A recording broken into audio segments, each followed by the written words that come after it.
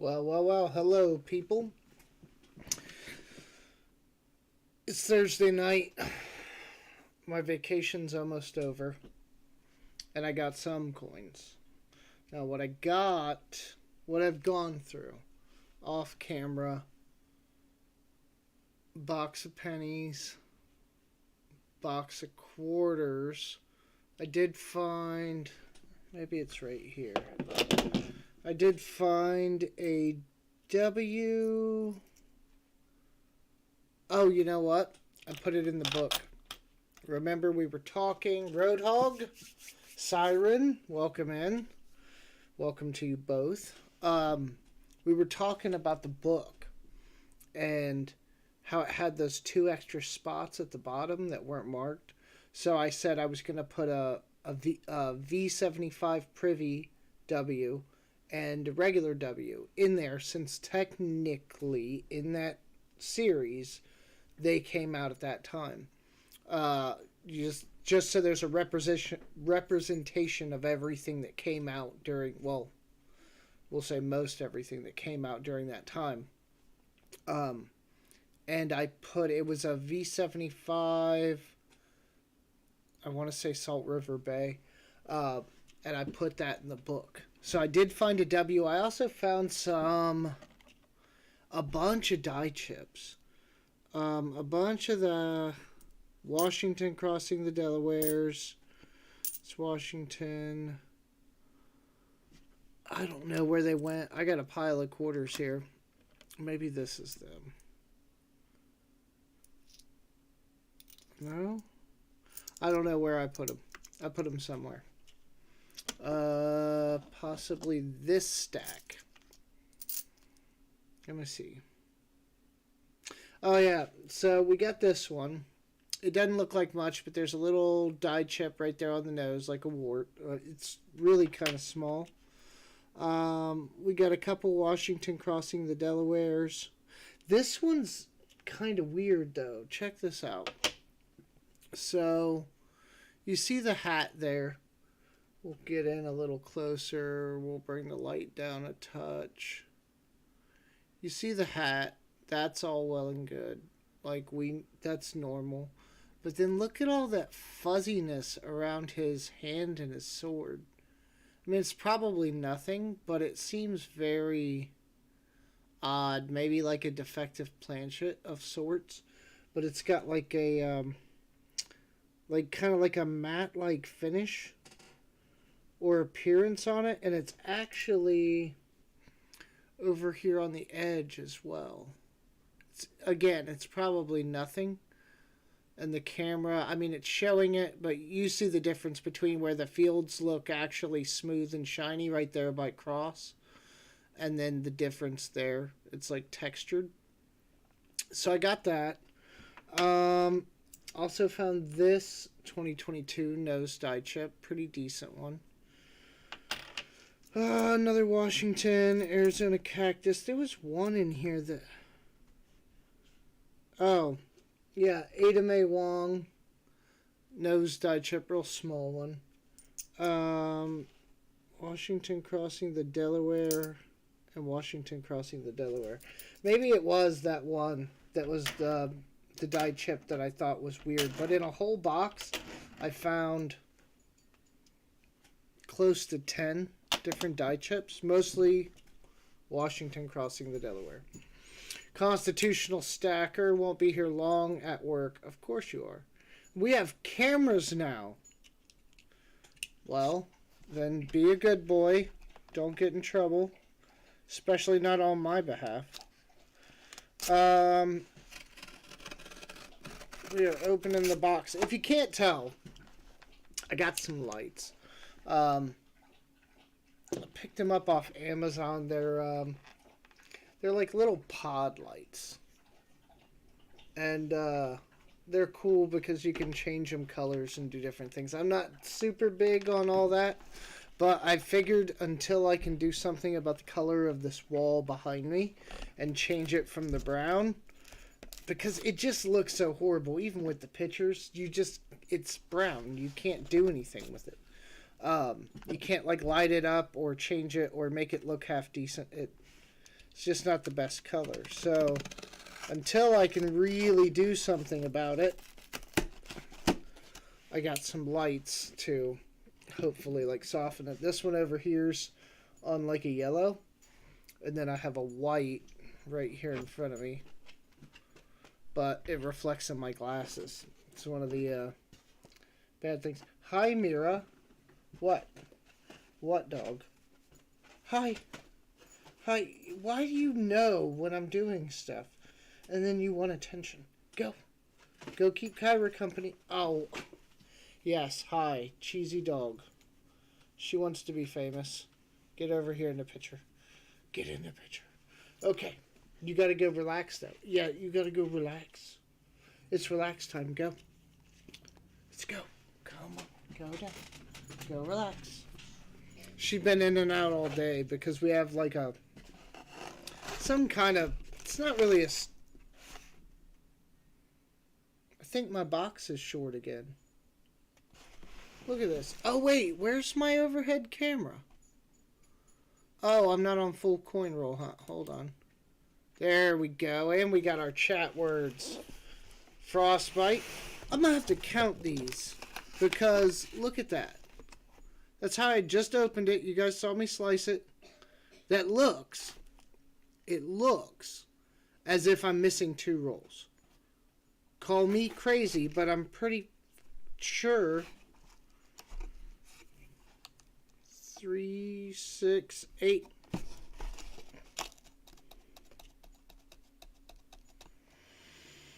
Didn't this happen once before? Maybe it's something with the box. Maybe they settled and maybe I have rows of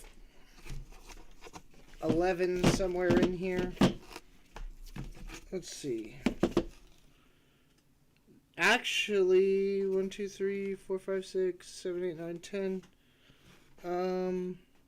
The one below this, I will say this. The one below this does look like it has 11. So maybe I'm wrong. Maybe they're in here. It's settled. Which would be good for us, because that would mean that this box has been sitting for a while, which is what we want. So, let me try to organize this desk a bit, and then we'll get underway. If I can... There's no weight in the bin yet. The box doesn't want to stay folded. We have to get some rolls opened here. Coin Junkies here.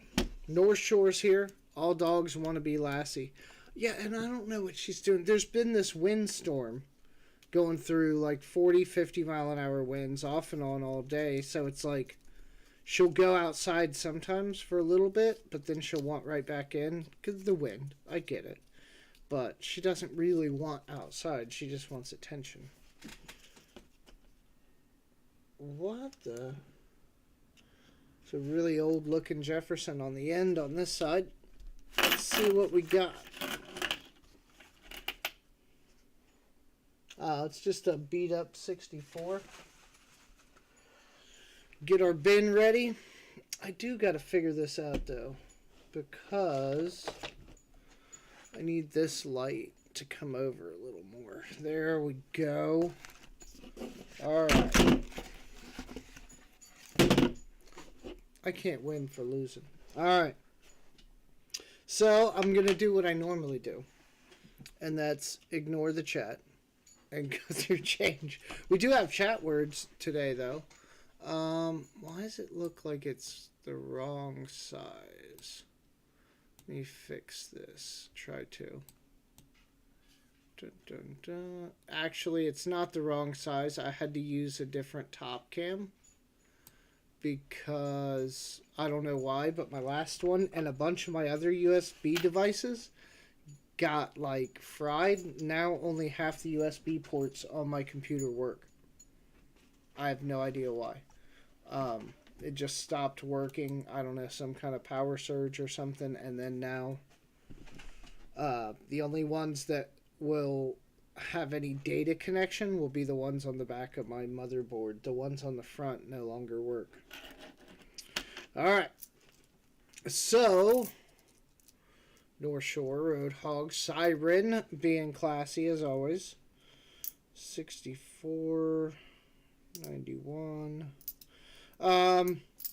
It's been, I don't know, it's been a good period, I guess, off work. It doesn't. I was talking to someone today about this, and I said that I've been off work all week, and I don't feel like it. Like, I don't feel like I got much out of it as far as rest or relaxation. And I know that sounds weird, because I didn't have to really work. I had a couple calls here and there, but nothing too intrusive. But I just don't feel recharged, like, really at all. I almost feel more stressed out than when I went on vacation. Oh, Ruler's here. Ruler, welcome in.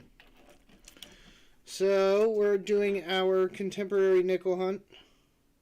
Trying to finish that book off. It's going to be a while, but we're going to try.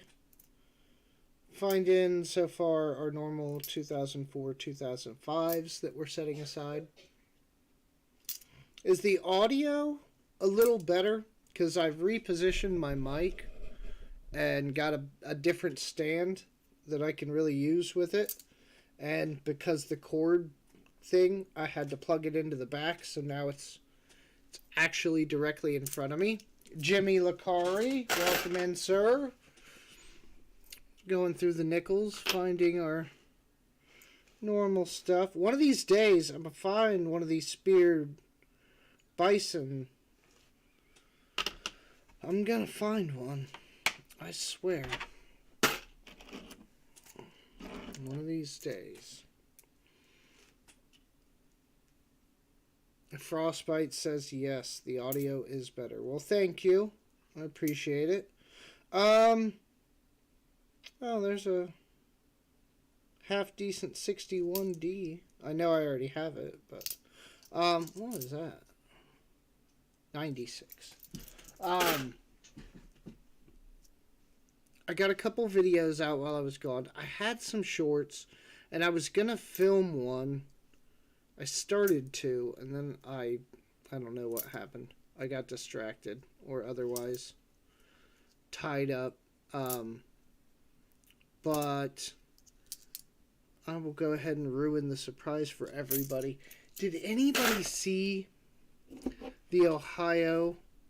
This might be a roll of brand new right here. Did anyone see the Ohio innovation dollar coin that came out? It's like slavery themed, or, well, not slavery themed. That's the wrong way to put it. An Underground Railroad. And I get that, but I don't know. Like, I feel like once you got to Ohio, I'm not saying you were out of the woods, but you're not in Mississippi, right? So, I get it, sort of, but there's just so much else that Ohio is known for. The airplane, I want to say, don't quote me, refrigeration. So that's your refrigerator, your air conditioner, all of that came from Ohio.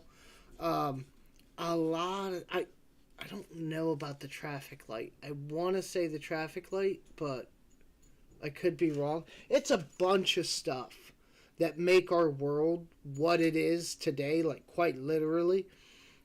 And they could have picked any of that stuff for the innovation, but they picked the Underground Railroad, which I feel another state who, maybe did more in that regard, or it was a little more high stakes, like they're actually in the South, it would have been a better choice maybe.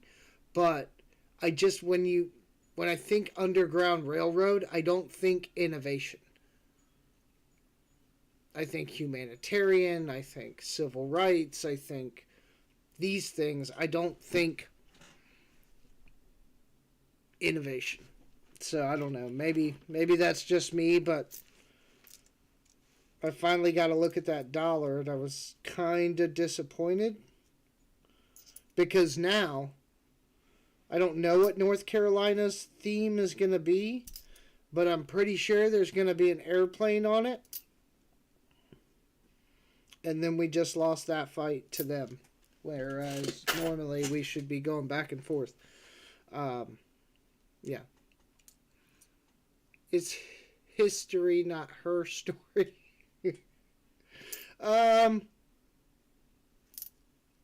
Yeah, that's true too. 2010. I, you know, I don't know. Like I said, if it was any other state and they were struggling to find stuff, right? Rhode Island. I'm sure that, it's not going to be an easy choice for them, right? What are we going to choose?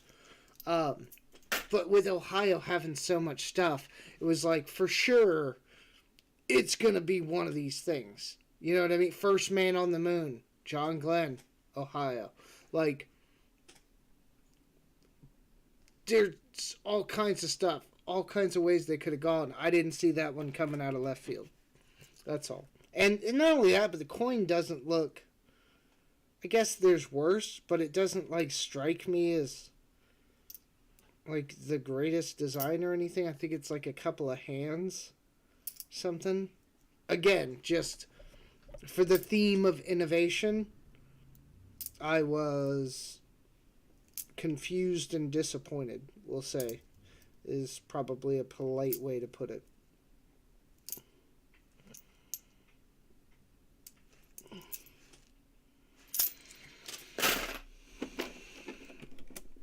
Can you reset the bot? What's the bot doing? I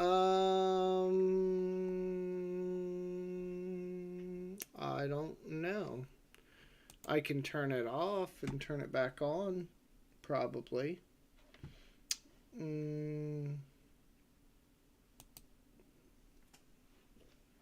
Let's see. Okay. I'm going to turn it off, leave it off for a few. And then I will turn it back on. See if that works. 2006. I still don't really think I should be keeping those. But you know how it is. 2011, 2020. Nothing wrong with it. Oh, 2011. Should check that for that doubling. Oh, Frostbite, since you're in here.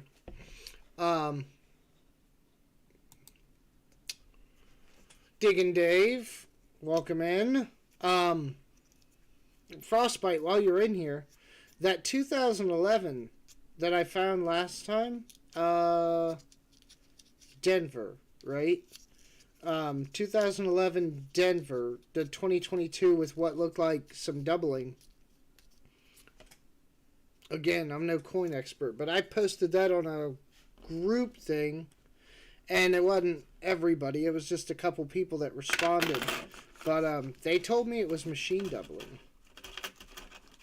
Now, again, I don't know. I'm not saying that you're wrong. I'm just telling you what someone told me when I posted, like, high-def pictures of it. I was asking them if they knew much about it or anything. If, general questions to see what people would say, and the only responses I did get were machine doubling. Again, I can't. Unless it's super obvious, I almost have no hope of trying to distinguish between machine doubling and anything else. Miss Coin Crew, welcome in. I saw your interview with Frostbite. Well, you and Keith. Very good interview. Very, upbeat, but informational all at the same time. I mean, I think, in interviews, there's 79. It's kind of hard to balance that. I know there were two of you, right? And Frostbite himself, so that kind of makes it, a little different than just, a one-on-one. But I think you guys did a very good interview. So, I guess congratulations there for the success of getting through that in good fashion. Mine, I think I did all right. I think I did. Most of the points were good. Maybe mine, I think, in comparison to some of the others, was a little on the shorter side, but I think I did okay.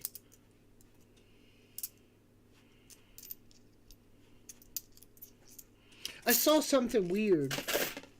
Where did I see that? Maybe it was a YouTube video.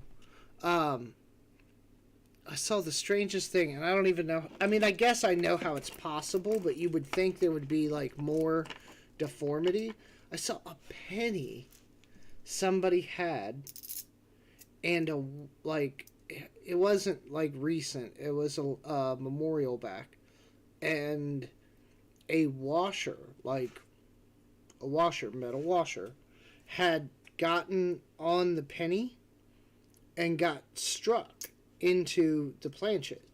But the problem was, it just looked like a normal penny with the like it completely went into the penny like fine.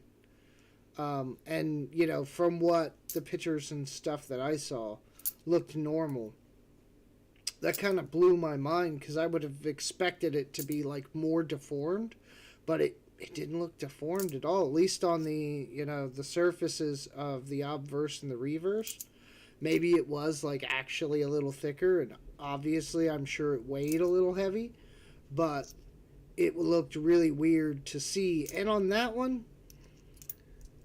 you almost guarantee that somebody at the Mint was playing a game, because it was perfectly like, maybe not perfectly centered, but as close as you could get to being perfectly centered on that planchet when it was struck. So, my suspicion is people at the Mint like playing games. But that's cool because they made a penny worth, you know, who knows how much, I forget what. It was like, maybe it was a short video or a YouTube video or something, but saw it somewhere and it looked really cool. If you, sure you can probably Google it and look it up. Somebody's got to have pictures of it somewhere. It just it was really odd because the back looks fine, it just with the mixture of the copper and the, I'm guessing the washer was probably steel or zinc, one or the other.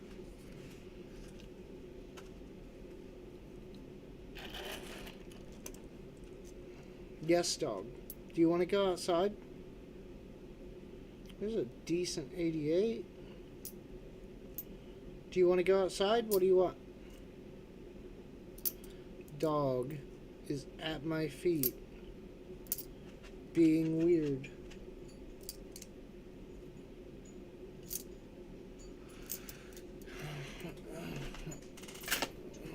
They put stuff there. How else would a paper clip?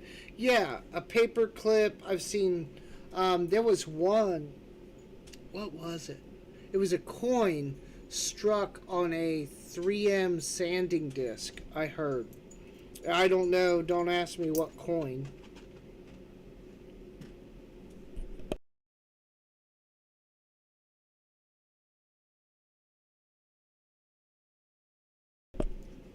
Yeah, I don't know what coin it was exactly, but it was struck literally on a 3M sanding disc. So imagine a coin literally made out of a sanding disc material, and that, I don't know if that got graded, but it exists. And if it exists and technically it's got coin faces on it, it's probably gradable. Technically an error, even though you're talking about not even a surface, right? I've seen struck through cloth and some of the other things that, again, how does cloth get in the machine and not go unchecked? I don't know.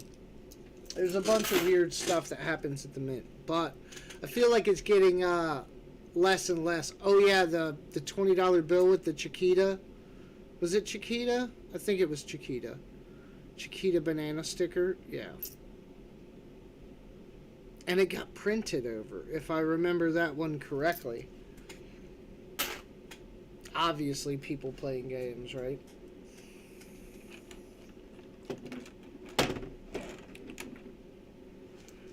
Yeah, well, you can see stuff in printing. some stuff, yeah, but yeah, in a die press, that's you could think of the harm you could do to the die, right? I mean, they're strong. I'm not saying they're brittle or well, they are actually brittle because they're so hard, but yeah, I mean, you could literally damage a die very easily by striking through the wrong thing in the wrong way. Dun dun dun. Checking it just because I noticed what it was. Almost looks like a little bit on there, but I think that's more the reflection than anything.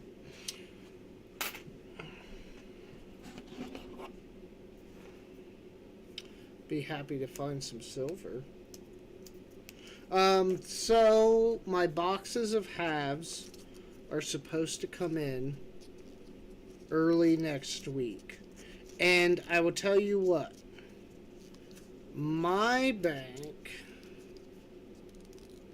the one I normally use, I think I finally got to the crux of their issue. I think they've been kind of not fooling me, but I think they maybe had not been being 100% honest with me, because they have this fear that if they give me boxes, I'm going to stock up their vault with all this stuff that I've searched, aka dump it back to them, and then they're going to be stuck with all this stuff. So they've said, like, oh, we don't want to order it for you because then we won't be, like, because the halves, I kind of knew they were being rough about it, and all my stuff kept getting rejected.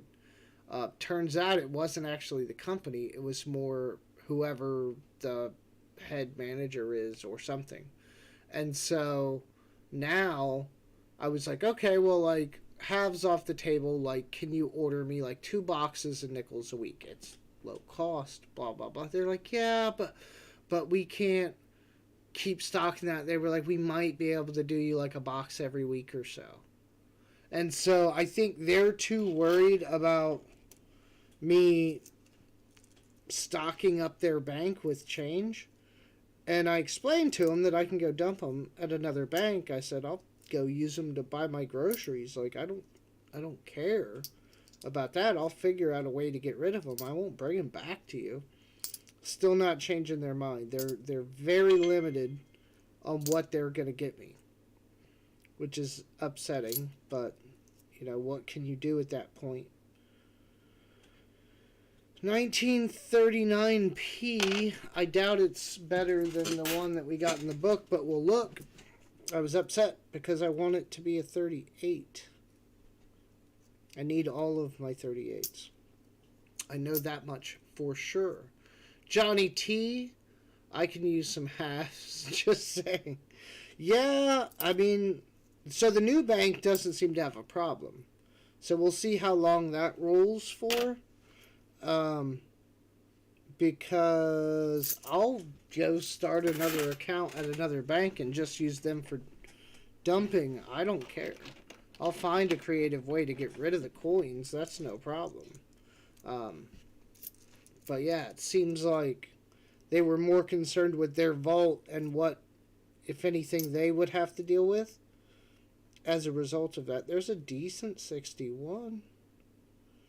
We already have it, though. And it's not nice enough for me to keep and compare. But yeah, the banks are always weird. Like, some are great about it, and then others not so much. Bunch of ocean views. 64 Denver. So far, nothing much. Just some of our normal Westward Journey stuff that we like to keep. Speaking of which, I have something Westward Journey that we can probably give away tonight. How many people we got in here? 6. We lost a few. That's fine. 74, 78. Ooh, that's a really... Well, the front's got some scratches, but that's a really nice bison on the back. It's in good shape. So...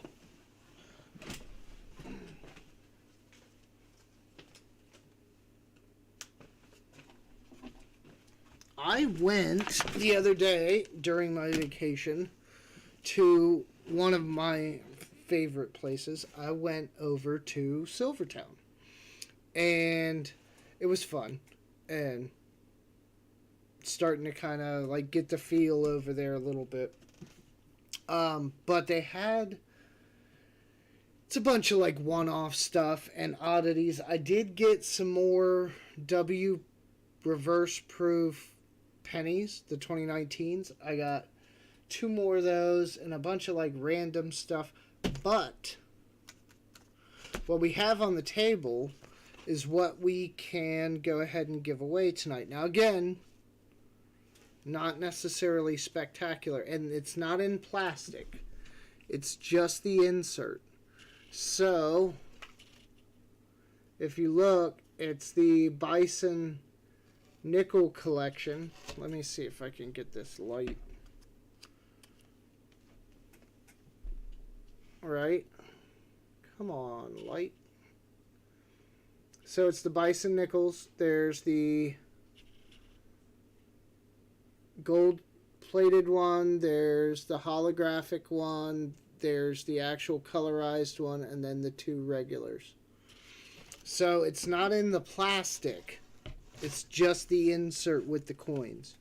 But we can go ahead and give this away. And it looks like it's been somehow bent or creased at some point.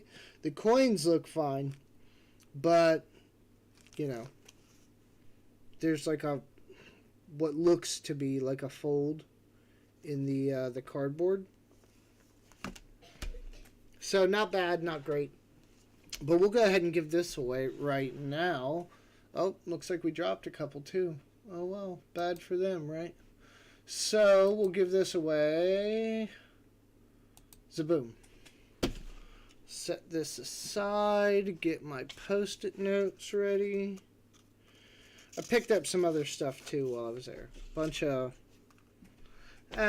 mostly like one-offs and stuff. I did get some 1-ounce Buffalo bars in the I guess lollipops, but they're actually together in like a little 3-piece. So that was cool. Paid a little more than I like to.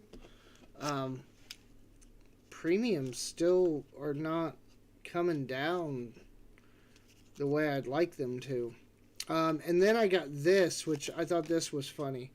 So normally to buy this would have been very expensive. Come on, focus, camera. There you go. So it's an I know that's hard to see. It's an I Love You Silvertown round, like Valentine's Day. But on the back, it's plain, right, with like a ring around it for engraving. There's a scratch on the engraving surface. And so because it was defective, it was in their, essentially their bargain bin. And I got it for like $2 over spot or whatever, which for them is a hell of a deal. So I got it. LOL for it. Okay, so we still got a minute and a half, or like a minute and 20 seconds. I'm going to open the next roll. But yeah, I picked up a few ounces, a few other things, presidential dollar books. I did find some coin tubes there. I was lucky. They had a bag of like, I don't even know how many, of the penny tubes for like $3. And it's like a giant gallon Ziploc bag just full of them. They're used, but I don't care. So I got a bunch of penny tubes. This I can't... Moderator, will someone delete that Streamlabs comment thing throwing my damn name out there? I still haven't been able to figure that out. Somebody, I think it was Copper Owl Coins, told me to like go out over there and log into my other account and do all... I tried everything. and I can't get it to do what it needs to do.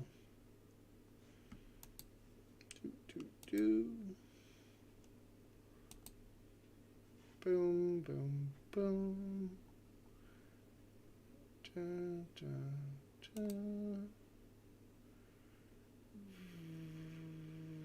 Remove. There we go. You can't because it's a mod? Oh, okay. So I must have to do it then because, yeah. Super fun. Gotta love that. Alright. So I had the stream running for a second. Look at that. Okay, well, if you guys didn't enter, I apologize. Hold on, let me get back over here. Okay, we're going to go ahead and pick it. Siren. Every week I have to send Siren something. I think it's a rule. I will put your name on here. And it's, like I said, the cool part is the nickels, and you get them all. That's the important part. You may have to figure out what you're going to do as far as what you want to put them in, but I'll send them in this bag that they're in, just for integrity's sake, and then I'll package them pretty well. Where's my ink pen? Hold on. There's one.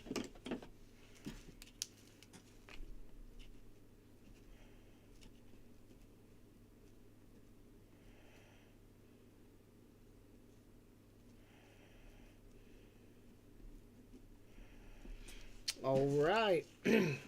I'll put that to the side and get back to these nickels.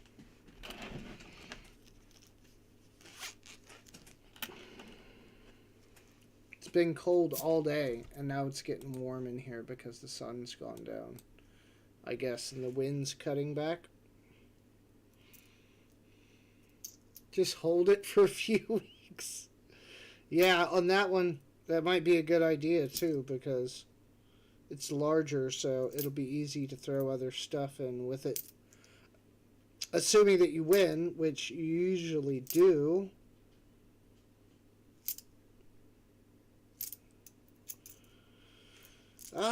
So yeah, the W in the quarters, and then I have another quarter box, another penny box, and this box of nickels that I'm going through right now. There's a decent 86. Not decent enough, but better than the usual things that we see. Error YouTube.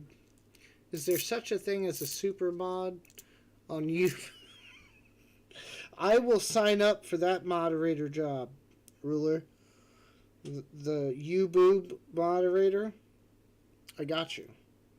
54D. I don't think we need that one, but I'll set it aside just in case. We'll look.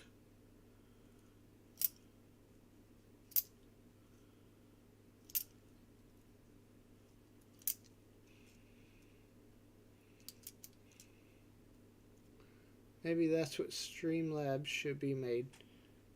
I don't know. I mean, I've given it all the privileges that I can. I made it a channel mod. It's got all the permissions in here. I don't know what else I can do. I even looked it up and couldn't find anything on the intronets. There is it's not the best, but there's a really nice 60. I think, if I remember, this is the beginning of the book that we're on. If I remember, and I have room to be wrong. The steps are almost all gone, which is okay, but we'll look at that one and see. So yeah, I mean, I've been trying to get some videos done. I had one, but I don't know, maybe I second guess myself too much, but I had one where, and I don't want to say, well, I guess it doesn't really matter if somebody else steals my dumb idea and does it better, but I had this really good idea, I thought. And then I was about halfway through the research, like probably 2 to 3 hours into the research. And my videos have not been doing super great as of late, which is funny because I put more effort into them and they're doing worse than the ones where I put no effort in, which just goes to figure. But I was about halfway through the research on this and starting to formulate like how I was going to go about it, and then somehow I psyched myself out of it because I figured everybody would just be like, it's kind of done. Because I feel like I'm overcomplicating things. But, I mean, I still may do it. Who knows? We'll see if I do it tomorrow.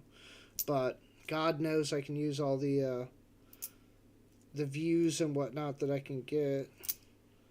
I did... so check this out. Check this out. So, my other channel, my Just Wrench It, I was curious to see what, if anything, they're paying for shorts, right? And that if anybody doesn't know, okay, there's a Smoke Show 64. Ooh, you're pretty.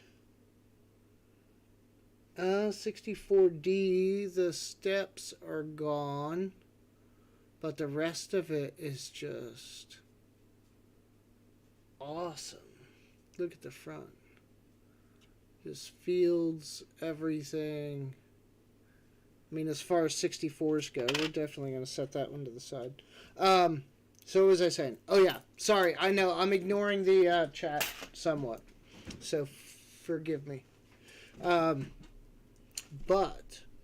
I took one of my old videos, something cool, I thought, and I re-edited it and cropped it and did all the stuff and turned it into a short, and then put it out. Okay, this was like last night before I went to bed. I was bored, and so I decided to do this so I could see what shorts pay, because I'm monetized over there. The fact that I started this new channel was me trying to pay my dues and, you know, get what shred of respect I might from not just rebranding my other channel and already like day one being monetized, right? That seemed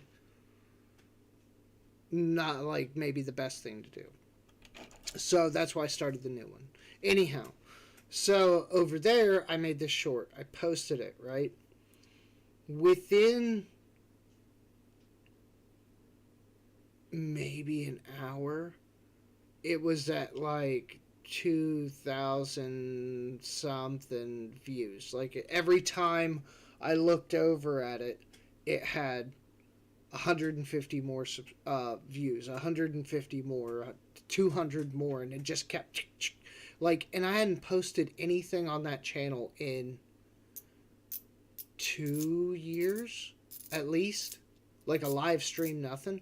And so I got, I think, 3 or 4 subscribers from it, and last I checked, like 2,400 or 2,500 views on a, what we will call a pretty dead channel.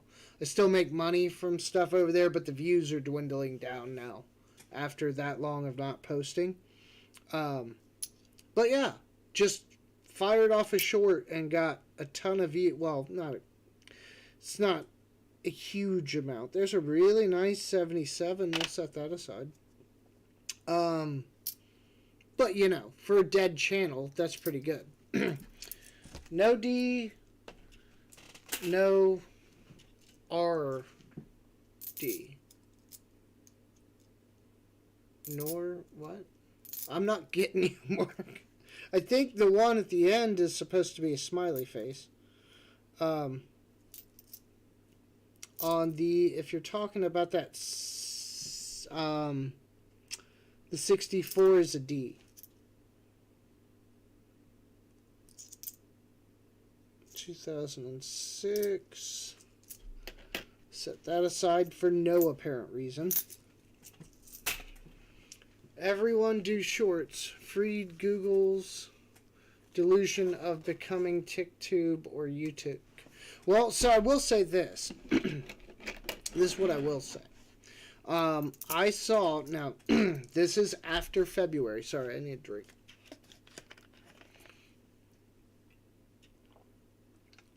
So this is after February.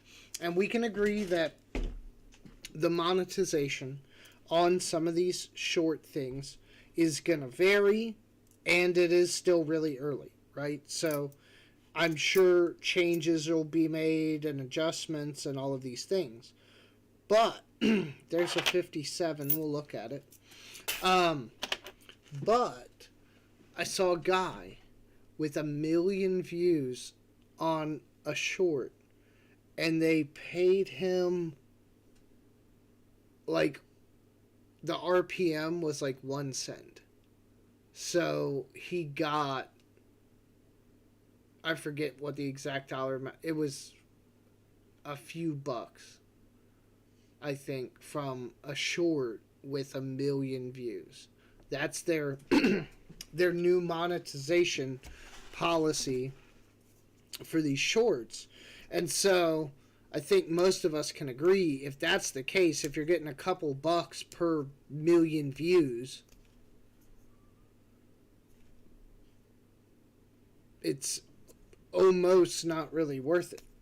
You know, to post them. I know they don't take as much effort, but some of the people that are doing like the really good shorts, some, not all, but they're actually editing them and filming them as if they would film a video. They're just very short and, you know, whatnot. So yes, it takes less effort, but it's a fraction, a extreme fraction of the money, from what I can tell, people are getting paid from the shorts. So knowing that now, probably not gonna be trying too hard on the shorts. Plus, they don't count towards watch time. I mean, they do help. I'll fire them off every now and again, but I will say this too. One of the problems with my channel, okay, and I'm not complaining at anybody. I don't watch everybody's stuff either. I get it. You know, we only have so much time. There's a lot of creators, yada, yada, yada. But most of my subscribers either came from, a lot of you came from Big Flip early on, and I appreciate and love all of you for that. But then, past that, just by way of how YouTube works now, a lot of the people subscribed from shorts, which sounds fine until you realize that I have over 1,300 subscribers and I'm getting like 50 views on my videos.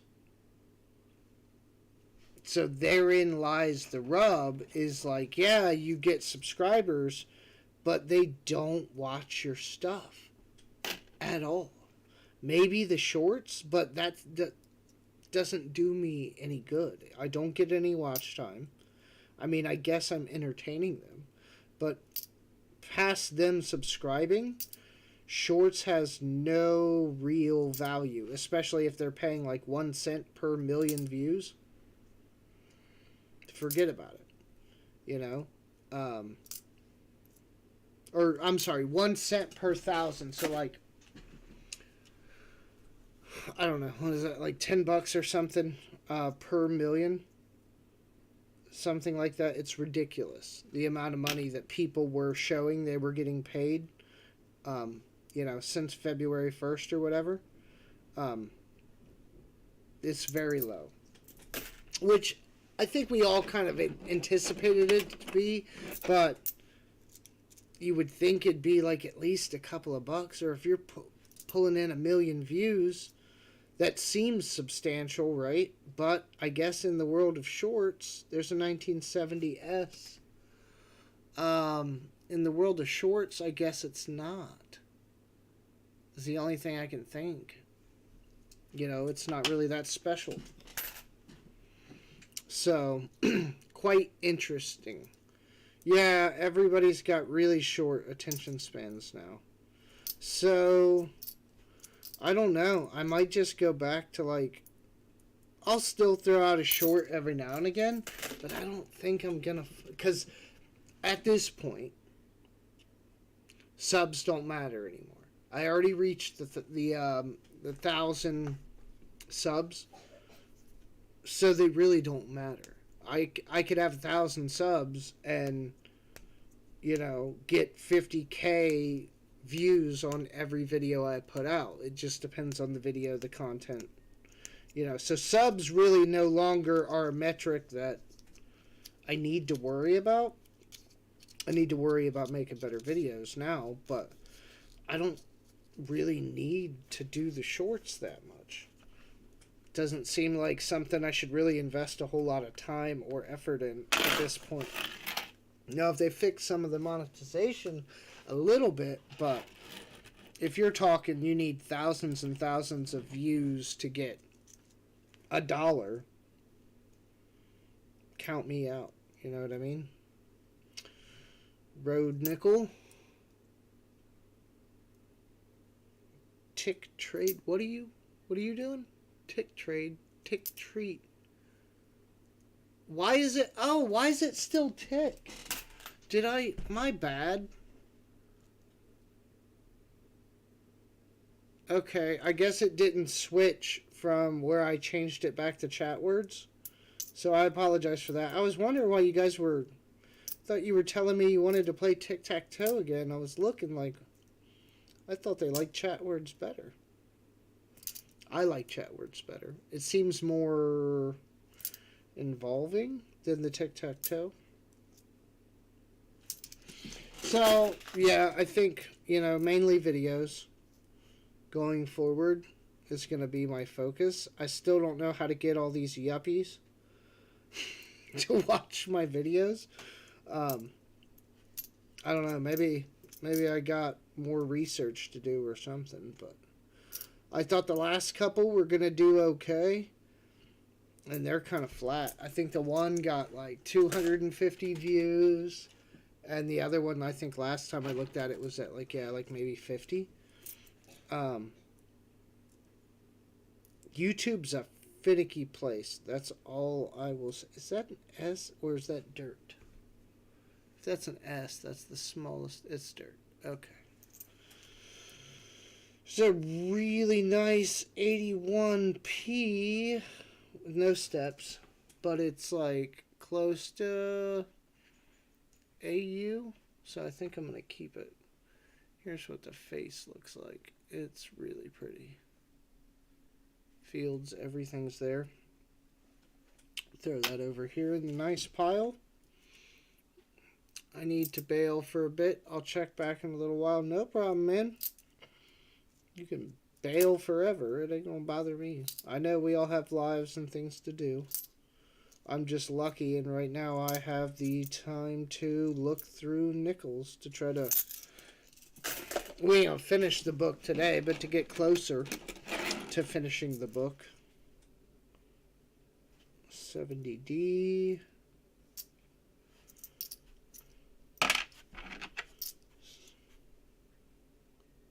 $60D. Alright, we're officially through the first row. Nothing weird on the ends. Yeah, see, you guys are cheating. You're guessing popular letters. I guess it's not cheating. But you're right. In the first, like, line or two, you almost kind of have to, because you have no idea what word in the English language it's going to try to pull out. So at least get you pointed in a direction. Ruler? Oh, Jesus. Oh, we got a really dark one. I don't know what that is, but we're gonna look. It's probably just a fire nickel. Oh man, close. 47. Let me raise this up so you get a better look.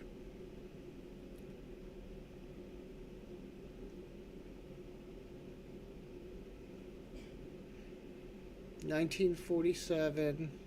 It is. It's like some kind of damage you see that caused the discoloration. No mint mark.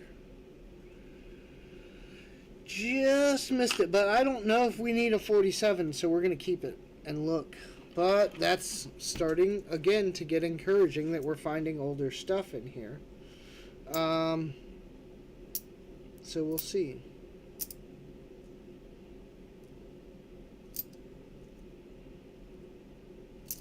Ruler with this colonoscopy. It's a word. It's not a 5-letter word, but it's a word. It's a decent 1976. A little rough, though. A little on the rough side. So, what cool... Oh, I got something for you guys. I can show you. So, where is it? Where's it hiding? I had to clean my desk off to do this because the new camera has like a wider view somehow. Right?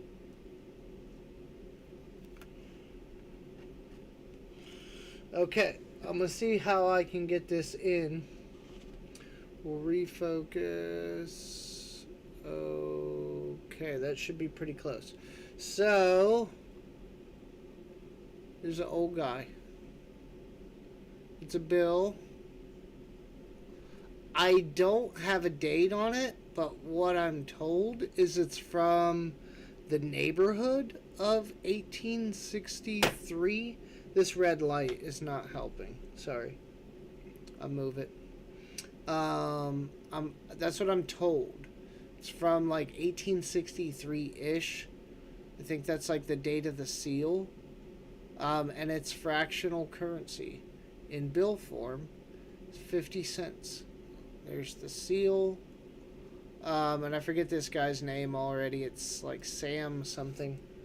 And then here's the back. I picked this up at Silvertown while I was there. I'd never seen one before. Didn't know they existed. And it's some kind of weird note. So, look, you can see that it says this note is exchangeable for United States notes by the AS treasurers and designated depositories. Excuse me. And this is where it gets weird. Of the United States, in sums not less than $3, receivable in payment for all dues to the United States less than $5 except U.S. Customs. So it's like it's the most specific bill I think I've ever seen. It says it right there. You by the ass! Exclamation point. Or at least it looks like it. It's probably just dirt. But you get my drift. By the U.S. by the ass treasurers and designated depositories of the United States. But yeah, it's a really cool bill. It didn't really break the bank because of its condition, you know, edges and fold line there down the center of it and whatnot. But still really cool. Guess ass treasurers. So yeah, it's fractional currency, and I guess there were a few runs of this stuff, and there's different people on them. I think, don't quote me, I was looking some stuff up, you know, after the fact on them. I want to say there's one of them with a woman on it. Not that that's amazing or anything, but, you know, for the time period, weren't a lot of women on anything. So, you know, you get me. You get what I'm saying. So, yeah, that I picked up. Here's a decent 81. not decent enough. Sure, I can get mint sets all day long with that stuff in it, in better shape. What else was in there? A bunch of nickels. Bunch of buffalo nickels. Oh, I got more walleye. So that one is another buffalo nickel. And this one is another, it's crooked. It's another V nickel. One with, and mine has my V nickel's the same, except this one has more nickels in it. It's like a slightly different configuration, but it's got the gold plated one, which I think this one does too. Or they plated one gold to make it look like, and I didn't know this, apparently when they first made them in like the first year, they didn't put the word cents on them. And so then it just said V, and I guess people were trying to counterfeit them off as $5 gold pieces. So they were trying to turn a nickel into $5 at the time. That was a huge deal. What the hell is wrong with that nickel? What the...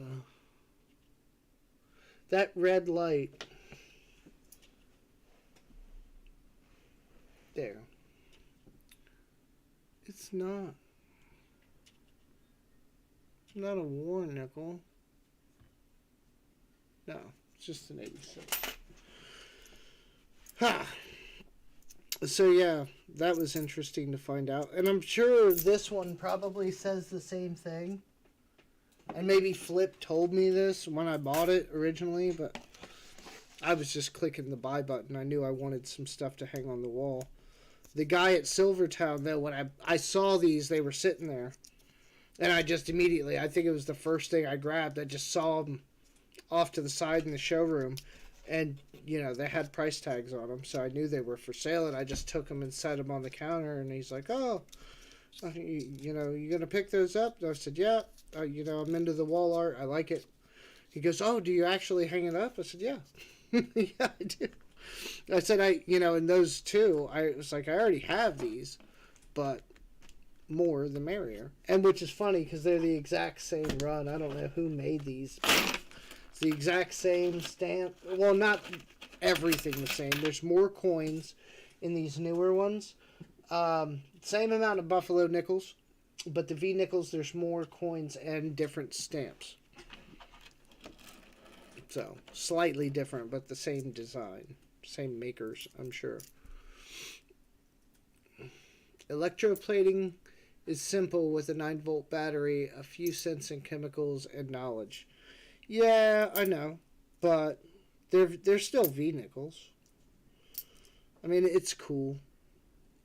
It's not the original ones that they were trying to pass off. There's a... What's that? My eyes. I went and got them checked out. They're fine. I'm just going blind. Man, that wind is kicking. Hey, hold on 2 seconds.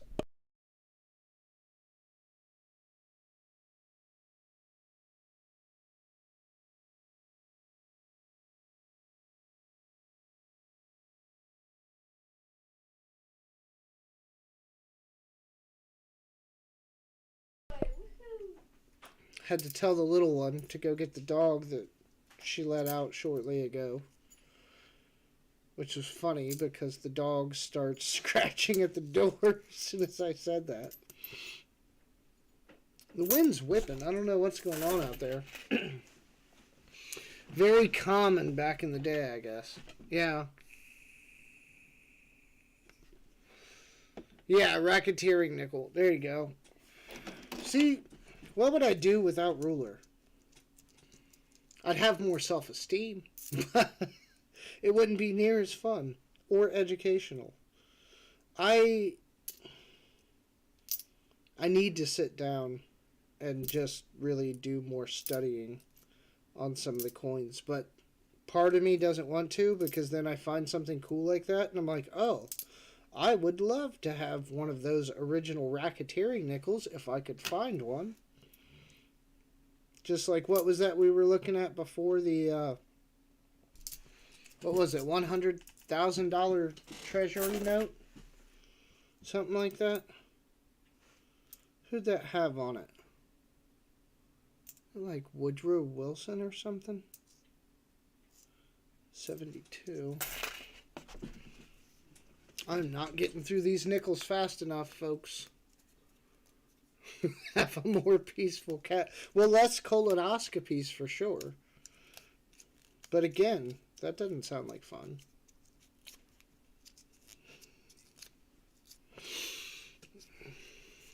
Tick and the alphabet. Oh, why did I open up another roll? I had like a small pile of nickels off to the side. Okay. This is from the previous roll. 64, 2022, and 89.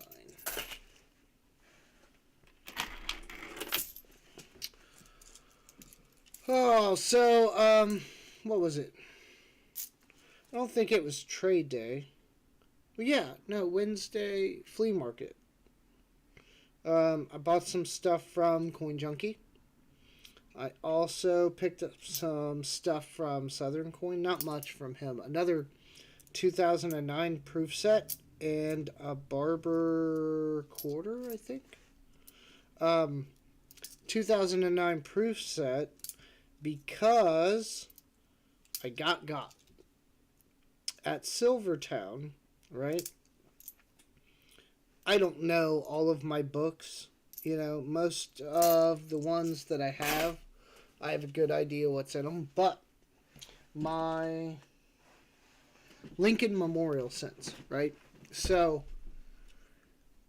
they messed up the book because when they made it, they didn't know when it was going to end. So they had it running all the way up to 20-something. And I'm up to the last page. And then there's this bastard page that shouldn't exist, but kind of does, because I think they officially ended the Memorial Sense in 2008. Then, of course, as we know, 2009 was the presidential Lincoln's bicentennial or whatever. And yeah, so that happened. And then after that, they did the Shield Sense. Problem is, the bastard page has 2007 and 2008 on it. And I thought in my head, I was just like, oh, cool, like, no problem. I'll fill it up or whatever. And then I was there at Silvertown. Where's my damn book? This is going to bother me. Here it is. So I was there at Silvertown. Here, I will show you. So you can kind of see here. Paperwork. So first page, 59 through, right? And it's got the small date, large date, all that stuff. We're good all the way until the second to last page is good. Proofs, everything. All right, cool. And then the bastard page. So, okay, I was wrong. It's 2008. Just 2008 on this page. But then 2009's here too. Only problem is they didn't know they were going to do this, so it's just P, D, and S. There's not like a whole bunch of spots for all the different commemoratives that came out that year. And then, as we know, after that, it's Shield Sense. So I found what I thought was a very similar page. It's updated, though, but it's for a binder. And somebody's white out the hell out of it and done some stuff to it. but it's got my 2007s, D and S, and the 2008s that I need, and then all the caveat, all the 2009 commemoratives, right? Except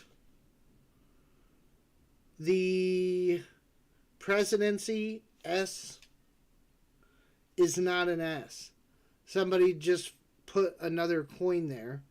The other three, and then the professional life is the same way. The S in the book is not an S. They just literally like filled it. Or wait, no, not presidential. Childhood, the formative years. They got me on that because I thought it was actually complete. I just thought it looked like crap. And I thought in my head, I said, well, I couldn't remember this book, by heart. So I'm like, well, if this one's how this one's set up, and it's the same style, I thought in my head, like, it's probably made by the same company, so it should be fine. It should transfer over. It doesn't. So I've caused myself more work. And I don't know how to fix it at the moment. I'm going to research it, but I know at the very least I got to get at minimum the other two proofs and some other stuff. So that's one of the reasons why I bought that 2009 set, was so I would have options when it came time to figure out what I want to do. If I want to make that move and break open a set to get my proofs or whatnot. Probably a bad move. Probably better just to buy them individually. But we'll see. Just got an 09 silver set myself. Did you? The 09 silver set. I don't have that. And I'm sure it's going to be expensive, but the pennies should be the same. I would think. Mira, what are you doing, dog? The dog is laying her head on my lap.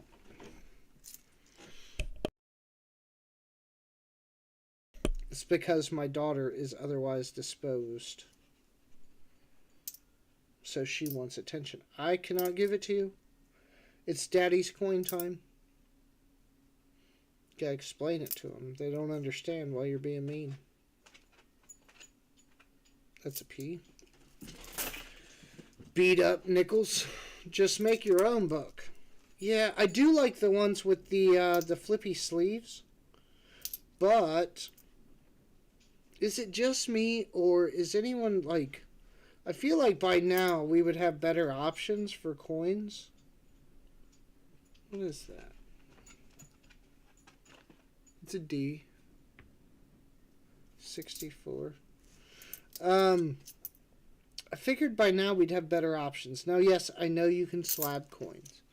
But you would think like people would be making like purpose-built books for collections, like not encapsulated, but let's say it, in like a book with capsules of some kind for every coin that you could get out somehow and then open the capsule. It'd not be airtight, but it'd be pretty close. I mean, these aren't airtight either.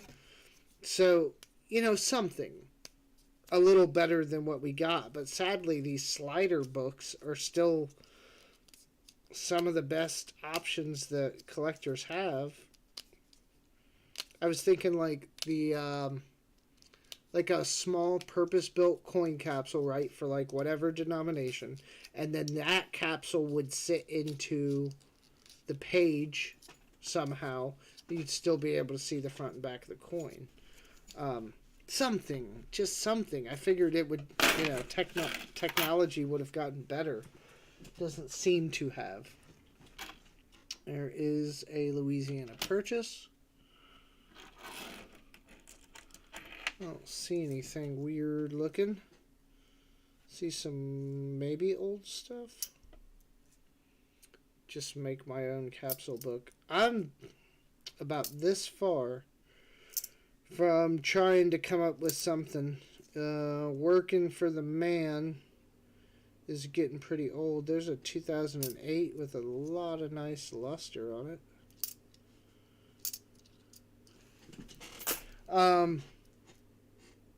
Yeah, one of these days. But then, you know, startups, like, yeah. I keep telling myself that I'd rather work for myself than work for somebody else. But it's hard to make that determination as to what to do because I can do a lot of stuff well. Apparently, not making YouTube videos is not on that list, but you get the idea. I can do, you know, most things I've tried to do ever. Not everything, but most things. You know, I have been able to pick up, grasp, and be at least moderately successful at.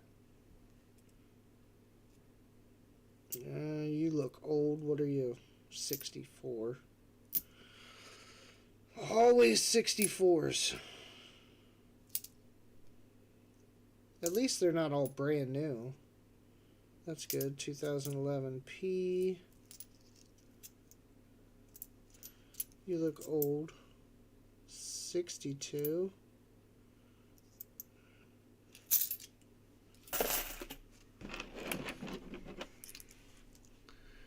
I mean, well, I've thought about this too. These crappy little...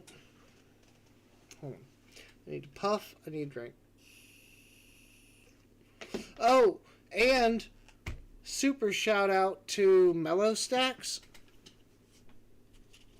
If you guys don't know, somebody do the due diligence of getting his channel link and throwing it. If you guys don't know, Mellow Stacks, great member of the community. He won one of the other giveaways last round, and I sent him his stuff.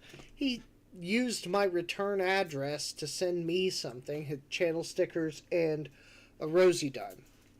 Like, I'm not going to give it away. I don't give away things people give me. So it's going in the deep stack, but, you know, it's nice, and I appreciate it. And the channel stickers especially, because I have a collection. But you get my drift. It's like, I'm trying to give you stuff.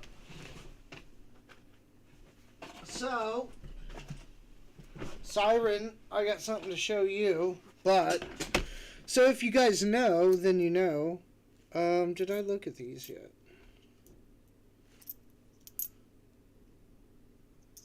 Yeah, now I have. So, it's like these, right? This one is pennies up top and nickels on bottom. So, you have Indian head, wheat, steel, memorial. The memorial's a 78. You have a V nickel 1906, a really nice buffalo. I mean, it's not like AU or anything, but as far as buffaloes go, it's a really nice 35 buffalo. A 42, a really nice 42 Philly war nickel. I don't know if it's been cleaned. I'd want to say no, but, you know, who knows. And then a 99. So it's, you know, it's not super special, but like these things.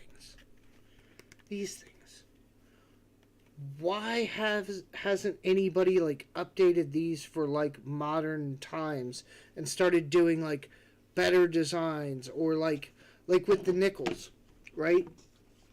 This whole Siren's Prize here. This is kind of in the neighborhood of like what I'm getting at, I guess, like the colorized, the hologram, the gold. Like, can we innovate a bit?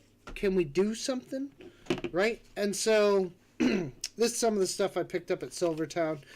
Here's the 2005 mint set of the nickels, the Westward Journey nickels. This is another like little kind of mini typeset. Steel cent, 35 again, buffalo nickel. A Merc dime, I don't know what year, and then a bicentennial quarter, not silver. And then like this has 3 buffaloes in it, 37, 36, and 35, all in, really good shape considering. Um, just these, like stuff like this. Like why are they still all the old crappy ones? Why is nobody trying to fix this? Because I mean, if you keep the cost relatively low, little things like this, I picked this up for $3. I don't know a place where I could have bought those 3 buffaloes for $3. Most places I go to, they're like $1.50 a piece. But I will show Siren. Hey, do you guys remember the time that the U.S. Mint packaged products in a CD case? Because I do. It's the 1994 World Cup commemorative set, but its mint package was a CD case. Can you believe that? The inserts made to specifically sit into the CD case.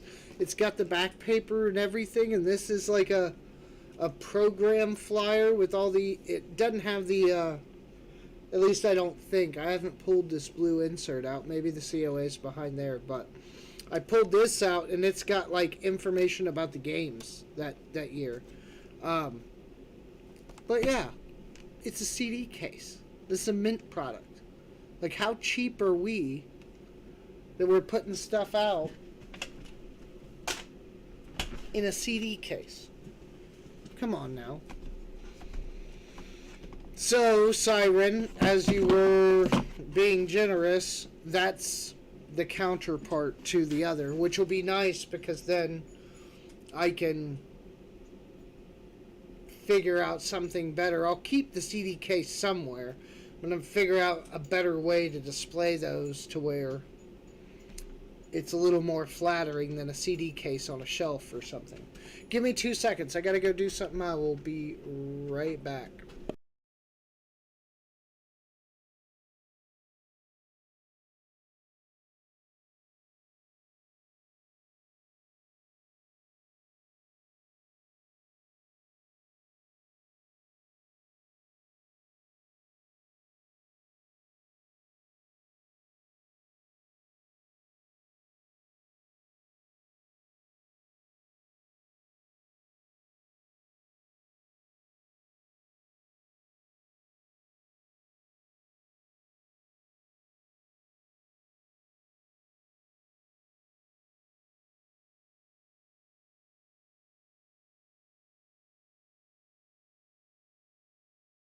Okay.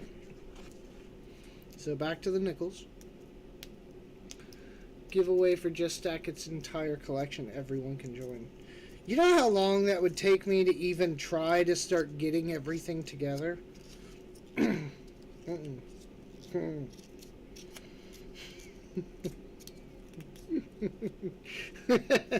Ruler's better at typing than me.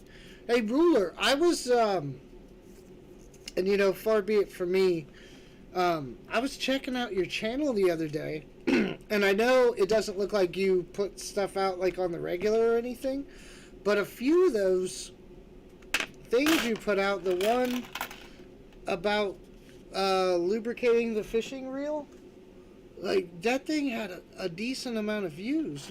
You have some, I guess what I'm trying to say is you have some really helpful content out there. And that's essentially, I feel like, at first, that was kind of what YouTube was sort of about, was, how-tos and helpful stuff, and, some random entertainment, but it was kind of cool to see. I was like, oh, I wonder what you got over here. And then one, you were building the coin slide, I think, if I'm not misstating that. Like, you got some half-decent stuff going on over there.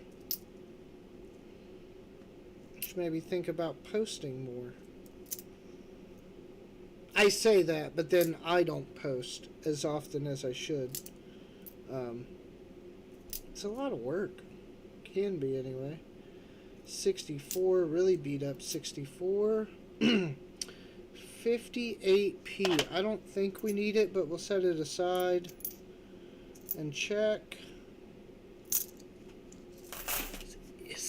I don't know why my heat's running like it's the middle of the Arctic winter, but it is crazy. Maybe it's all the wind, I guess. Yes, I have a weird shirt on, I know. My wardrobe consists of whatever I haven't thrown away yet, if anybody's familiar. And I cycle through most of it regularly. And despise laundry. But yeah, maybe, I don't know. Maybe I'll start doing some research and I'll come up with my own little cool coin stuff. Collection sets that I can then sell on QBC for thousands of dollars. Like they do with the American Eagles. Oh my God. Have you seen some of those? Oh, Donna's here. Donna, welcome in. Good to see you. I'm not even going to lie to you. I haven't mailed out yours or Thomas's stuff yet. I'm staring at it. It's sitting right here. I've been on vacation all week, and I have not even thought about the post office. Although I've had time, so, like, it's not that. I've just been lazy. But it's going out, I promise.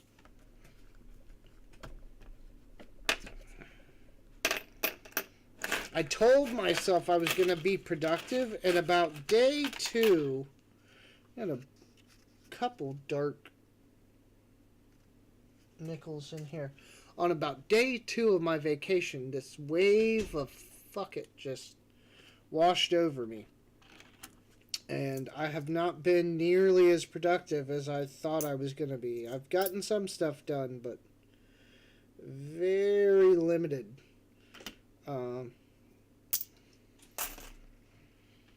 Okay, what is this dark coin? It doesn't have a mint mark over Monticello.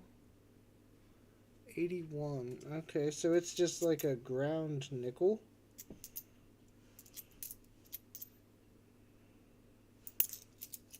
But there's like, I think like 2 more of those in here. Maybe 3. Or at least something that looks oddly like them. See? No mint mark. 1990. Okay, maybe they are. Or they came from somebody's detail shop cleaning out cars. Those are, man, occasionally you get some coins that you want to throw away. I should probably wear gloves. I guess I'm just not really a glove person. Too much. I mean, if I'm handling nice coins, but like with this, you figure they've all been touched inappropriately already, right? In some shape or fashion. So, what harm are you going to do going through them? What's going on in the chat? How is eBay going? I have been lazy, and I will say it seems like sales have slowed. But then again, I haven't listed a whole bunch of new stuff on there. I think it's been about, probably working on about 2 weeks maybe since I've sold anything. I dropped a couple prices the other day on a few items. But I mean, it's going well. If I was putting more time into it, if I was doing what I said I was going to do and like listing like something every day, I'd probably be doing better, but I haven't listed like I said I was going to. And part of that going to Silvertown was also to see what I could pick up to list on eBay. Like that 50-cent note, that's more than likely going on eBay. But yeah, I mean, it's going good. I've made money on, I'll say, almost everything I've sold. But I will say, if I broke even or took a slight loss on a couple of things, I have made up that profit in other items. And I'll tell you more about that in a second. So, pause. I'll be right back.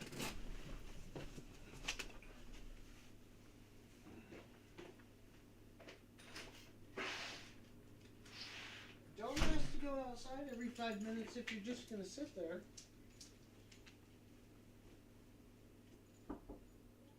Get it moving. Am I kidding? Is it a game? Okay, are you going to be late going to bed? Yeah, probably. Let's go.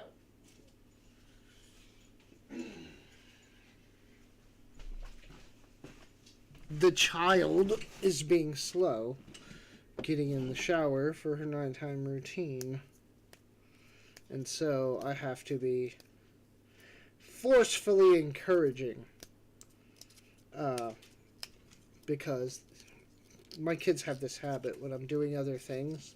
They know, like I can multitask somewhat, but I get focused in on what I'm doing usually. They know I'm not watching the clock.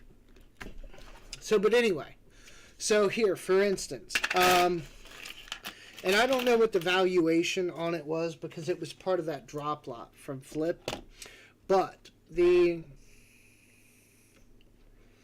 1977 Cayman Islands proof coin. It's like it was like a 2 ounce or something, right?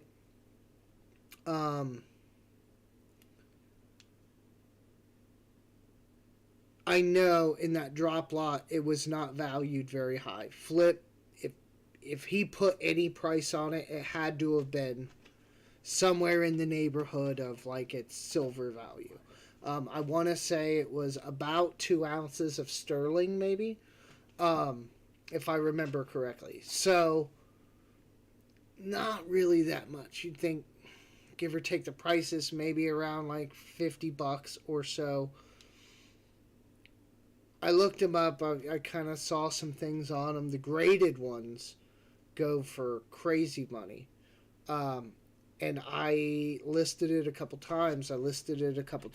Nothing was really going on with it. And so then, I forget what I had it at first, but I dropped the price on it, right? To try to get it to sell. And I was still, like I said, that one's kind of hard because I don't really know what I paid for it because it didn't have a price. So it was just not something I wanted to hold on to. So I was like, okay, fine, I'll sell it on eBay. I dropped the price down in the like $60 range, 65, I think, dollar range, somewhere in there for the starting bid. But I had a buy it now on it of $90. And this thing had gone 2 or 3 rounds, something like that, without anybody bidding on it. That last time, two people, I don't know if they're guys, 2 people got into some kind of bidding war on that item, and so it sat there a few rounds, and I dropped the price, and then they actually bid it up over the buy it now price. Not by a whole lot, but they bid it up over the $90 buy it now price. So they paid shipping. I think it was like $92 or $93 is what it eventually went for.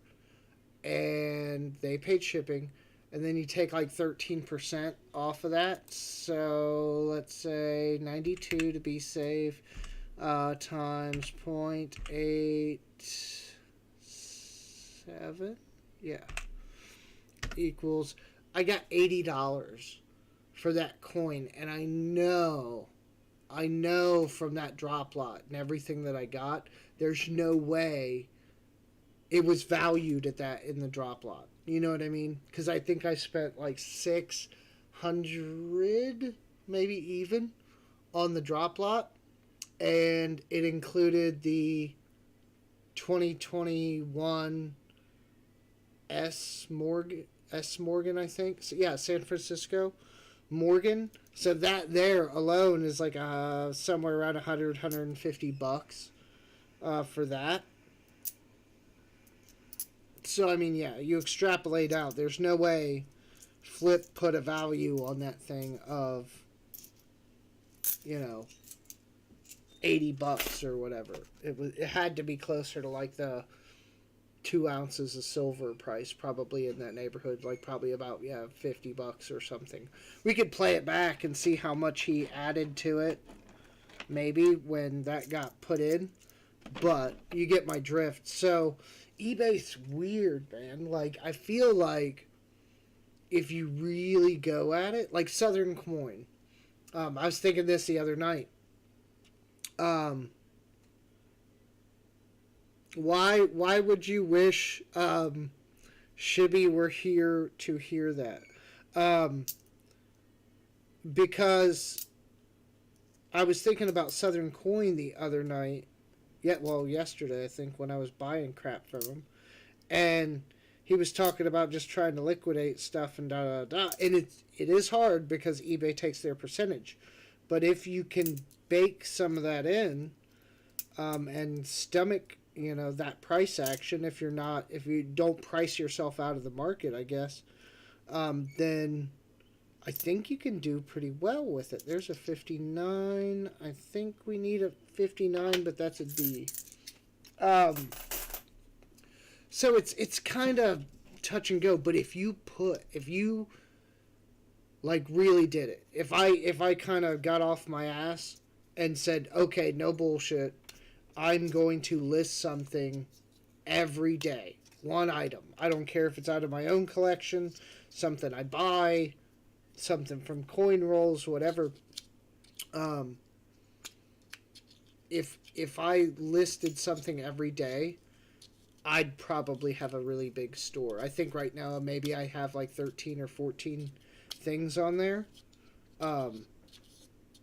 But you get what I'm saying. I'd have a pretty substantial eBay store. And as you know, the more stuff you have on there, the more people are going to see it. And, the more likely you are to get a sale. So I'm kind of doing myself a disservice. But at the same time, too, I have a bonus coming from work soon. I have income taxes, whatever that's going to look like. And so I know I'm going to be coming into some money, and I have some stuff to do with it, but I can play with some of it there and try to throw it in. So that's probably going to be my next move. I'm just kind of treading water until I can actually get some more kind of different inventory and see if I can move that. It's mostly coins. There's a couple foreigns on there right now. Some bank rolls of like brand new stuff, and that's not for, the obvious reasons. I just was lucky enough to get them and kind of figured if somebody else wanted to pay me a few bucks to take them, because they do go sometimes. I have some of those on there. What else do I have on there? A European proof set, the Euro.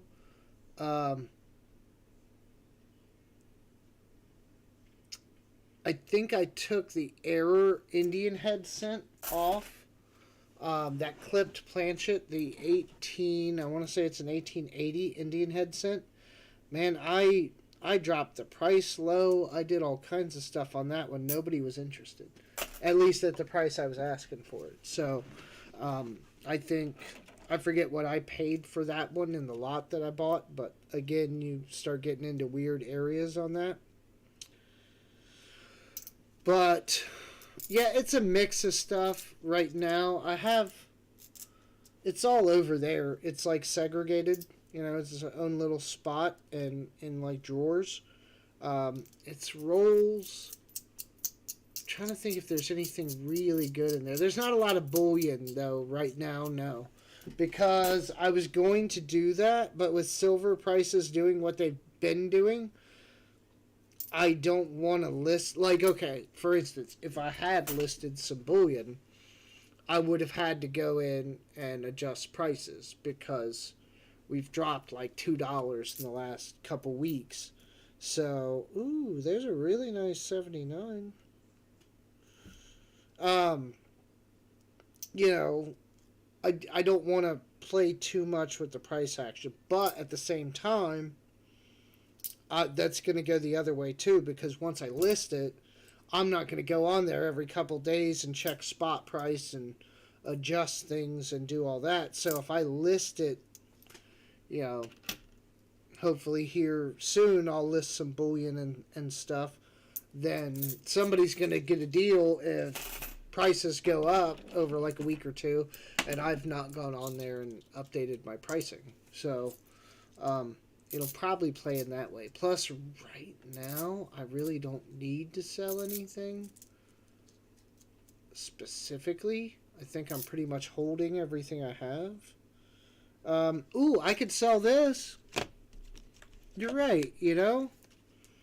I could, and it's, oh man, I missed Valentine's Day. I should have listed this thing as soon as I got home with it. Because nobody loves me except my kids. So. I don't. No, I mean, no. Okay, so the one LCS by me really doesn't do coins if they're not silver. And the only thing he does get is junk, right? Junk silver. So, coins there, and that's the one that's super close to me, that's out. But, the next LCS that's like 25 minutes away or whatever on the highway, they are what I like to call retail max. Like, whatever is what it's worth as far as coins and stuff go. Like, they want top dollar for everything in their case. And there's no talking to them. There's no haggling. There's everything set, and it's take it or leave it. Occasionally they'll have deals in like their bargain bin for silver.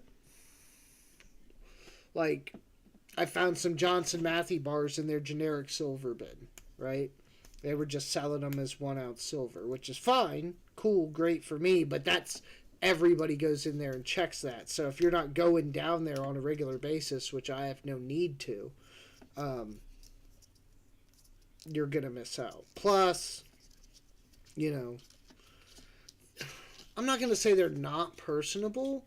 They just, like, it's like, from, like, the video I just did.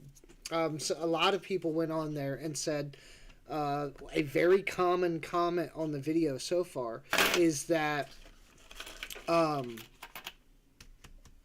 everybody feels rushed at the coin store. I walk into a coin store, I'm going to be there, unless I'm like dead on time. I'm going to be there for like an hour if you have an hour's worth of stuff for me to look at.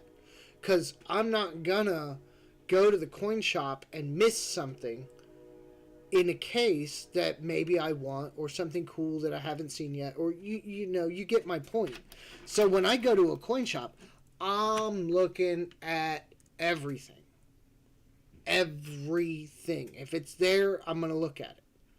I'm going to see it. I'm going to think, what is that? Da-da-da. What do they want for it? Where do they usually go? I'm running in my head constantly looking at stuff. And not just for like profit, for my own collection and things too. You know, I don't really currently buy a whole lot of stuff to flip or to list on eBay specifically. Kind of list stuff on eBay that I'm like, I could sell that. But they're just real retail heavy, and they seem like, oh, do you need any help? Like, they'll let you look around, but then once they're like really dealing with you, grabbing stuff out of cases and stuff, it's like, hurry up. That's just the general feeling that you get. And I've bought stuff from them. I've spent a decent amount of money there, but I don't even know their name. They don't ask me mine. There's like probably 4 or 5 people. It's like a pit right? You walk in, there's counters like enclose them, like, you know, you can't get around them any which way. Um, and all their desks and all their stuff are in the middle of that pit, and that's it. Like, there's a couple of them, and there's only a couple of them that are out there that actually help customers. Like, I don't know what the other people are doing, cataloging stuff, doing research, who knows. But they're doing other stuff on their computers. There's really only like two guys to help anybody. And yeah, I mean, I walk out of there usually kind of not as happy as I probably should. The only time I was really, really happy that I went there was the time that I got my 1916D. And I paid for that sucker. The Mercdime. I paid pretty darn close to what the book says it's worth, which is upsetting because I think I could have probably scored one like a grade higher for about what I paid, maybe. You know, if I'd have been diligent and really hawked it out a bit, 1941, we might need that. Maybe. Maybe I could. Well,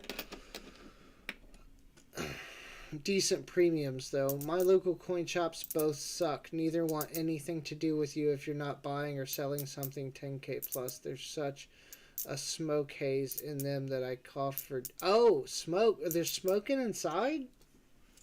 What the... Can they even do that?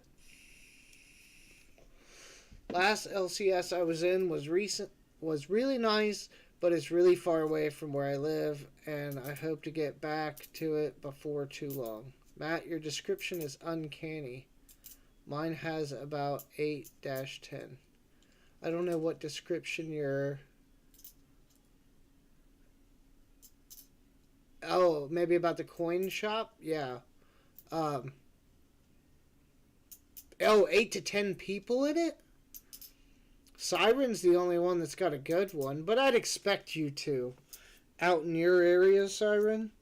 I mean, out there, if I would like to think if you're not doing good business, you wouldn't be in business long. Everything's expensive out there, right? 3, 6, 9, yes, 11 in this row. So it looks like our box just settled, and hopefully we didn't really miss a roll. There's a 2005 Ender and nothing else.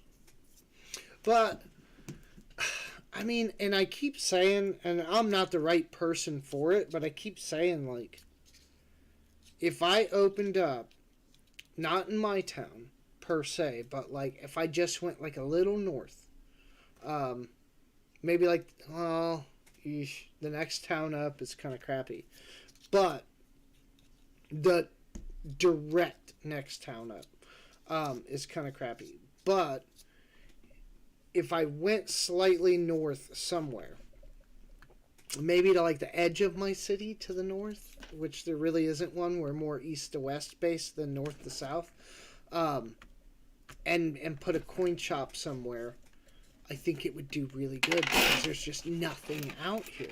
There's the only one is the bougie one that's south of me, and it's south of me already 20 minutes, 25 minutes probably at least, one way. And so just to think about going down there, you're talking an hour plus of your time, after looking around or whatever. So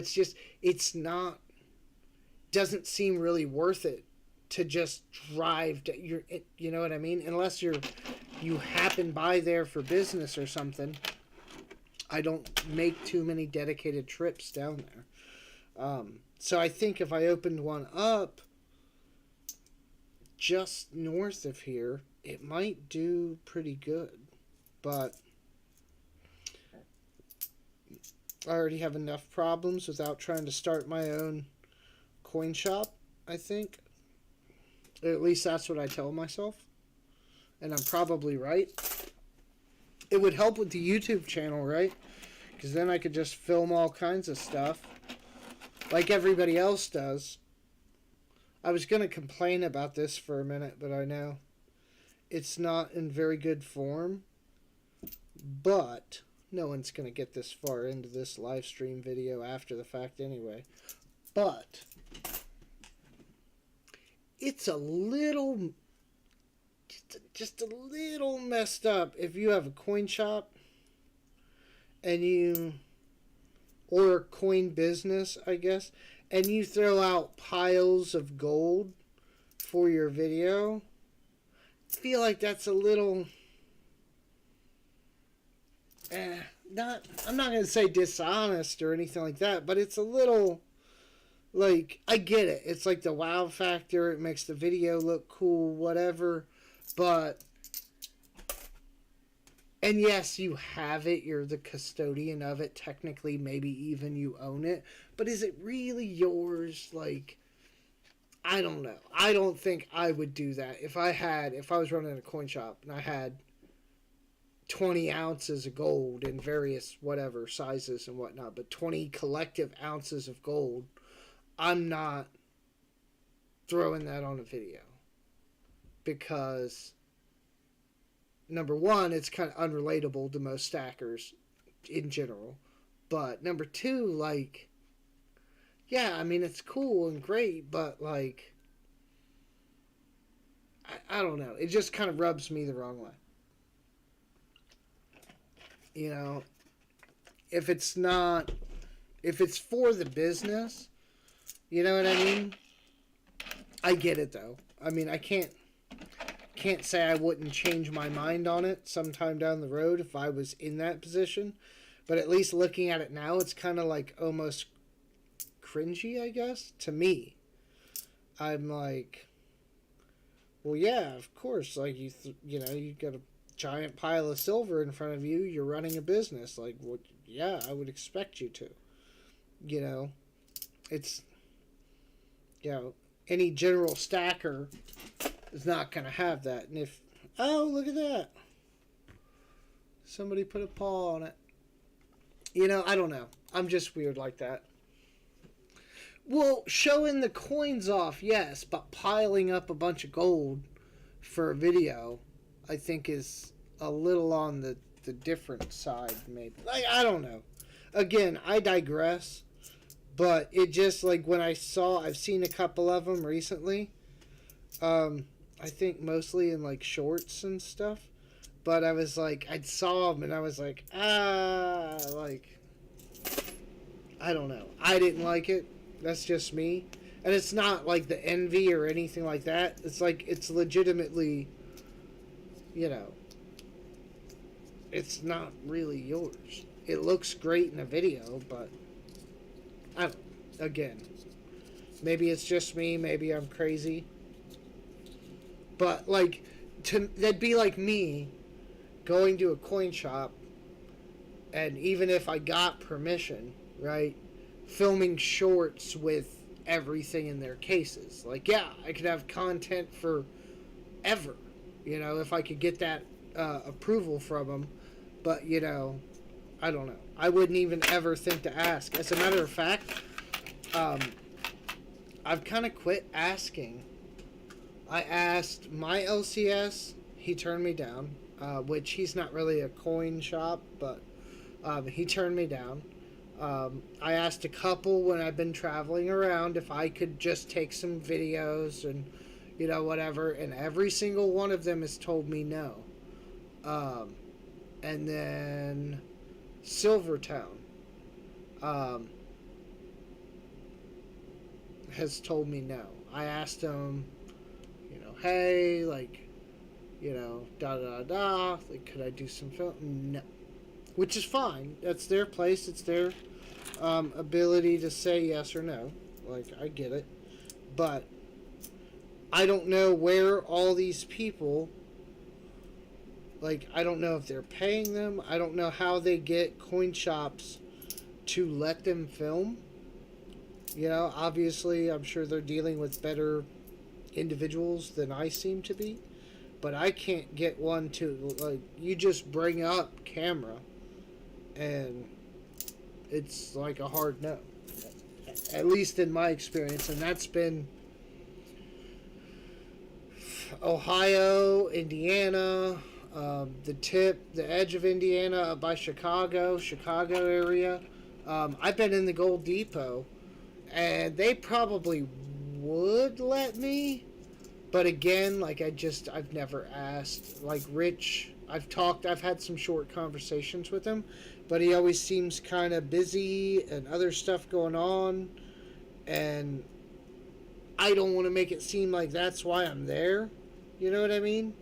So I don't know. It's multi-pronged, but I just so far have not had good experiences with attempting to film in any coin shops. Any of them that I've asked, I've been turned down with little to no discussion. Or even like questions. They're not like, oh, like, well, tell me more about what you're thinking. Like, no. There's no, it's immediate, nope, not gonna allow it. I mean, if you can do that, Siren, go. I mean, and maybe you're more personable than me. I don't know if I just have one of those faces you want to punch. I don't know what it is, but I'm not having the luck. Ain't nobody gonna let me film in their coin shop. So, you're right though. Maybe get my own coin shop. But even then, if I got a coin shop, I'd show like a thing or two, or here or there. I just don't think I'd be spreading out a whole bunch of gold for a video. You know what I mean? All on the table, stacking it up. Again, yes, I'm sure it makes for great video, and I'm probably the only one complaining. And yes, I can't do that myself. Or at least if I could, it wouldn't be near as impressive. But it just, I don't know, it just rubs me the wrong way. And that's probably the same thing with, like, the full stack videos. I will probably... Well, actually, I could almost guarantee you, I don't think I'll ever do one. Because I just don't see a reason to. I just don't. I don't care how big my collection gets. Like, number one, I wouldn't even dream of wanting to pull everything out and put it in one place, right? That's going to be a lot of work. But I don't know. I guess it's good to show other people, like, yeah, look, like, you can get here, whatever, yada, yada, yada. But to me, it just kind of... I don't know you! Did you brush your teeth, child? Not yet. Not I just yet. got out of the shower and got dressed. I know, and you're behind schedule. Children. But yeah, the full stack videos, they're cool. I'm not saying I don't watch them. I just would never do one. There's a really nice 83. Steps are worn, for sure. But it's on the nicer side. It's got a couple nicks. I think it's nice enough to set aside. I don't know, it's preference for me, I guess. I don't want to make people feel bad about themselves, because, like, some dude that's still trying to work on his first 50 ounces sees that, and everybody's different, but I'd like to think it's, like, more discouraging than encouraging. So I know, even me, like, I have a bunch of stuff, but, like, Savage Stacker, he'll be making a video, and I've told Constitutional this before. When he's sitting there stacking up bars and making pyramids and stuff, I'm not dogging him, and it still seems very tasteful, but I'm like, I look at that and I'm like, I can't do that. I don't have enough bars to make pyramids out of, and for a video. So I'm like, oh, that sucks. So I guess it's stuff like that. But then again, too, I have a 1916D Merc dime, which not many people do. Um, you know, 6 of one and half a dozen of another, right? It's different for everybody, but yeah, I just don't want to cause any of those feelings for people. And yeah, I don't know. The whole coin shop thing, it's fine. Here's a 54D. I don't know if we need that, but we're going to check. I don't know. There's plenty of people that tastefully do it. That's a real fine line to walk. I mean, I guess if your channel is for your coin shop, but like I look at it as Daniel from like Coin Help You, Keith from Coin Crew, even Big Flip. Do you know how much stuff Big Flip has? Probably. He could be flooding content with piles of stuff, but he doesn't. And Daniel doesn't. And Keith doesn't. Occasionally they'll throw up something cool or whatever, this and that. But it's not like piles of anything. I can't think in recent memory where I've seen any of them kind of just throw stuff up for flex value, you know what I mean? Big stack channels. Yeah. Well, Dragons, at some point, I forget when that was. It was like either, I don't know, a year or two ago. I'm pretty sure that was a full stack video from him. And I don't know. I remember looking at it and thinking like, that's a lot. It's a ton. Like, and he was talking in the video about how much work it was, getting everything in the same, kind of like what I was saying, getting everything in the same place, getting it on a table, getting it all set up. I think he even said he had his wife help him with that. And he said he wasn't going to do it again.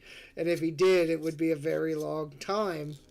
And that's part of the reasoning into it. It's just the monumental undertaking of pulling everything out, getting it all in one location, filming it, putting it all back.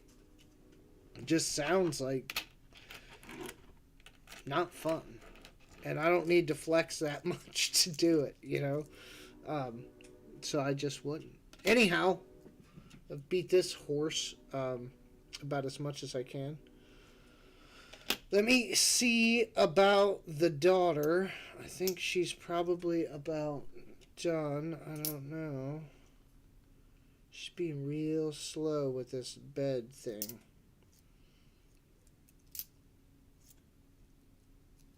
She got Wednesday off school. They closed school out here on Wednesday because of fog. Now, I get it. Yeah, I know, Kyra. She's peanut gallery, all up in there. But I mean, I get it. Like you can't see kids crossing the road.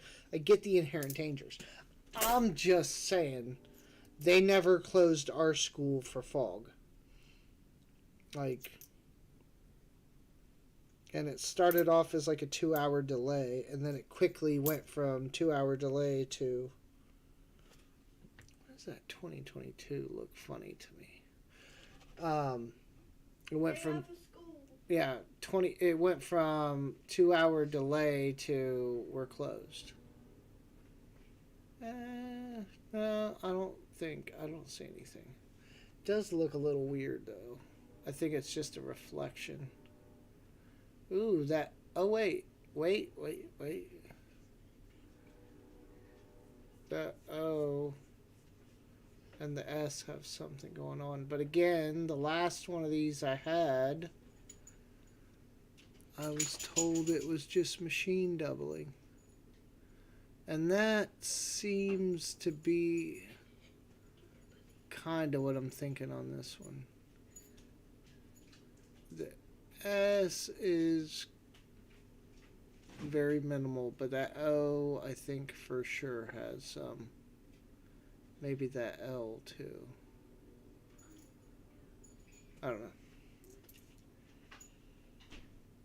I'm gonna toss it back. All right.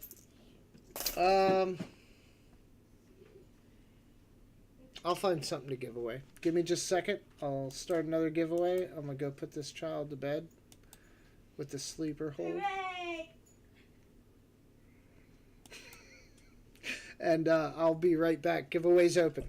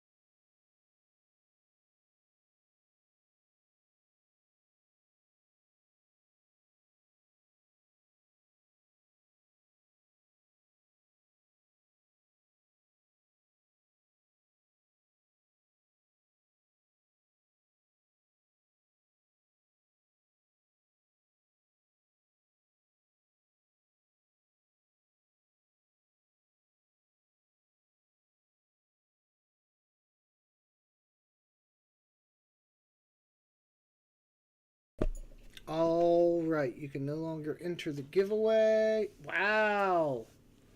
Wow. Who won? Kendall. And I don't even know what I'm giving away yet. Hey, get off me, dog. Dog. Why? Why, dog? Why? Can you, what? You want to go outside? Okay, give me 2 seconds. 2 more seconds. Kendall, I'm going to figure out what you want.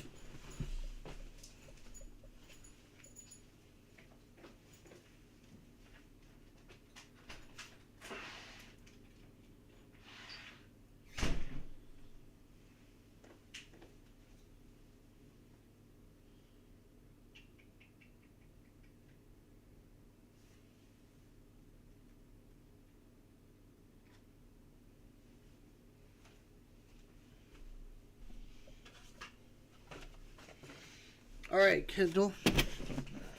All right. Okay, so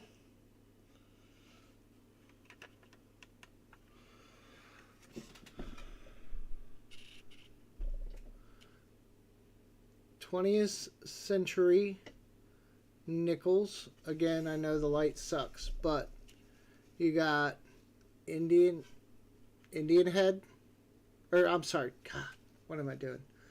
Buffalo, Jefferson, War nickel, and a V nickel, all in this little case thing. I picked up a couple of these at Silvertown, so I have another one. I have not looked at which one is the better of the two, but I grabbed one, and this will be yours, sir. Post-its. Dun, dun, dun. It's a bigger one, so maybe we'll wait and see if you win something in the coming weeks. Where's my pen?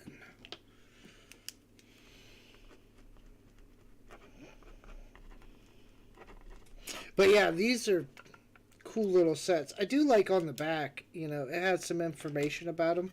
So they are kind of nice display pieces. Printing and everything else has come so far. We need to update these things. They need to be better.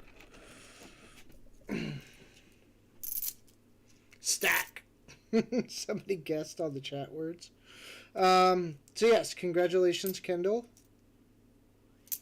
I'm looking through my nickels. Let me get this off my screen over here because it's telling me you won. Which is true, but I don't need to stare at it for the next hour.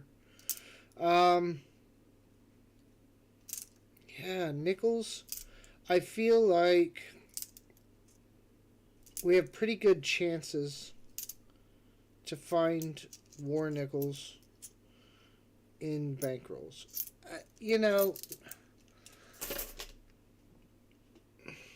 Maybe more, well, I don't know, maybe more so than dimes and stuff. If, we really start cycling through them as a community, I don't think people cycle through them that much. I don't know how many got pulled out, but I'd be willing to bet in the right areas, people still find them on a semi-regular basis. So I may start getting kind of up my nickels. Also, with the interest of trying to fill out this book, while the other bank seems to be getting me halves. I know quarters, it's not that I'll still look through quarters, but it's kind of getting old. I still haven't found my Yosemite that I need. So I'm still missing that one to finish out that book. But I'll still look through quarters. It's just, God, how many boxes of quarters have I been through now where I haven't found any silver or any W's? There's been a lot. I found a W in the last box. One. And that's great, better than silver. But it's getting rough. But I was watching Diggin' Dave. I think yesterday. And no, they can be sort of from time to time, but no, I'm getting them from whoever the bank, what's the thing, the armored car service, whoever they get their stuff from, they deliver to the bank. So theoretically, I guess, in a way, they come from the Federal Reserve, but I think regional nodes, wrap and rewrap coins, like when Coinstar, dumps a bunch of stuff off to them or whatever have you, they re-roll it, which is what these are. So these are circulated.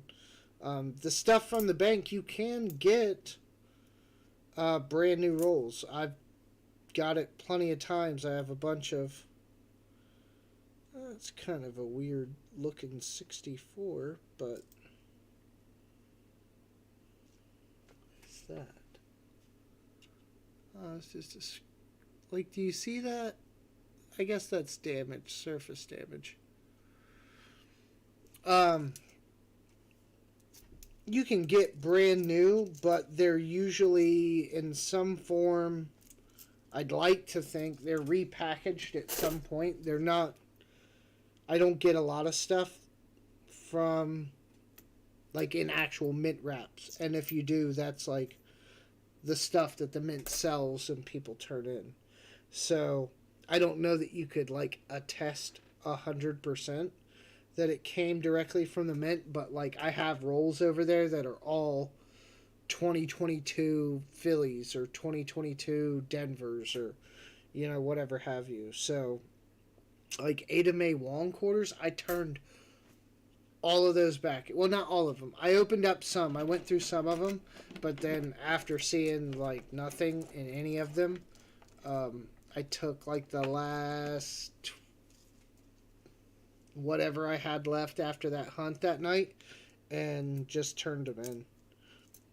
Somebody else can have them. I was looking at them. They're not really selling on eBay. There's not much to find in them, so they're not exactly as sought after as some of the other stuff. Yeah, like Loomis. But Loomis gets their stuff. That stuff comes from the Fed, which that stuff comes from the Mint. I just don't know who does all the wrapping and how it leaves the Mint to get to, say, the Fed.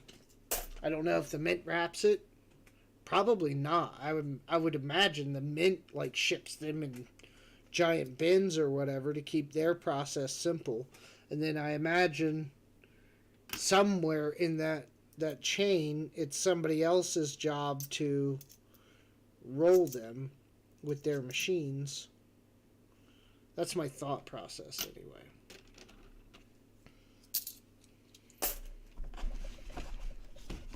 Getting one of those machines would be cool. Then I could just I could do real life seated roll hunts, right? If you could wrap them in these seated rolls all day long, right? Find a silver every day. But I don't know. I'd imagine one of those machines, it can't be a small machine, right? It's got to be a pretty big thing. It's not like it could do like a box an hour or anything. It would have to be faster than that. So it probably like rolls a box at a time and then just spits it out. Probably costs upwards of like 20 grand or something, or it may even be proprietary. Like a rolling machine that big, because there's not a whole lot of use for it. You'd probably be hard pressed to even buy one. Ooh, Canadian. I haven't had one of those in a minute. 1986 Beaver. Oh, I looked up that one that we got that one time with the two dates, and I forget what it was. It was some commemorative of something. 2011 D.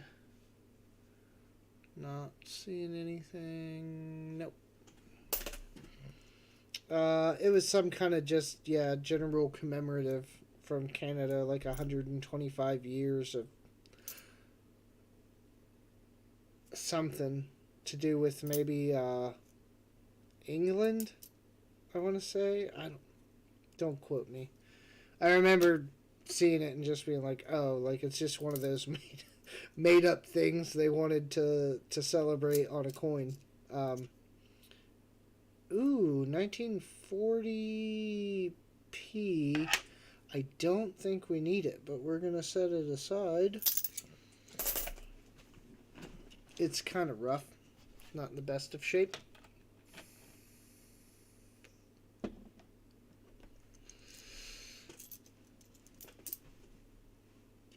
And that's what I need to do. I need to come up with something and see if I can find better ways to package, like, coins, and then I can buy stuff and throw them in. You know, like Indian head things, like these things on the wall, the pictures. I already have ideas, and I already can't find, because I told Flip when I bought the original bunch, this I bought on my own. These I bought from Flip. Those two I bought from Flip. I bought that on my own. So a good portion of what you see up here I bought on my own. But when I got the stuff from Flip, and it was me and who was that? Was it Mark Thomas? Might have been Mark. Or no, it wasn't Mark. Who? No, it might have been Mark. Somebody was like, it was supposed to be a clean sweep, and then somebody was bidding with me, and so Flip had like some doubles and some things, and so both of us pretty much got what we wanted, I think. Anyway, and I told Flip like I was gonna probably reframe these things, which I am. But already I was looking, because I have ideas in my head, and I was already looking, and yeah, not a, I can't find, because I'm thinking in my head, it's 2023. I'm like, for sure, I'll be able to find something like around what I have in mind, and just be able to get it and kind of throw this stuff together, and it'll be fine. No, I can't find it. It's the neighborhood, but not really what I'm looking for. And so maybe there is. Maybe there's a market there. I don't know. We'll see. I know some people that are good with wood. Have to get a hold of somebody and see if I can put in a custom order. There's a beat up 2005 Bison, like dirty, beat up, no spear. I'm tossing it. Toss it back for the kids. There's a 19. What is that? It's road nickel. What are we calling that, guys? 56? 56 D. I don't think I need that, but I'm going to look because I'll be mad.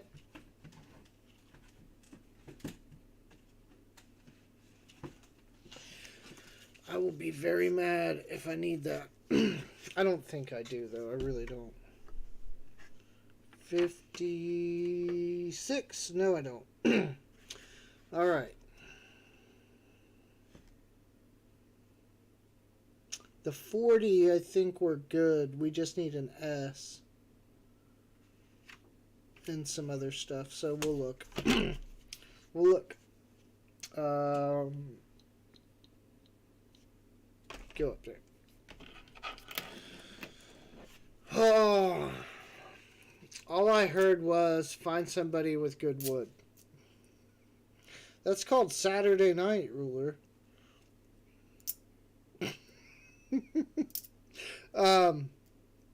Yeah. No, I know from my old mechanic YouTuber days. I have a buddy in Texas who has his own business and does some stuff. And he's great with wood. He actually, I don't think I've ever shown you guys, but for my last channel, I had him. It was one of the first, at least that I'm aware of, one of the first people to like commission him to build something for them, like directly, like, you know, not, hey, make something and let me see it or whatever, like, or him selling his own stuff. Like, I got a hold of him and I was like, hey, can you make me something custom? And oh man, I thought that was gonna be a war nickel for sure, but it's not. What? Ooh, big chunk out of it. What is it? 84. Jeez, you've had a life. But I had him make me a big wooden sign with epoxy inlay for my other channel. and that was like a backdrop, like wall art kind of piece for my other channel. It's really cool because on the epoxy for the wrench, on the design, he put like metal flake in it, so it looks like metallic, kind of shiny and gray. So he did a really good job on that. But yeah, he's very crafty, and I'm sure if I told him what I was thinking, he could come up with something. At least enough to make like a prototype. And then we send it off to China to make it profitable, right? You can't make things in America. You can, but increasingly, people don't want to pay the price that it costs to make things in America. Huh. Okay, here's one. What are we thinking? Because I know what I'm thinking. I'm thinking Grease Strike. So, we'll bring it up a bit and refocus. So, this looks... The rim's all there. The rim's very high. And I do see some... I guess I do see some circular damage there. But that looks... No, yeah, the more I look at it, that looks like that's worn off. Like, around. And then the back's the same kind of way. Oh, yeah. Okay, so yeah, that's like a dryer coin. Man, alright. Swing and a miss. Yeah, and I was thinking about this. Maybe I'll... feel like it's bad to try to start with the Westward Nickels, because there are already like those sets out there with like the gold plated and all this, that, and the other. So those they actually tried kind of decently on. But I will get creative. I'll see what I can come up with. Because like there's not a lot of good ways to display your coins. I mean, if it comes in like a display box, but most people don't really display them in them in any kind of real fashion. And even if you do, they're like the velvet clamshells. They take up a lot of real estate. Okay, we got some weird looking, at least one weird looking green nickel in here. You have to remember that everything is out there is made by old coin collectors, and you are a new coin collector. So if you think that way, probably others are thinking that. If you decide to do it yourself, be sure to paint a thin layer of epoxy on where the inlay goes and let it cure before pouring the inlay. Otherwise, it'll soak in and leak through. Oh.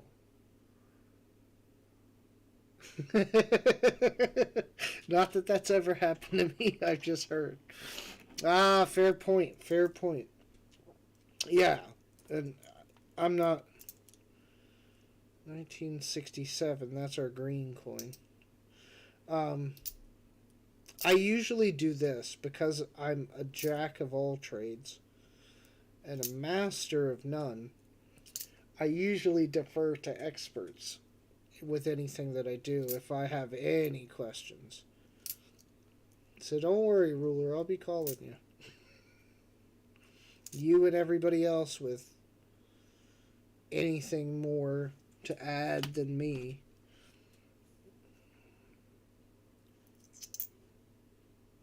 And it's sad. Well, and it's sad too. So even if, let's just say, even if there's a market in America for something, right? Like, let's just say this, like new, cool coin something, holders, displays, whatever. Let's say there's a market. Let's say I'm trying to be patriotic, and let's say that you, the customer, are even willing to pay for that.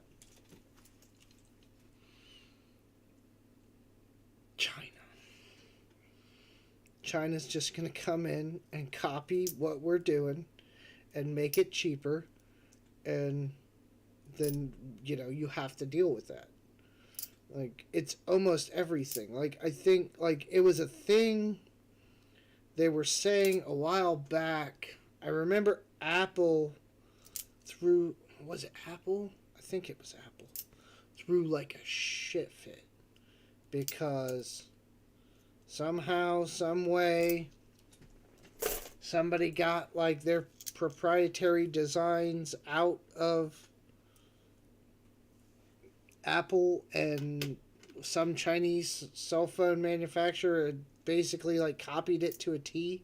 Like, not even the outside, like the inside, supposedly, like the specs, the chipsets, like everything, and was selling it. I don't know if they were like knocking off Apple in the sale, but like it was like patent infringement. But the problem is, you would have to sue in China, right? And we know how that's going to go, right? So I can't remember whatever happened with that, but like there was this whole big thing. They were like, this is going to be the death of patents and all that. And I mean, to my knowledge, I really haven't seen that change a whole lot. There's Chinese knockoffs of pretty much everything. And I'm sure some of them are like in some ways legitimate.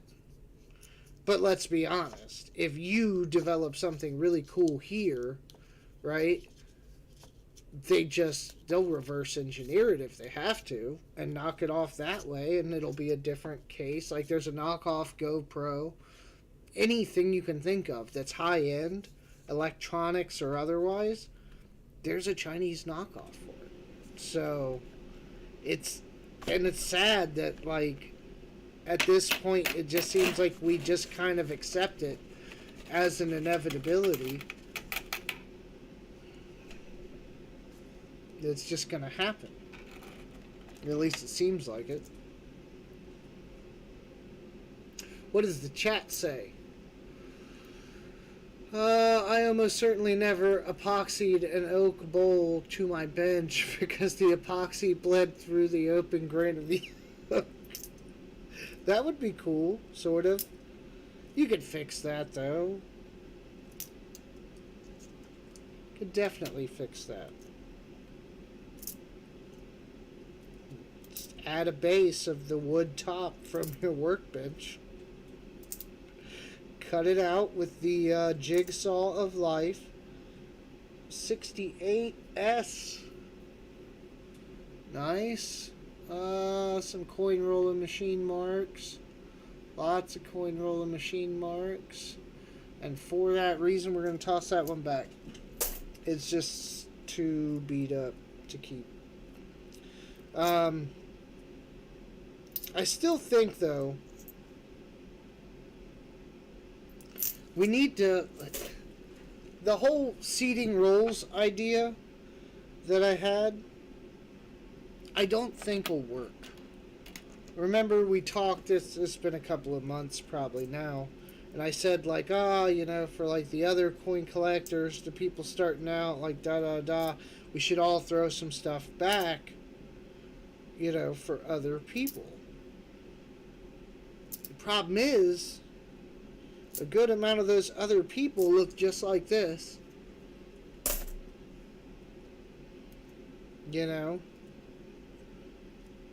And I don't think it would necessarily go to, some young coin collector out there trying to make a set or something, or fill a book.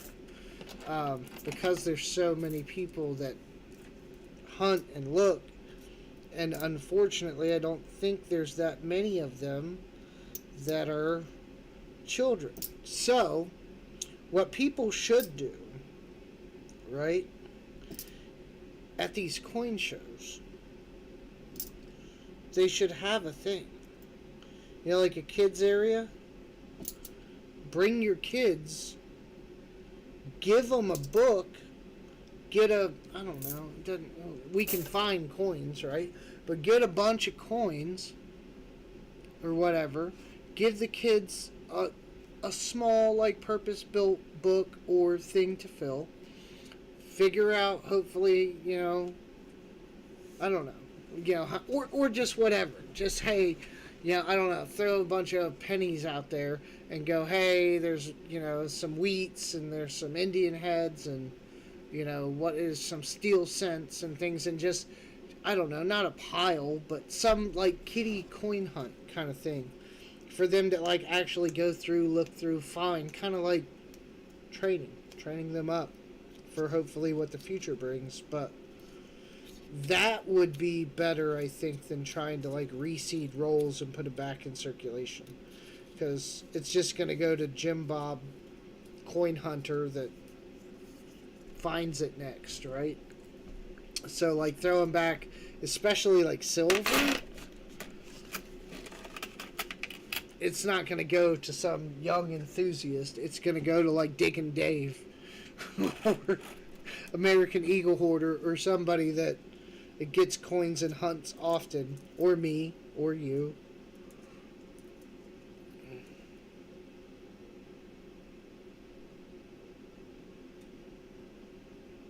What? Water pouring over the roof in the back. Are you talking about that 68 ruler? They do. Oh, do they do those things, Siren? That would be nice. I've not been to any coin shows yet. Now, see, here's a debate. It's got a rat. I think that's a rat mark. Or something weird going on with it. Maybe it's just dirt, but the back of it looks nice. I'm going to keep it.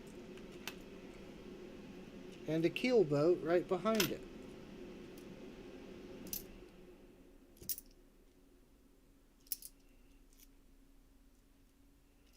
They should do more stuff with the kids, though. I would hope they do stuff like that.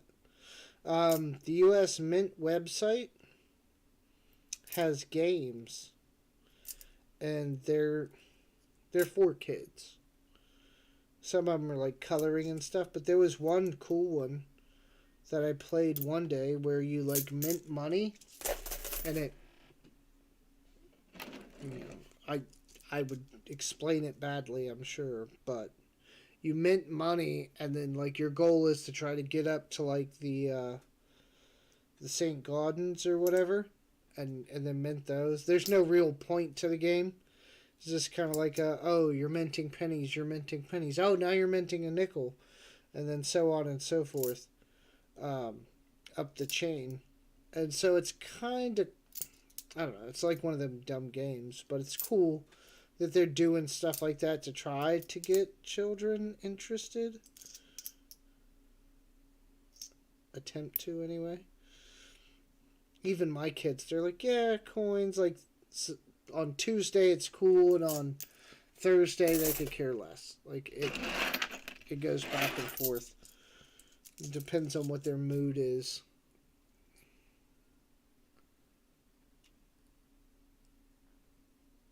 Oh, you're pretty. What are you? There.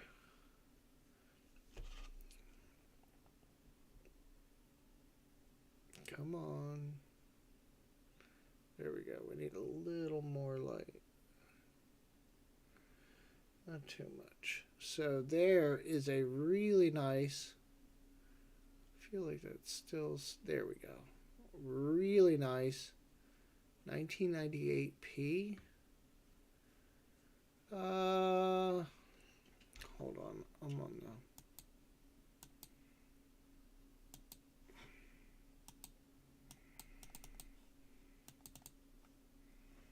what in the world? Oh, I know what.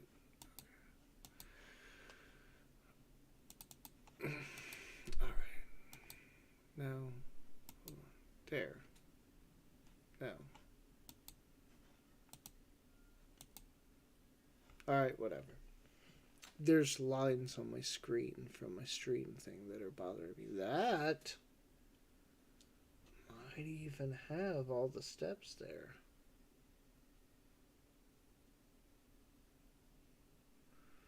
Ooh. Right. I can't tell if it's the glare. Right there, that little divot. I don't know if that would get me. I think that would get me. So not full steps. But it's nice. We'll put it in the nice pile and we will move on as we knock over the nice pile and ruin it. 2012, there's a decent 95 right behind it. Whatever that is, or was, or will be. 2006. Oh, and also, while we're on the topic of things like these, it would be really nice to get us, a set for like a picture frame or whatever that were like actually professionally cleaned and not whiz-wheeled. Like all these Mercs and this one have been like polished. You know what I mean? I think that's pretty common with all of the old wall art. Like nobody cared, so they would polish them up to make them look nice. It would be really nice to have some wall art with, and the little sets with actual good coins that are not destroyed in them. I mean, these aren't destroyed per se. They still are what they are, but they're for sure cleaned, right? They're not gradable. What are you? Is that a war nickel? Hold on. Let me bring this back up just a touch. I couldn't see the date, so I know it's brown as all get out. 19, is it 90? 94, jeez. Dirty nickels. I was hopeful. I was wrong. But I was hopeful. 78. But yeah, it's funny that the only people that were putting stuff in display pieces and things like this were quite literally getting it all wrong and destroying the coins to make them look prettier. The other sad thing is, I guess back then maybe it wasn't like as shunned, maybe, depending on when you're talking. You know, I don't know, when did PCGS start grading coins? Like the 70s? Okay, Google. Where's my phone? It's right here, ain't it? Oh, yeah. Oh, I guess this red light ran out of juice. I didn't charge them very long. I just got them. Oh, yeah, the other one's dead. The white one's still on, but it's down way low. Hold on. Okay, Google. When did PCGS first start grading coins? 1999. According to PCGS, the original Coinfax site was created in You got 1999 it by wrong. numismatic Stop. expert and author Stop. Ron Guth, and it quickly Google, became one stop. You're wrong. Okay, Google. When was PCGS founded? 1986. No. 86? Really? I thought they were older than that. Siren, are we getting greedy? What'd Ruler do? Did he trick you?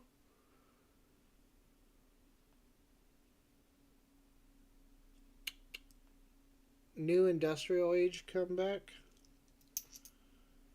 Oh, I don't know. I wish it would. 1986? Is that right? Does anybody know? Bison. That seems like they've been grading longer than that. Okay, Google. When was NGC founded? 1987, Parsippany Troy Hills, NJ. Okay, Google. When was ANAX founded? 1864, Leeds, United Kingdom. Oh. Okay, Google. When was ANACS? According to Encyclopedia Britannica, the ANA was founded in Stop New York. it. Google sucks. Google's horrible. But we're getting like 86, 87 from PCGS and NGC. I'm no numismatist, but I thought it was longer than that. I thought they had been grading since like the 70s. So if that's the case, it really was like a lawless land where who was there to tell you you were wrong if you were whiz-wheeling a coin to put it into a display piece? Nobody, really. At all. 1987. ANAX was 87? ANACS. 86. Yeah, I know. I don't know shit. I don't know nothing. The only thing I know is what rulers taught me.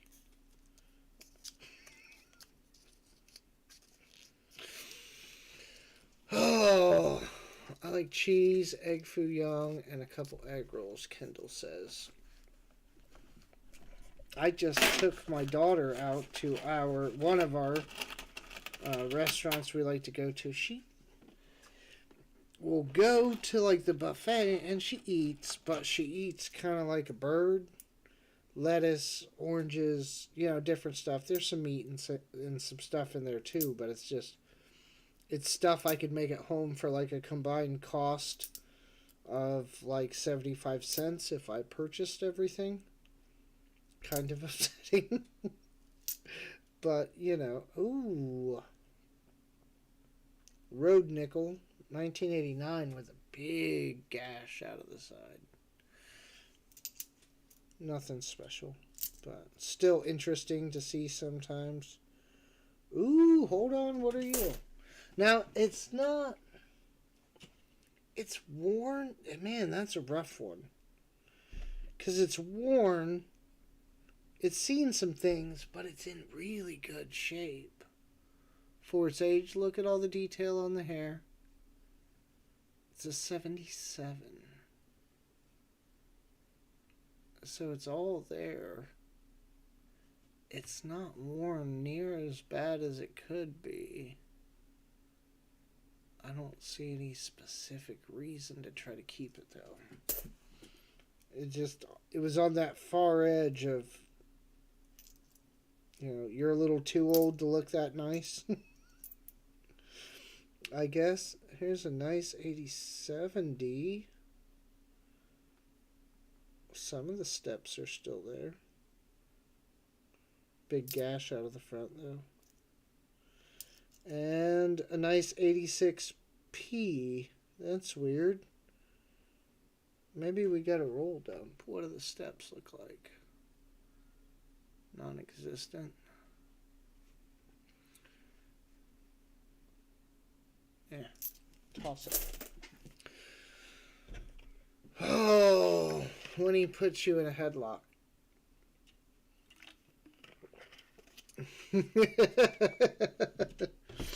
Oh, jeez. Oh, so I got news for you guys. So, the AI that me and Frostbite talk about, and I think I've mentioned it on some of the streams, is now being put into Microsoft Bing. So it's funny because what's it been like? Okay, here's one. Okay, Google, when did the search engine Bing get created?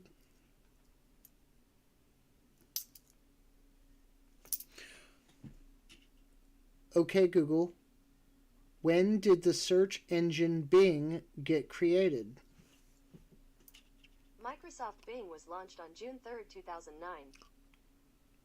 Okay, so Bing has basically been on life support for almost 15 years. And now they've put all this money into OpenAI, this company, and they've developed what is now, at least at the moment, the standard for large language model AIs. And the thing's good. The thing's, it's really good. And so,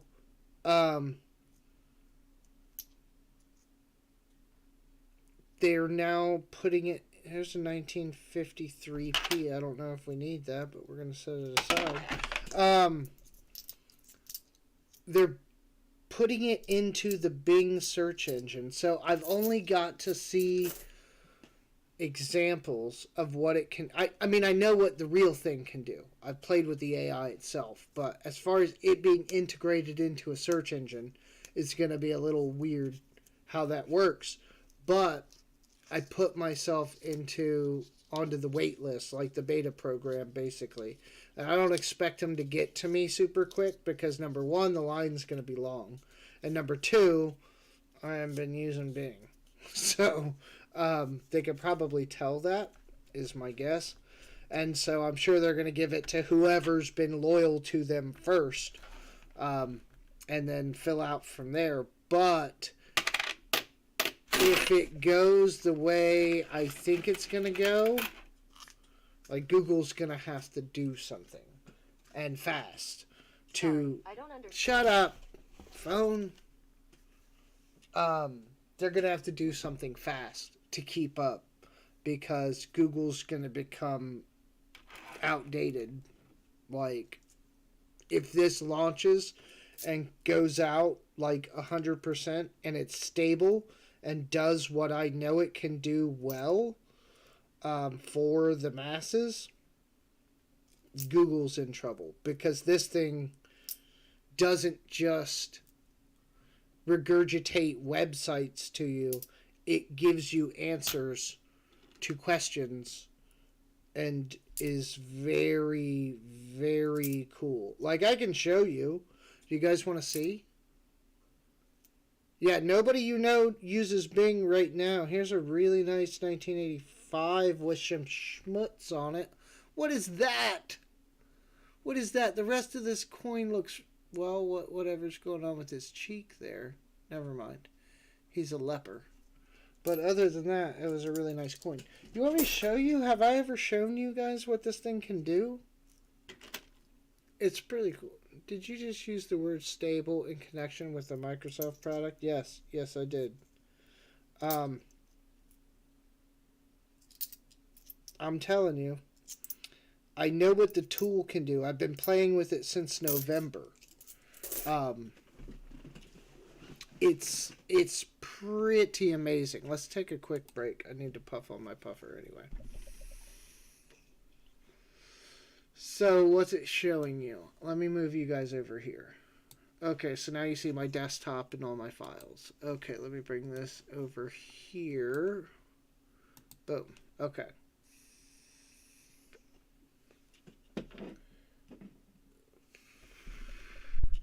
So...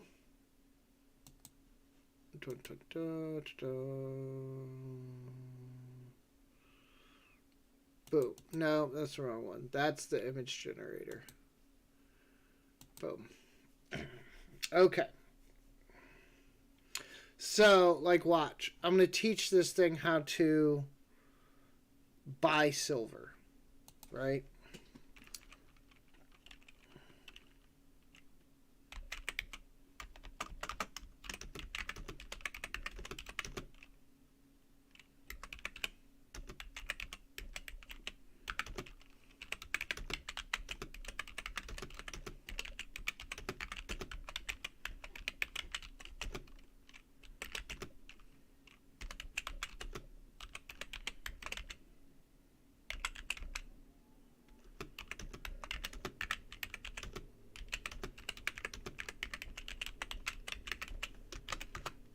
So, you see what I typed there. I said, I'm gonna buy silver. You're gonna help me calculate. Da da da. I'd be happy. Please provide me with more information. Oh, hold on. I think my dog's outside. Let me go get her.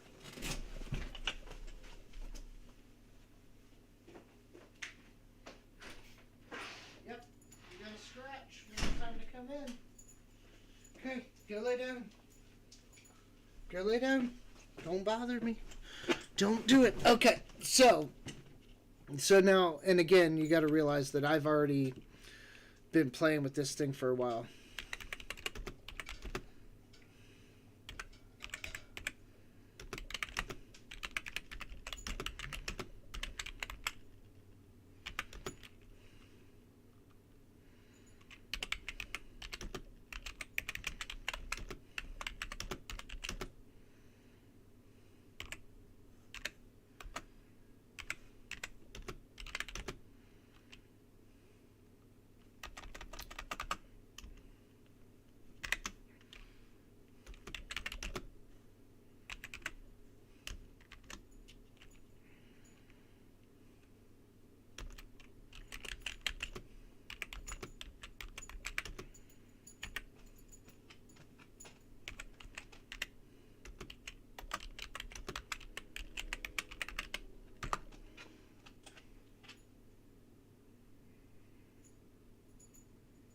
Now, it knows some of this stuff that I'm telling it. I'm just making sure it knows so that when I reference it later, it doesn't get confused. Stop, stop, stop, stop. Okay, so, da. Okay. And now it's talking. Yeah. Okay, cool. It's done. So...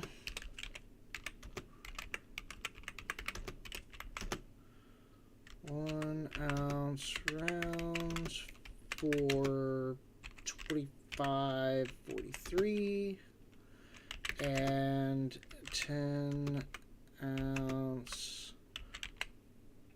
bars for, I don't know, 245.83 with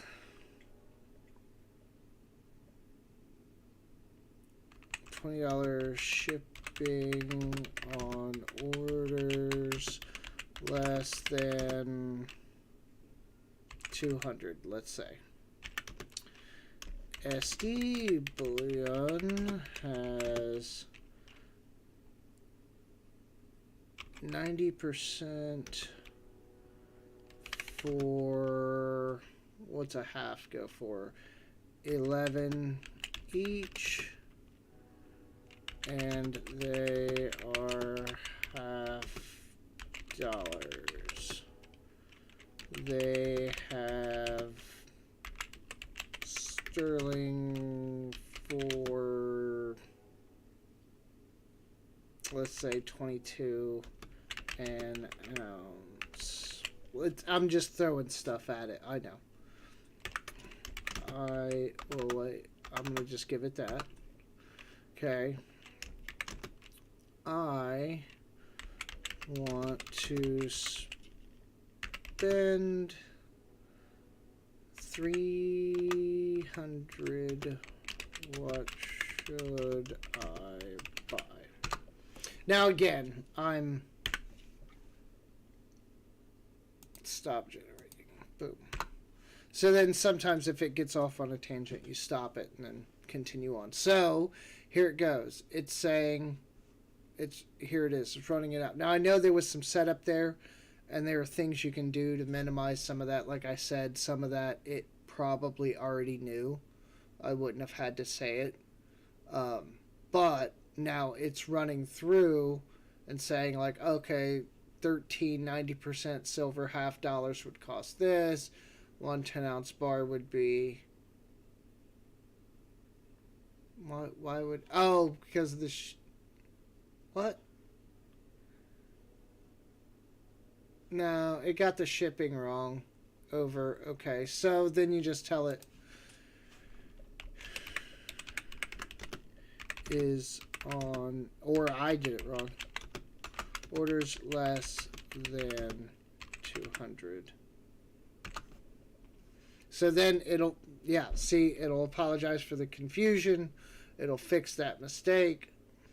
Okay, yeah, for shipping, sterling, you'd get 6 ounces of sterling for 132.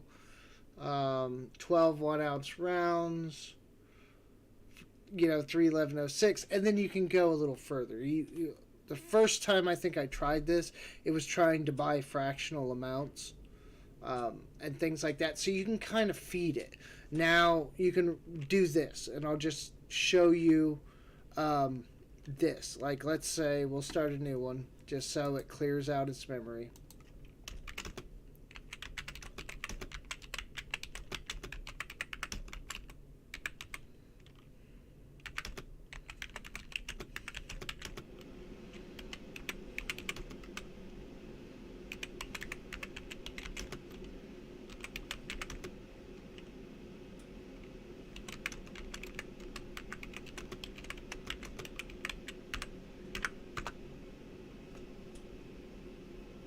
So I said I want to start a coin shop. Write me a full business plan to submit for a loan. And again, this is just a generalization. You would have to personalize it, fix it, edit it, customize it. But it's going to give you a decent something to begin with. And so you're really working off of a sort of template more so than having to create this stuff out of thin air,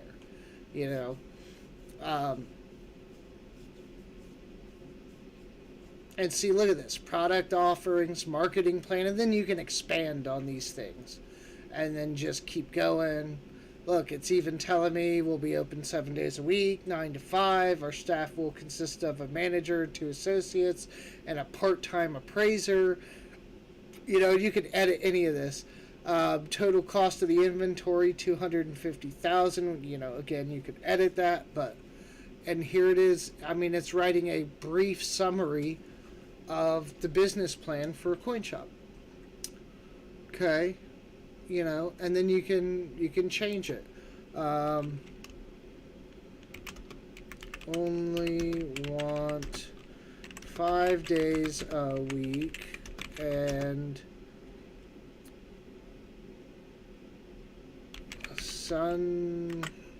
I can't type. Sunday and Monday off. I only want, what's a coin shop's volume? Like, I feel like 75K for the initial inventory. And we plan to offer jewelry. How the do you spell that? Jewelry services and custom coin displays and grading assistance. So then you just tell it, right? Like okay, so now it's going to rewrite the whole summary with the stuff that I've asked it to change and fix all of that stuff in here. Look, it's saying like prime retail location, high foot traffic, and it can just do this. It can give you a diet. It can give you a recipe. It can give you a household budget. It can write computer code. It can do all of these very weird things very well. And now imagine this is what I was talking about, is going to be built into some form of it, is going to be built into Bing on its search page. So when you say, I'm looking for a recipe, it'll give you some websites and stuff too, but it can probably be like, here's a recipe to try. And then you can go, I want that without onions, and I don't have a convection oven, and it'll adjust and change it and then give you a revised edition of whatever you're asking for. No, there's nothing else close to this. Nothing. This is it. All the AI stuff that you see out there right now, for the most part, if it has anything to do with language or general technology, is all being built off of this. I mean, 95% of it probably, unless you're talking about like extreme technical stuff. So like, look, the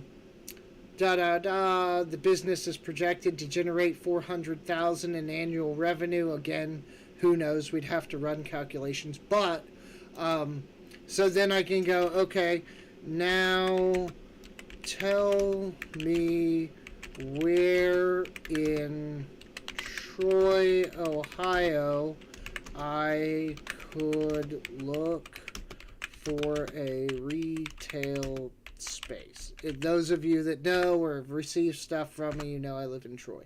So I don't know how this is going to do, because I don't know what it knows about my town, but it has information up to and including 2021 for sure. So then, okay, the Miami Valley Center Mall, that's horrible. That place is dying. That's a bad idea. Retail strips and plazas, okay, there's some of those. There's a few industrial parks. Probably not the best places for larger retail space. And the downtown area is nice, but it's expensive. Very expensive down there for rent. But there you go. It's just laid out. My home, well, not hometown, but where I live, it's laid out the general places I can look, and like the industrial parks, I could go, okay, I don't need a lot of space.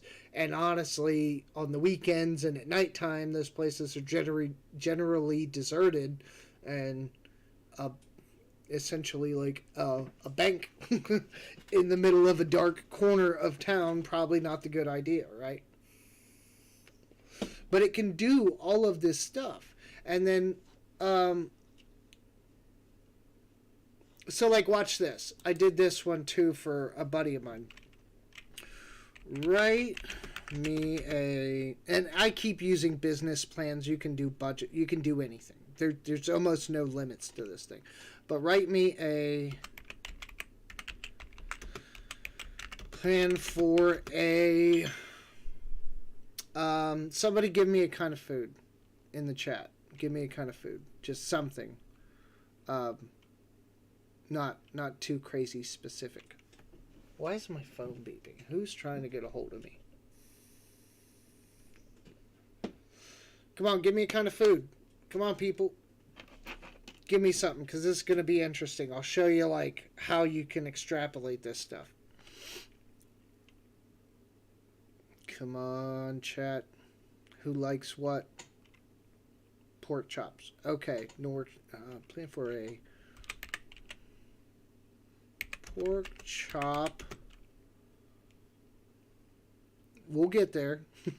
We'll do pork chop first. I couldn't get anything, and then I got 4 suggestions. Pork chop, food truck with 5 options for names at the start. Okay, so I asked for a business plan for a pork chop food truck with 5 options for names at the start. It might have missed that names at the start part. Oh, okay, here we go. Chop it up, Porkalicious, chops on the go, the pork chop truck, that's creative, and chop and roll.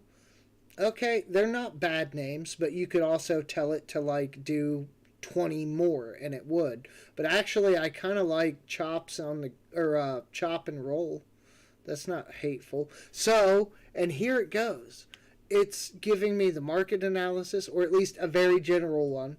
It's giving me some menu items. It's giving me a marketing plan. Operations plan, operate 7 days a week. Truck being parked in busy urban areas, events, and food festivals. Financial plan. Estimated cost of $100,000, including the cost of the truck, kitchen equipment. Okay, so we all realize the numbers. It's grasping at straws, but okay. Write me the full menu for that. And see, that's real vague, but it knows what we're talking about. It understands context and syntax and all of these things. And so you can just give it like a half-assed command like that. And it's like, yep, I know what you're talking about. And now here it goes. And it's giving me platters. It's giving me sandwiches. It's giving me Mediterranean pork chop platter. Hummus, rice pilaf. I mean, I think it's getting kind of crazy. Pork chop salads. That's crazy. So, okay. Yeah, all menu items be made with high quality stuff. And of course, that's just the main part of it. You can do like full menu and things. Okay. Now let's just to show you how kind of crazy this thing can be. Okay. Suggest me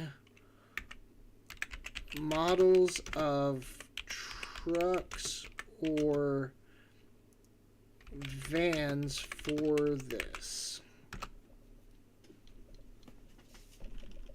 So this is like, it can, okay, Chevy Express van, we know that's not got enough space. A Ford Transit would be kind of small too.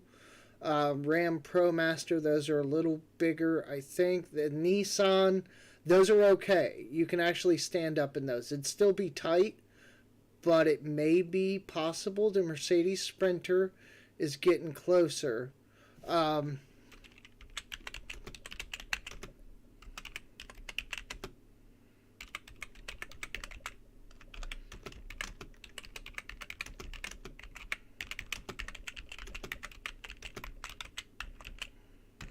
So then, and then you just ask it, okay, I think like those are all a little small. I need something a little bigger. So now, here's Freightliner MT55. I don't know who makes that. International TerraStar. You know, it can kind of like give you ideas. Like, and say you don't know about the vans, a quick Google search of those vans, and you'd have looked at them and go, oh yeah, I don't think that's big enough. And so then you can just go, okay, no, they're not big enough. And then here you go. Here's a Peterbilt heavy-duty food truck option, spacious interior, ample space. Like,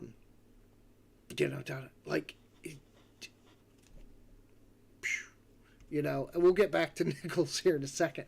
But again, like you can do, I've been using this for all kinds of stuff, like my silver rounds versus bars video. I got not much from it, but like talking points and things, and like if I have a question, I can ask it, like a new chat. Give me a list of the most reputable online bullion dealers known to you. Now, I put that because it doesn't know like super up-to-date information like today kind of stuff. So I'm just saying whatever you know to be true is okay. Give me that. And so here it's giving me the 10 most reputable. U.S. Money Reserve, I don't know them. The Birch Gold Group, I don't know them. Kitco for sure. Provident, yes. Gold Eagle Coins, I don't know that that's an online dealer. They may be. I've never heard of them though. Money Metals for sure. JM, APMEX. So it's getting pretty good. Bullion Vault, I've never heard of them. At the Perth Mint, we all know who that is. So maybe that's wrong. And then I can say, is that right? I've never heard of some of those. And so you can really just, with this thing, have a conversation. Once they link this thing up with good speech recognition, personal assistant, like, at your fingertips. Like, with what, like, Google can do right now with its voice assistant, like calendars, alarms, call this person, text this person, all of that. Imagine something like that, but with this. It's just so much better. I've been ignoring you guys a bit in the chat, so you're seeing one of the major flaws with the expert systems. I'm not even kidding when I say that it's nothing new. They just hooked it up to a web. Well, this one supposedly was created by a private company. So it's the commercial version. I'm sure the government and other entities probably have things way better than this. I'm sure the closed off from the public sector, I'm sure. But for this to be out in the public is pretty cool. And it's telling me that it's right. So it's saying, let's look this up. I want to look up U.S. Money Reserve. I just want to see if they have a website, because I've never heard of them. Okay. Oh, that's the IRS approved press. Okay, they're not wrong. That's the one where you can, like, it's, I don't know, it's, you can get some kind of, like, not tax break or deferment or something by investing this way, like maybe some of your retirement, I'm not sure. But it's a real place. I don't know where they're at. Some lake. Okay, so it's like the gold IRA kind of stuff. Do they actually sell bullion, though? And do you have to buy with your 401k or your IRA? No, yeah, they sell. Seems like they're heavy into gold. For sure, they have silver, though. Eagles for 34. Okay. Yeah, but, okay, so that's just what I'm saying. This thing can do all kinds of stuff. And it just, it's not limitless. I'm sure it has its limits. But you get what I'm saying. Let me bring you guys back over. There's no need to run through that too much more. Something like this beats the pants off of a lot. It's not even a search engine. I mean, it kind of is, but it kind of isn't at the same time. It's essentially, it's like if Google was a person and actually useful and didn't just, regurgitate websites at you and then you still had to sift out all the BS. It kind of does all that for you. And, like, I could pull it back up. I'm not going to, but, like, some dude went into it and said he was sad. And the thing gave him, like, good advice on, like, how to, attempt to fix his sadness. Like, get up, go out, disconnect from, whatever's stressing you out. Go do something that you find fun or relaxing. Go take a walk. Go do this. Go do whatever. Anything but sit there and be sad. Work out. Cook a meal that you like. Like, it gave him all these ideas and options put forth in a way that was more human than, what a Google search would be. Google search would probably be like, talk to your doctor about Prozac or whatever, So it's that kind of idea that we're moving beyond search engines and onto, I mean, theoretically something that's going to be actually useful, right? There's a Louisiana Purchase. Oh yeah, it's like Siri on steroids, except, like, now there's almost no excuse, right? Like, once I get this house fixed, and kind of figure this out, and pay down a couple of things, whatever I have kind of outstanding after the dust settles. Once I get there and I'm ready to maybe buy the next property or whatever I'm going to do, if I don't start a business, it's my own fault because I have that thing. That, like, I can use that thing for product development. Like, hey, well, not completely, but you get, like, I can bounce ideas off of it. Hey, if I make a hammer with a 3D resin printed handle and head, like let's just say a plastic hammer, is that going to work? And it'll tell me what it knows about the resin and what's it going to take to make it and how feasible that may or may not be, you know. If I tell it I'm going to decrease the weight on my invention by replacing the steel struts with aluminum, it will extrapolate a general synopsis of whether or not it thinks that's a feasible idea or not, based on what it knows about steel and aluminum and their strengths for loads and shear and things like that.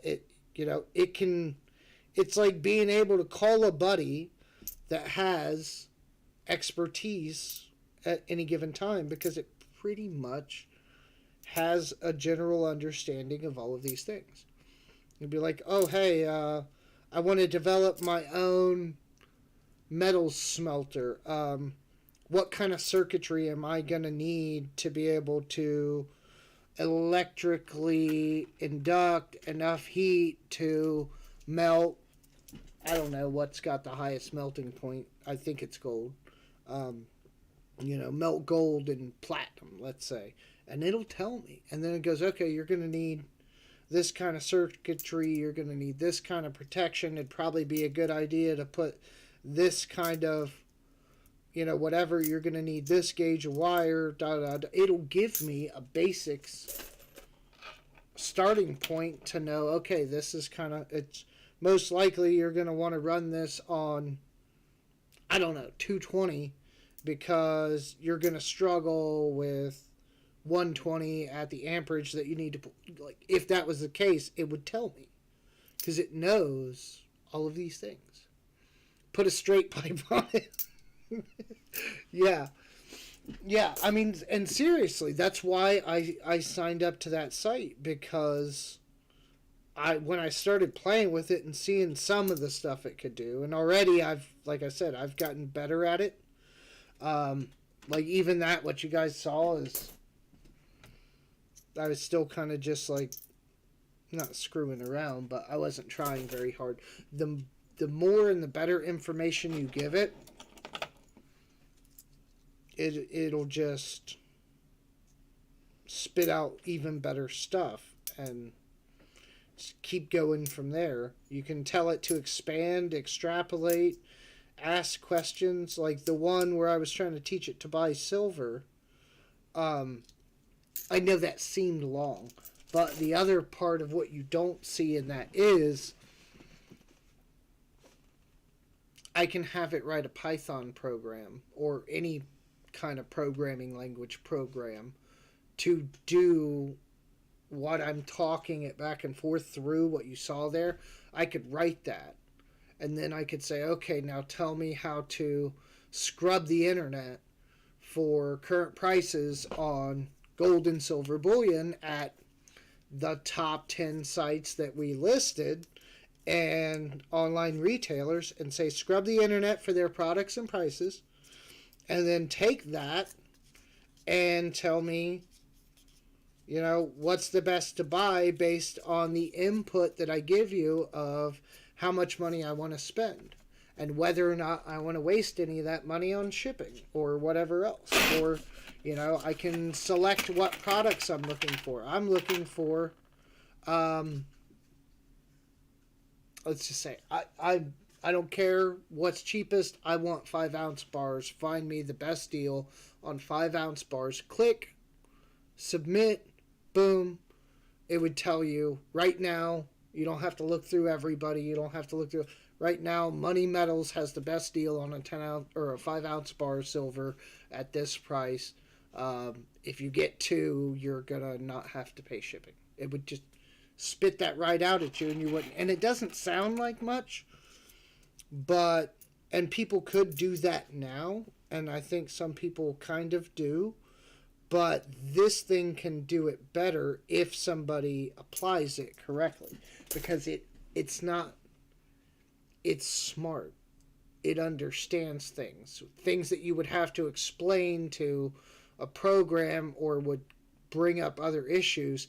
It can sort through, and they're kind of never really an issue at all because of how smart it actually is as far as, what it can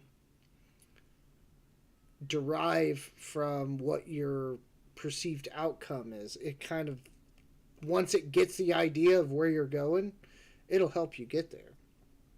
1941 P, I don't think we need it.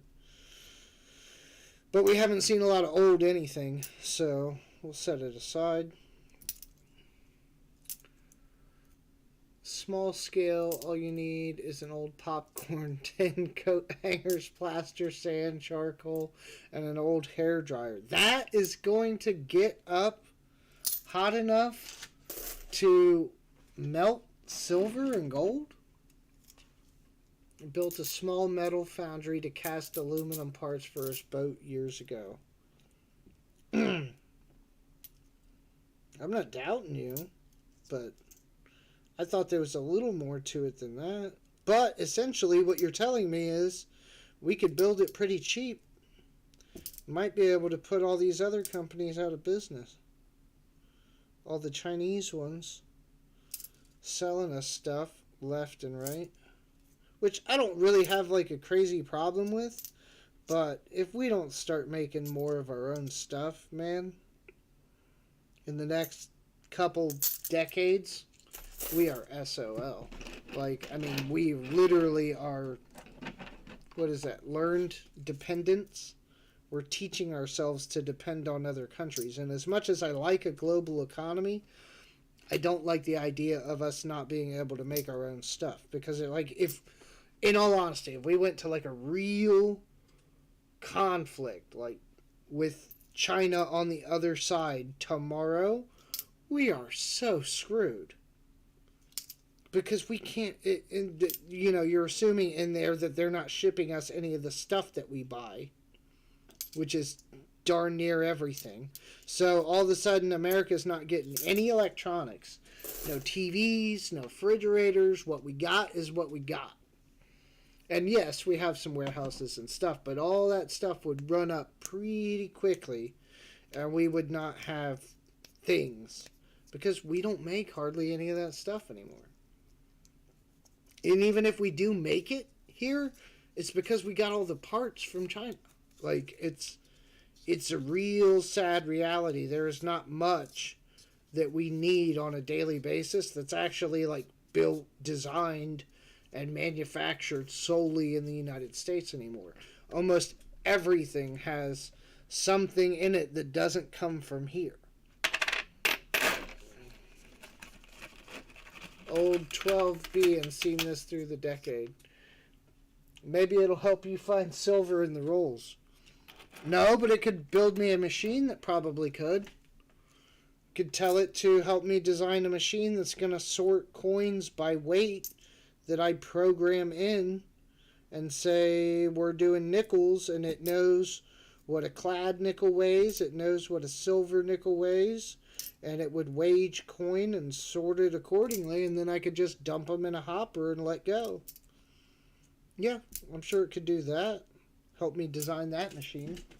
I know there's one that exists for pennies. I don't know if you can do other coins with it, but I know that exists somewhere.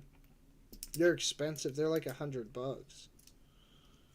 And it doesn't look super complex, but it exists, or at least at one point it did. I don't know if they're still making them.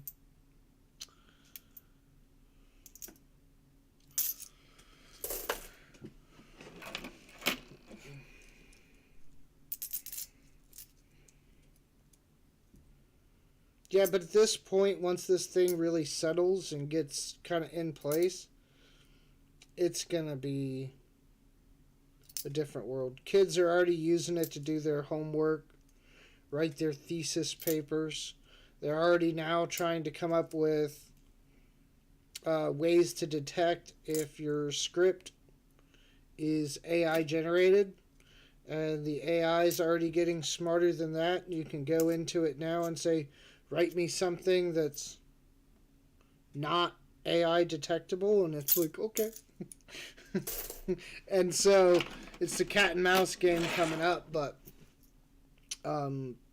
it's going to be real interesting what transpires over the next 3 to 5 years with this stuff. Because, like, look at this. Like, Bing was dead, right? 6 months ago.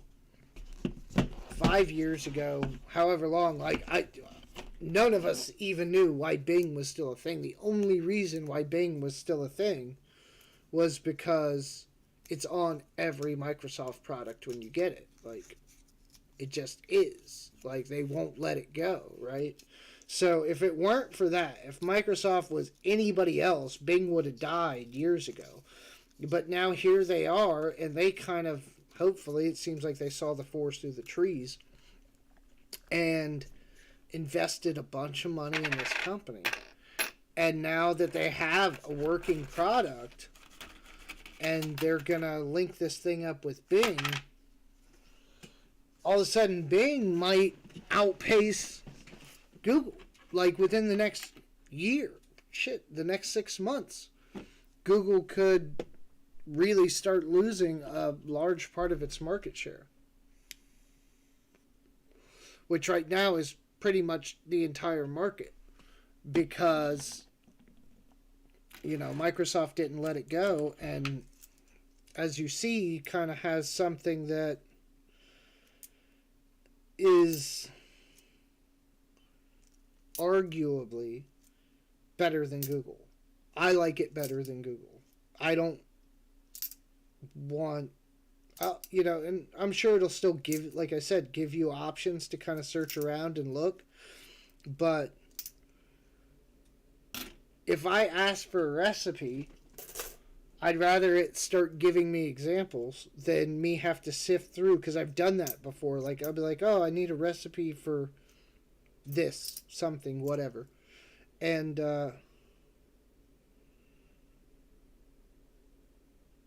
it'll just feed me up a bunch of whatever the websites that are popular currently are. And maybe like the first 5 have all basically the same recipe. And I waste 5 to 10 minutes figuring that out. Yeah, Google's not that helpful. It kind of creates more work for you. So I'm really interested. Like I said, I'm on the wait list. Once I get it, we do another live stream. I will show it to you and we can kind of see like what it does. But from what I'm hearing, it's basically what you just saw combined with a search engine.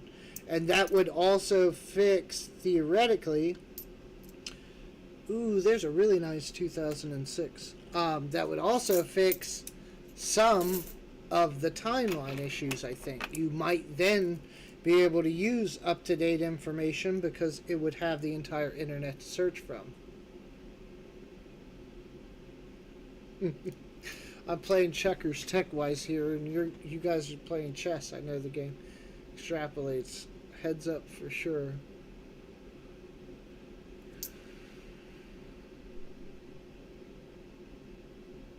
I don't even know if it's magnets, Ruler. I know the one that I thought I saw, maybe it does use magnets. I thought it weighed coins and sorted them that way.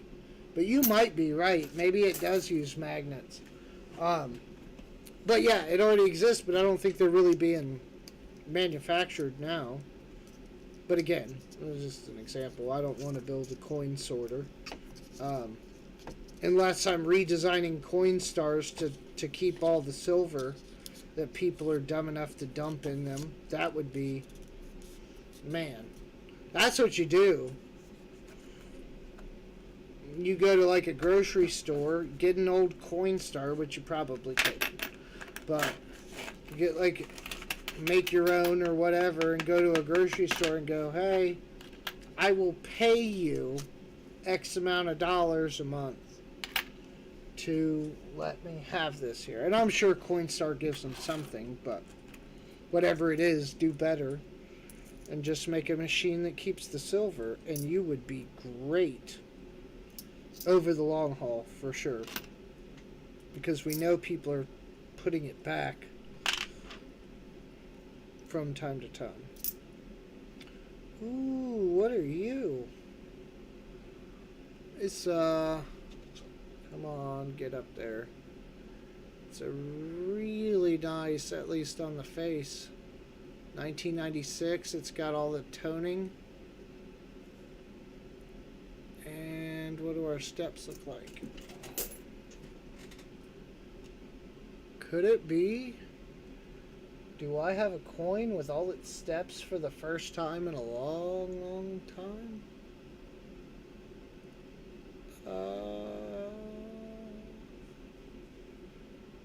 I can't tell. There's a couple nicks in it. I don't know. I don't know how much of full steps is full steps. You know what I mean? If I think I know what I know, and they're as hard on those as they are on bands and things, anything, any nick, scratch, wear, basically takes the steps off the table. So I'm gonna guess that those nicks right there and there, I don't know. I see 1, 2, 3, 4, maybe 5. It's hard to see with the shadow. Nah, look at that wear right there on the right side. It's close. It's so close. It's really nice, though. I'm going to keep it. There's been so few really nice ones. We only have like 4 or 5 in the stack. What would be fun in that, though, I'd rather roll hunt the old-fashioned way. Oh, yeah, no. But I'm talking about volume and stupid people. I can't be at the... You know how many collection dumps I've probably missed because I'm not at the bank at the right time? You know what I mean? That's what I'm talking about. The net, cast a wide net, one that like a either like an old proverb or something. That's what I'm talking about. If you're gonna, and the fact that whoever built those fucking machines don't know anything about coins enough to go, hey, maybe we should. And okay, hold on. Not even who owns the company, because okay, I'll get it. They can be ignorant, right? Your company centers around coins, predominantly. Let's agree to that. You should know about coins a little bit, at least a little bit. Nobody at that company said, hey, boss, maybe we should not throw the silver back because it's worth a gazillion times more than the fees we're making. You know what I mean? That's where I guess am flabbergasted that nobody at that company is like, yeah, keep the silver. Yeah, give them credit for it. Yeah. Fuck, I don't care if it's a dime, give them credit for a quarter. I don't care if it's a quarter, give them $1. I don't care. Like, whatever you got to do to make it count it. And give them credit for it, but put it in a separate compartment. How is that not a thing? I just, it blows my mind how it'll reject silver coins and they'll be in the coin tray. And maybe, I don't know how it sorts. Maybe it doesn't. Maybe it does swallow some. But I got a feeling it rejects a lot of them because a lot of people that do search the Coinstars seem to find them in the reject bins. And that can't be a coincidence. Not completely. I just took a bunch of coins to a Coinstar the other day because I didn't want to roll them. I was lazy. And I bought my groceries with the money. But it rejected a lot of stuff. There were some coins I had to put through 2 and 3 times. Nothing wrong with them before it would take them. And as a matter of fact, when I walked up to the machine, I think it was somewhere in the neighborhood of probably somewhere between like 50 and 75 cents that I pulled out of the coin tray. None of it silver or anything, but the fact remains, right?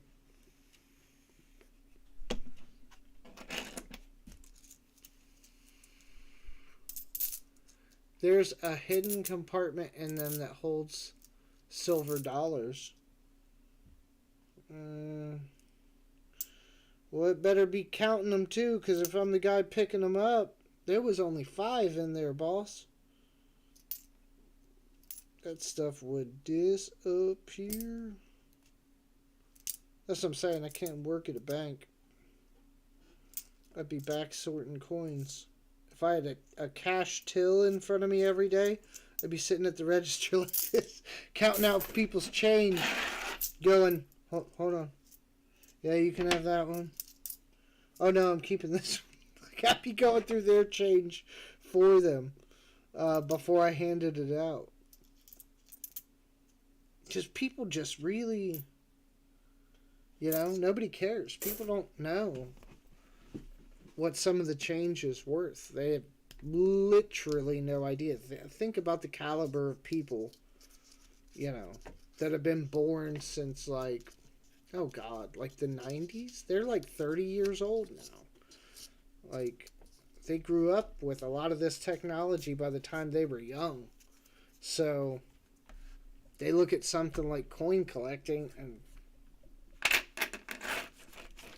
it's not popular, it's not cool, it's not technological really in any way. I mean, I guess we make it a little bit on YouTube, but it's not considered cool at all, I don't think, in any mass way. And nobody knows, I didn't for the longest time, know anything about the coins. I mean, in general. I knew there was some stuff out there. I knew there was some... But, like, I thought it was... and some of it is. Some of the big stuff is like a lottery ticket. But, how many people know that there's W quarters out there that are worth, somewhere in the neighborhood of $5 to $10 a piece? Minimum. Nobody. On a whole, nobody. That's how they end up back in circulation. And, oh yeah, this is something I was going to mention earlier. Diggin' Dave on his stream yesterday, we were pontificating that in extrapolate number of years here, right? All the W quarters are going to come back into rolls. Assuming we're still messing with change 20 years from now, right? Because they're clad.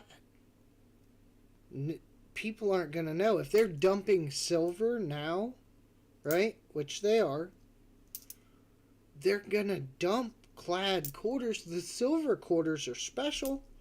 They have a different edge. They make a different sound. They look a little different. And people don't bat an eye at those. So when the W quarters comes up, and Grandpa has rolls and rolls of W's that he's been saving or whatever, they're going to dump them. Especially when they just think it's some coins. They're going to dump them. Maybe even by the roll. Maybe by the bucket. Here's a keel boat, but it's got some stuff on the back I don't want to deal with. So, it'll be interesting, to say the least. And I'm hoping that I catch whatever the mint may have coming up for, like, specialties and things. Like, like the 2019 W reverse proof. Obviously, I wasn't into coins then. But if I had been, I'd have done some math, but that's a pretty good freebie to get with, you know, a mint set or a proof set, silver proof set. So I'm sure you're still not getting, not right away, but the few people who actually like sent them out to get graded, I think the reverse proof W sent, if I recall, let me get over. Oh, I'm moving my stuff. I clicked the wrong thing. My bad. Let me move over here. Dun, dun, dun, dun, dun. If I remember right, an MS70 is like 155. Let me see. Dun, dun, dun, dun, dun. 2019 W 1 cent reverse proof. I gotta talk to myself or I can't do things. I'm sure you guys understand. Okay, so what is this? I don't think that's the reverse proof. This is not. This can't be. Let me see. No, this is just the 2019 W. It's not even showing the reverse proof. Oh, what did you do?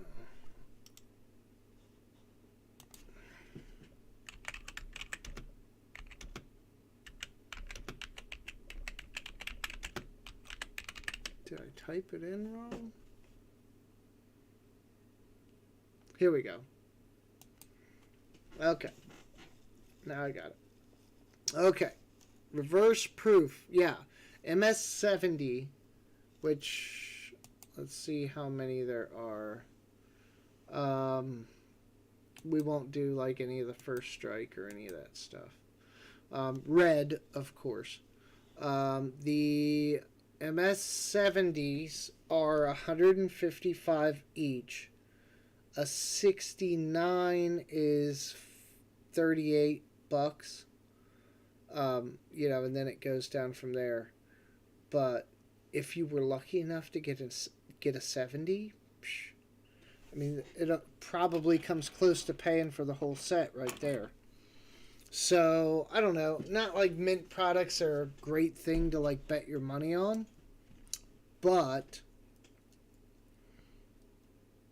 like when that comes out, or like the mint does another thing like the W's, I'm going to be on that from the get-go this next time, whatever that is, because I can only imagine. I've heard some of the stories of like, what's his name, Jeep and John apparently has like a large collection of W's, and it doesn't sound like much, but I mean, when it's just in rolls like that, or it's actually when it's coming out and it's, you know, actively kind of available, I'll be all over some of that stuff. And the mint director said she was going to look into it. Now, does that mean that's going to happen right away? No, but around 2026, there's going to be a bunch of weird stuff. 2025, actually, into 2026. They're going to be doing a bunch of stuff. 58, I don't know if I need it, but we're going to look.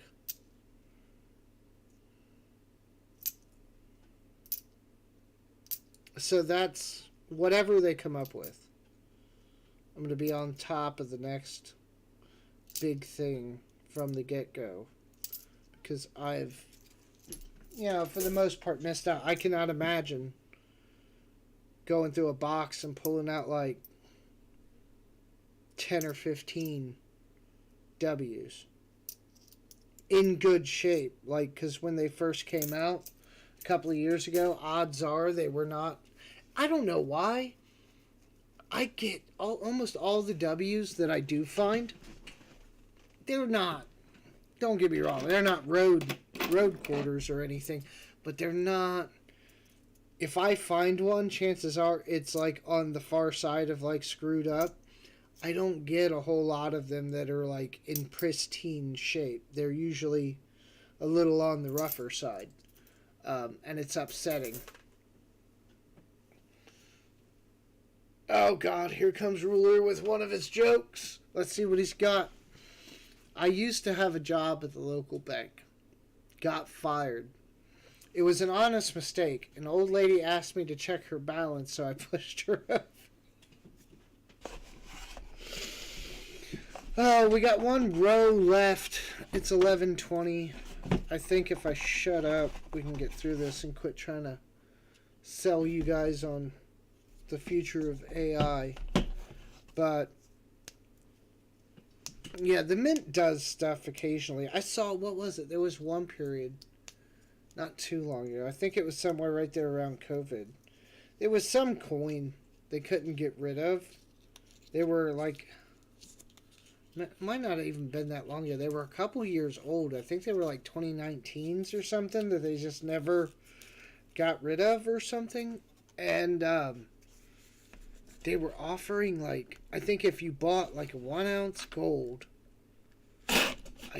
or something like that, 1 ounce gold maybe, you got like a free 10th ounce gold with it. Now, I'm sure the price still wasn't really there, but that just shows you how desperate they were getting there, at least on that specific product, to try to liquidate it.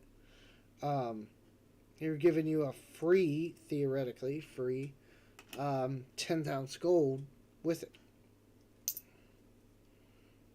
Can't remember what it was. I heard about it on a podcast. I think I was like rewatching old episodes and they were talking about it. But the Mint does stuff. I mean, heck, even right now, I think you can still buy, don't quote me, but I think you can still buy 2021 Mint sets from the Mint.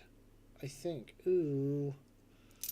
It's a Louisiana purchase, but it's dirty as all get out. I ain't into cleaning no coins, even if it is like hot water and dish soap. Ooh. Wow. Check that out. You don't see that too often. So, I just found a really nice luster on this bison. Like, it kind of rivals those rolls. The front could be a little better, I won't lie. There's a couple nicks and, whatever. But it's almost as nice as some of those rolls that I found not too long ago. I'll set that one to the side.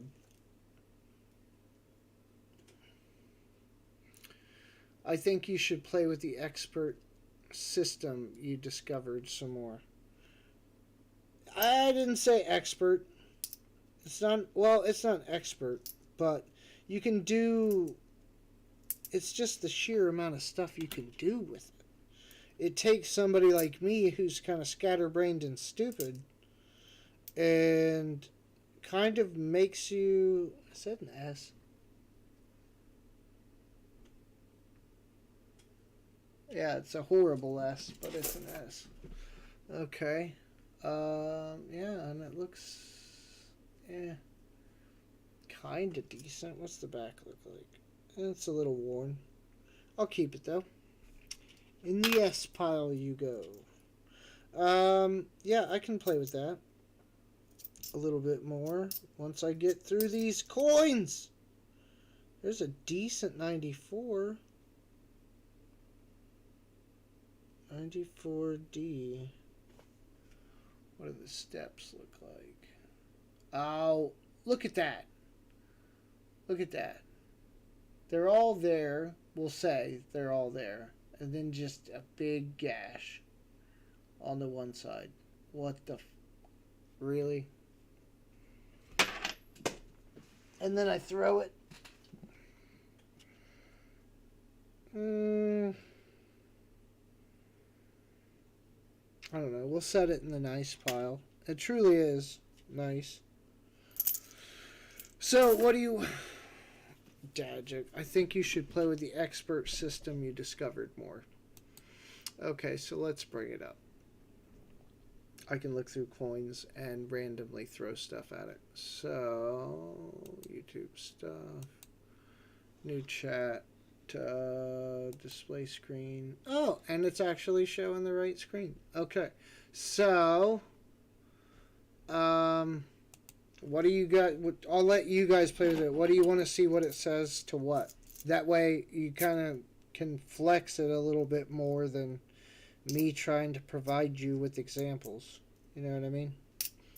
So somebody give me a query or something to ask it, and no, you can't ask it like illegal things or like how to break into somebody's house or things like that. They fixed that stuff really quick when they figured out that it was doing those things. Or, yeah, responding to those queries.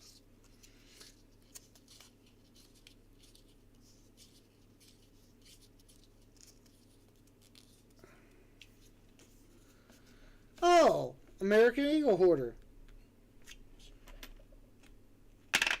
Good to see you, sir. Thank you for stopping in. Uh-oh. Oh, geez. It probably can't, Ruler, but we can see.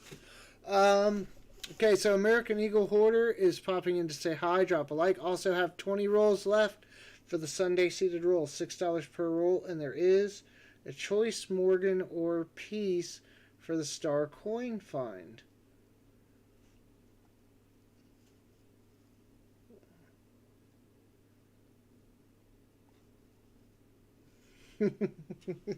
Okay, so, oh yeah, 42 is the meaning of life. So,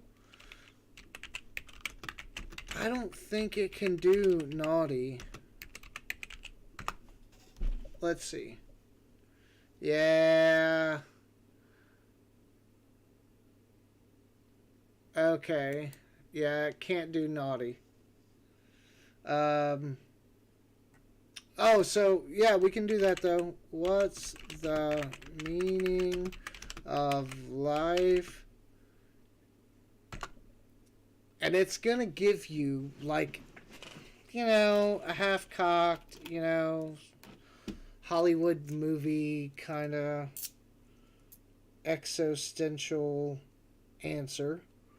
So it says the meaning of life is a philosophical question that has been debated throughout human history by scholars, theologians, and countless other individuals. There is no one that can answer that can be no one answer that could be considered definitive as the meaning of life.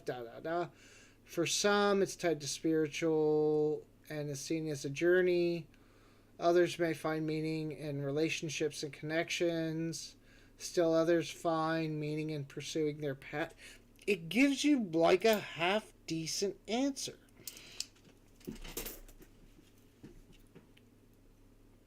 So, what else you got? Oh, another 59. It's a D. We might need a D. I don't know, but we're going to find out. 70D. 96P. Somebody give me another question. North Shore, you're up. I love how I just put people on the spot like that. Seriously, like this thing can do weird stuff. Throw some curveballs at it. I mean, without getting into like illegal or dirty. I mean, I get it. That's the fun stuff, but you got to understand they can't let it do too much of that. A decent 95. We'll throw that in a good pile. Decent. Just decent. Green energy. What about it? What do you want to know about green energy? Here's a really dark 63. You got to formulate it in a question or a query or something, or ask more about the future of green energy, or la la la la la. Which way do you turn when you hit Albuquerque. Okay, we can try that.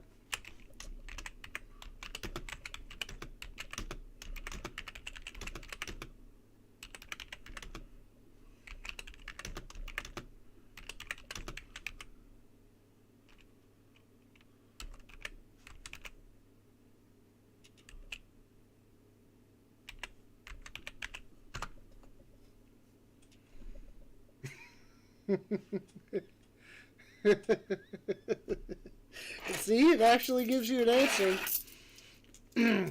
If you could provide me with more information about your starting location and desired destination, I would be happily. What's on Urban Dictionary? You got to understand, I got coins in my hand ruler. I don't know what's on Urban Dictionary.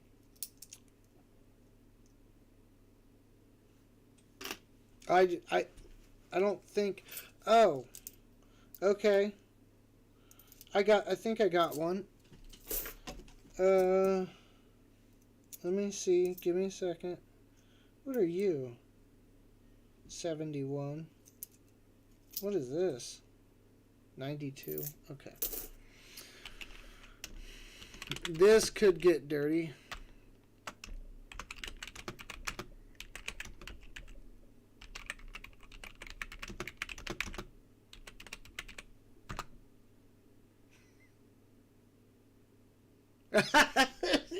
It's giving you an answer. It knows.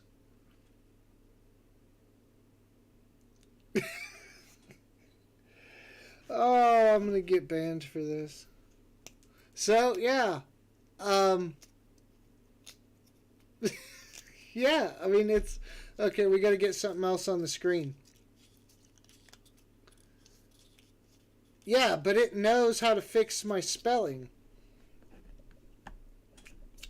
And that's the thing. It can read into some of that, but it tries not to assume that you are joking because it could be a real inquiry, and thus it acts accordingly. So,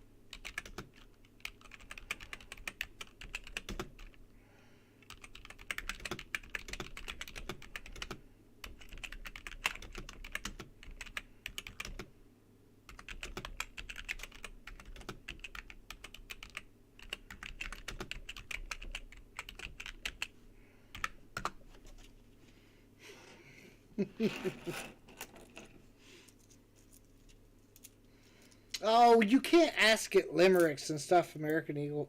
Like, see, that's the funny. You guys, you get this amazing AI in front of you, and you want to treat it like it's a play school toy, which it's not gonna do that well on those kind of things.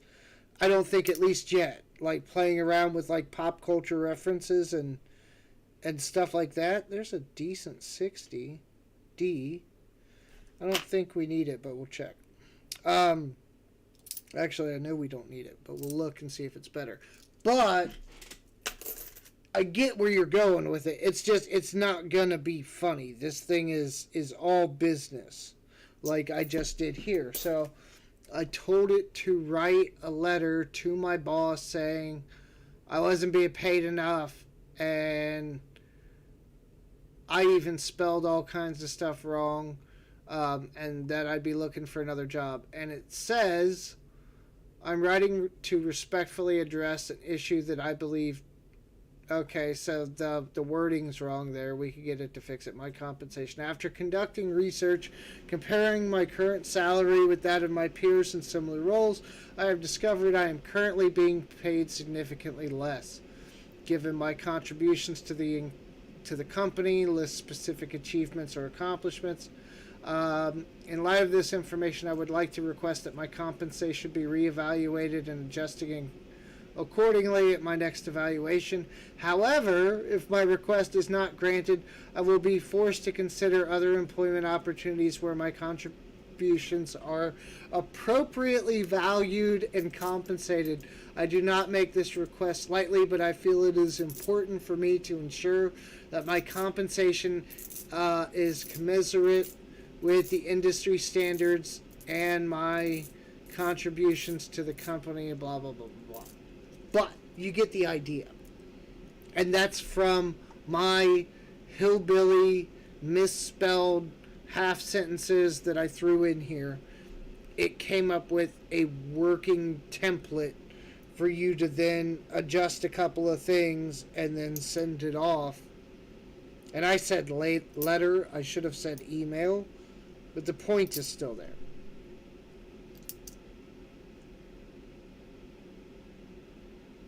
There is an answer.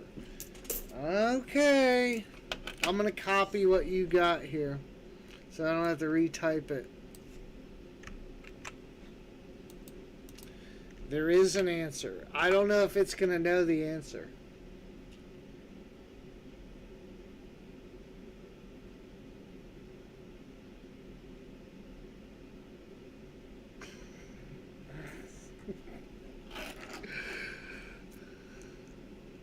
See, I told you you wouldn't have fun with it. They don't chuck wood, according to the AI. I'm just telling you what I know. What it says. It's not gonna play. It's not great for comic relief. Though, if you ask it to be funny, it can. I think. I mean, funny's variable, right? Was that a 70? Yeah, now it's a carpet nickel.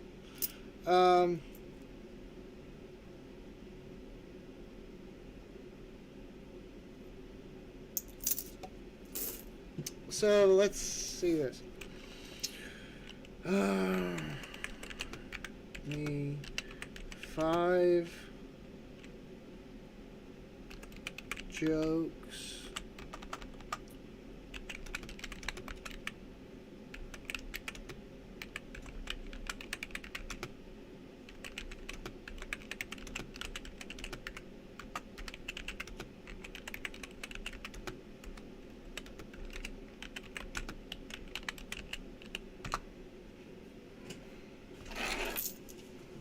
I'm dropping more nickels. Hold on. While it's thinking, I will play nickel pickup.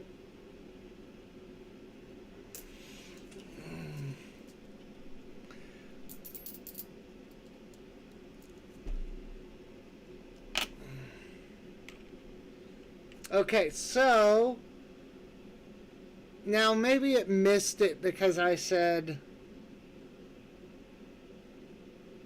I don't know that those capture. Okay, you guys.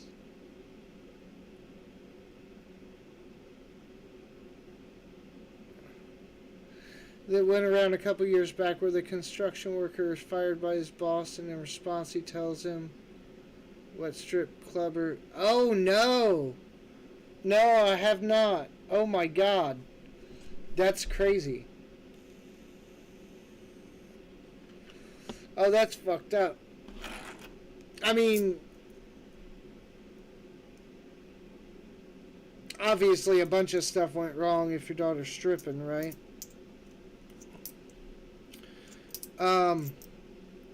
But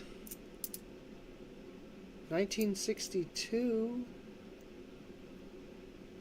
I don't know. I'm looking at these jokes, and I don't know. I'm trying to picture Chris Farley saying some of these jokes, and they just seem like crappy jokes. I can't. Why don't scientists trust atoms because they make up every... These just seem like dad jokes. Kind of. Here we go. Give me 20 great dad jokes.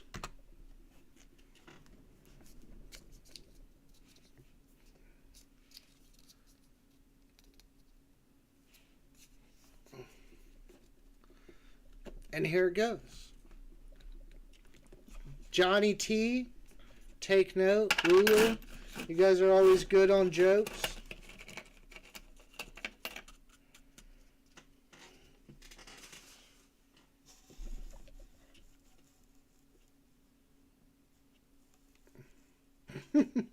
See, and that's okay. I asked for 20. It's actually giving me some that I haven't heard of before. Ooh, there's one we should give to our old buddy Frostbite. What do you get when you cross a snowman with a vampire? Frostbite. I mean, it's crappy, but it's a dad joke. I don't think they're the best dad jokes in the world.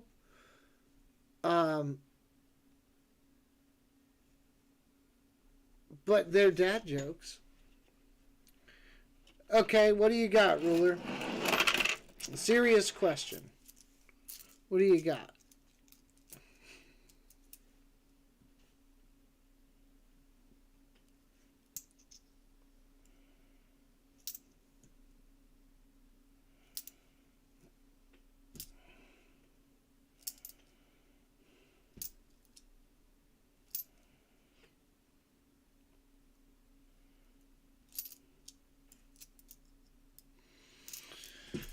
Hold on. Here we go. Let me...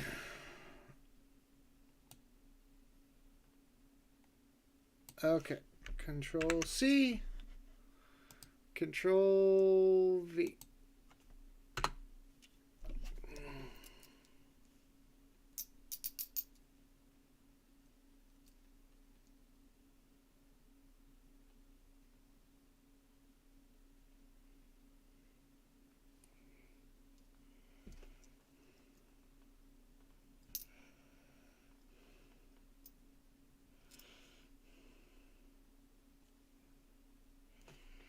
Is that what I think it is? Oh, you guys can't see, and neither can I. So we're on the wrong thing. We'll be right back. Need to see the coins. Yep, it's another S. Another 68 at that.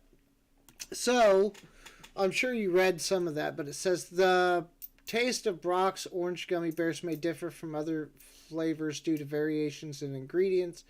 It is possible there was an issue with the batch of orange gummy bears, such as contamination.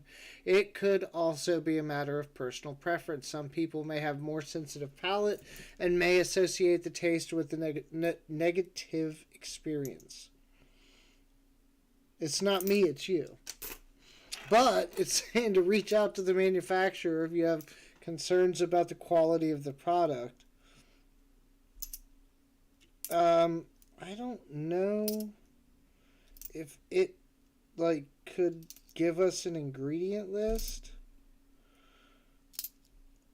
That might be a little much because 72. I mean, it's public information, so to speak, but you don't have the amounts or anything. See if it says we're in a recession. It's not going to know. But what it is going to know, 1998, this one's like, oh, it's a road nickel. is looking a little weird. Give me a second. See, this is why I wish it already had voice chat hooked up to it, because then I could do 1,000 things at once. 78, 99. What are you? 2015, 2012. Okay, so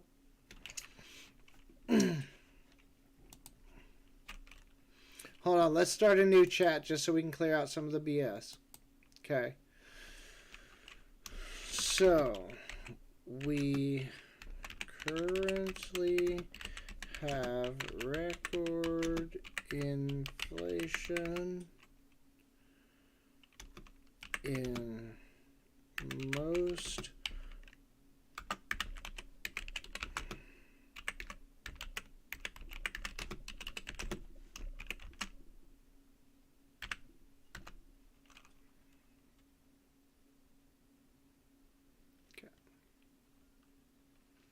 Hold on. I promise there's a point to this. I forgot to tell it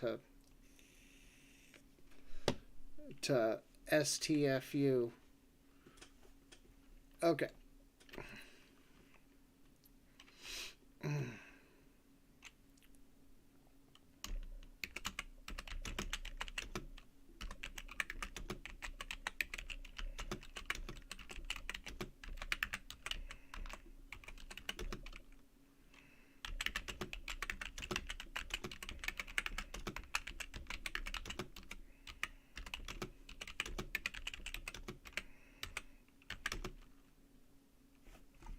Can't spell anything. Complicity. Compacity, right? It'll figure it out.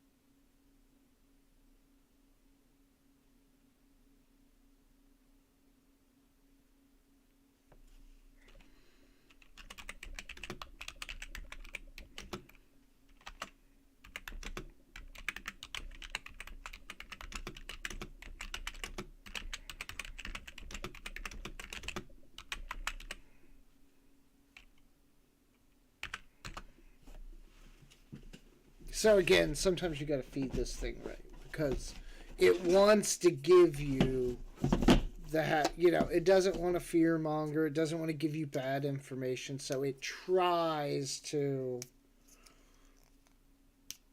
give you, I don't want to say safe answers or bad answers, but it doesn't like being an alarmist or, causing people to panic.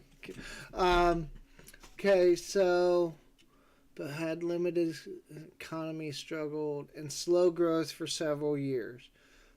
Similar pattern of tight labor markets, but in this case, the Fed pursued more aggressive monetary policy. Fed raised interest rates, which helped cool down the economy and bring inflation under control. In the 90s, were characterized by strong economic growth. Okay, so basically, what it's generally saying is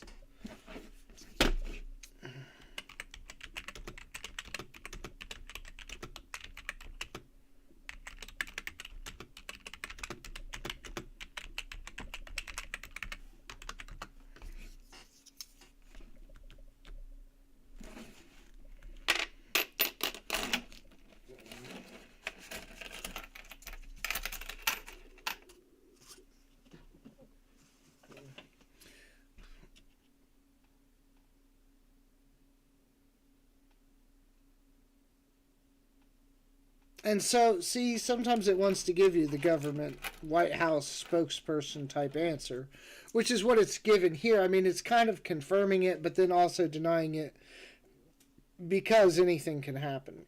But their short answer is yes.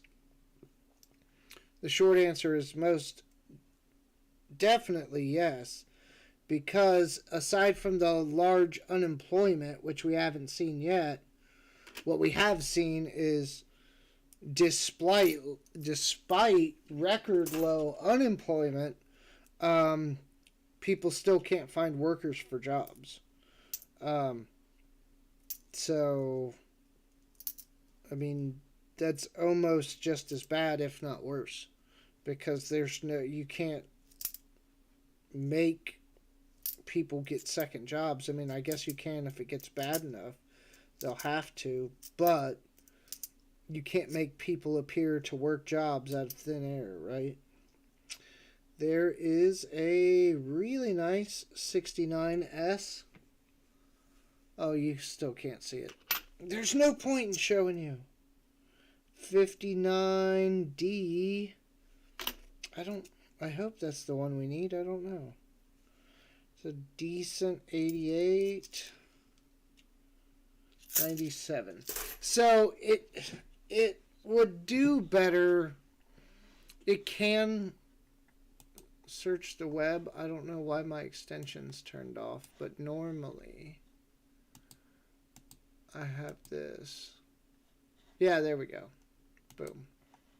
So I can make it search the web. I have a thing. And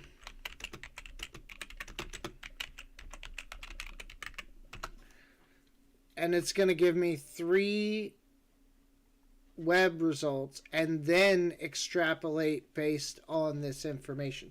So this is a thing somebody made. So I haven't used it a whole bunch, but it helps. And this will give you answers with sources. This is probably closer to what you're going to kind of see with Bing when it gets integrated, at least in what I think, right? To a degree, at least to some degree. This is a little bit more like what it's going to do. And so here you see that it is said, according to web results, there is conflicting view whether or not the U.S. is currently in a recession. Some economists agree that the U.S. is not in a recession, as the most recent domestic gross product reports show we grew by 2.9% in the fourth quarter. However, there is also widespread view among economists that it's very likely sometime in the near future. Additionally, one Wall Street economist believes the looming recession this year will feel more like the 1970s than the 2008-07 slump. And they're citing their sources. So if I click 2 here in the answer, it takes me to Fox Business, which, who knows? I don't know who believes what and where you get your news, whatever. And I don't know who wrote this, but this is the article that it's referencing for that viewpoint there. And it kind of can give you, this can help bridge some of that gap in the knowledge. Let me switch this real quick to look at this 2011D. I don't see any doubling. Okay. So,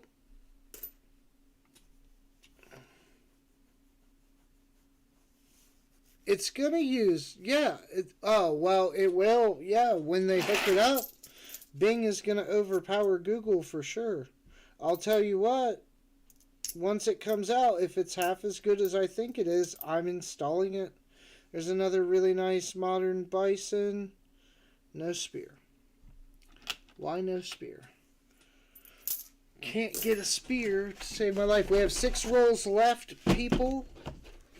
It's midnight, but I think we can get through them. Give me something else to throw this thing.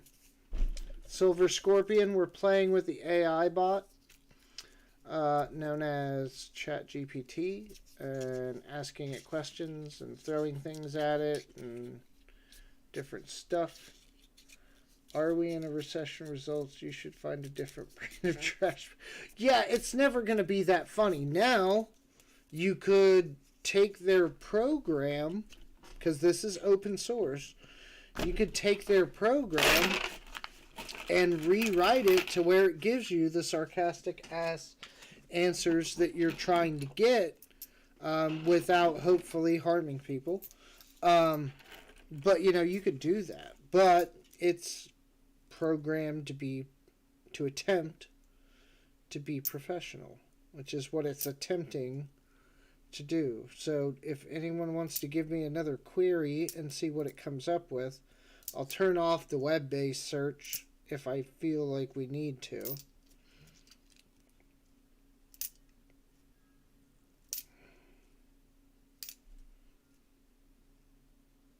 Roadhog! Welcome back. If you left, I don't know if you did. You may have just been quiet for a while.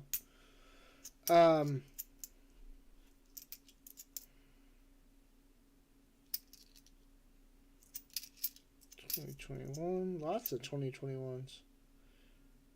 Beat up 71. So, let's see what this,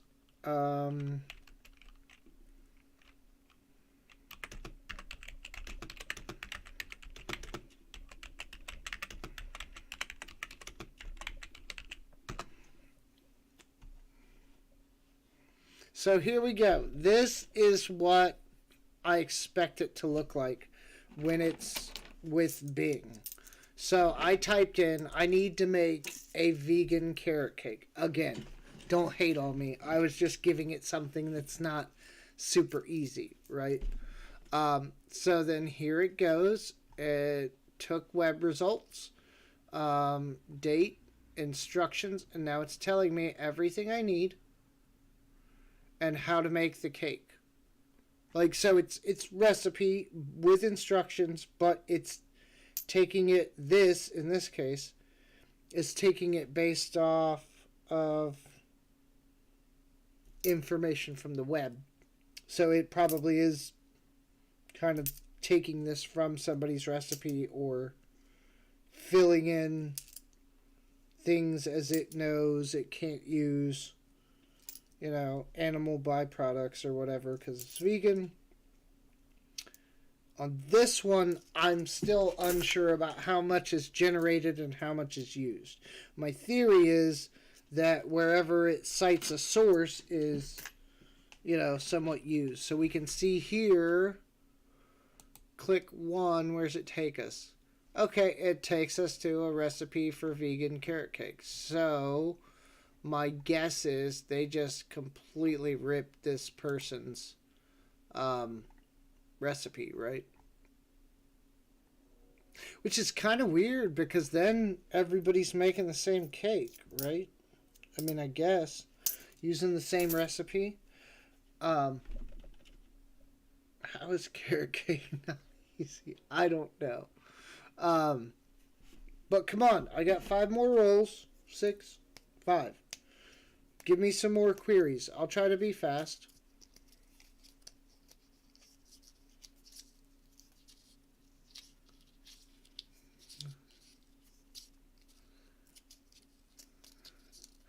Oh, Scorpion's making videos.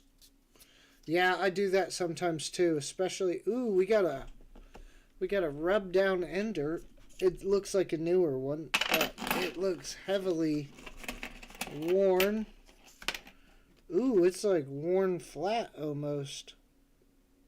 Like polished flat. The other side is fine. That's hilarious. It's like super smooth. That's cool. Give me some queries. Jar of Hellman's Vegan Mayo. Has a coupon on the front for 40 cents off meat. No, it did. What? I mean, I don't doubt it because people suck. And I can see them making that mistake and not thinking about it, especially like in the early times of all of this vegan stuff and all these other things coming out. I mean, there's still people out there that don't know. I mean, well, you had. Vegetarian was real big there for a while. Then all the allergies and things started coming up, and then gluten-free, and then now vegan's getting big, and it's just like one thing after another. Now there's so many diets, you can't keep up. Let me make sure my dog's inside. Yeah. She's just being quiet. You really just have too many options. I don't know how anyone runs like a restaurant and tries to like please everybody. Ask it how to make a cat smile.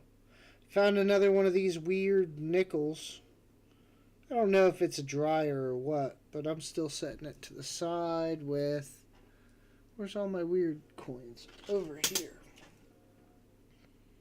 Train's coming. Hold on, I'll get the cat smile thing in a second.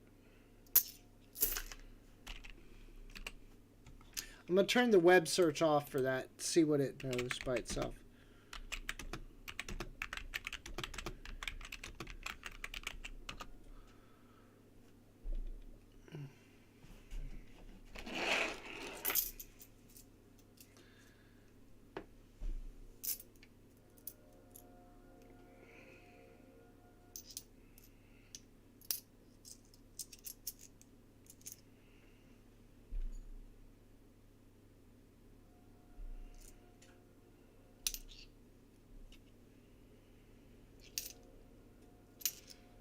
It's still talking. That's going to be one of the only drawbacks, is they're going to have to limit the amount of stuff that it generates, because otherwise the search is going to take too long. So it says cats don't smile. Here's some ways that you can try. Play, petting, treats, comfort, interaction with other cats. Note, learn how to read your cat's body language, yada, yada, yada, yada. She's okay. She's being good. She's starting to sleep on the couch, which means I'm in trouble for not cuddling her.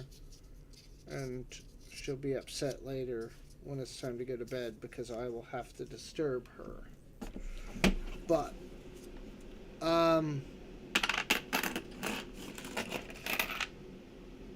we're almost done with this box. That's good news. Thomas Tone, ask it. Cat smell. This was like 2019, 2020 though. Oh, really? So,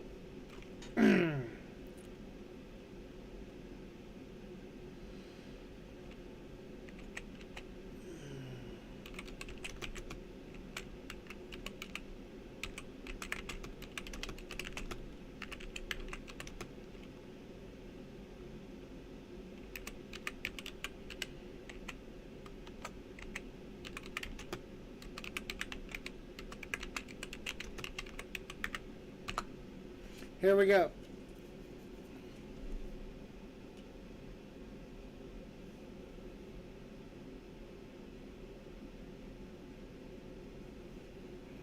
Okay.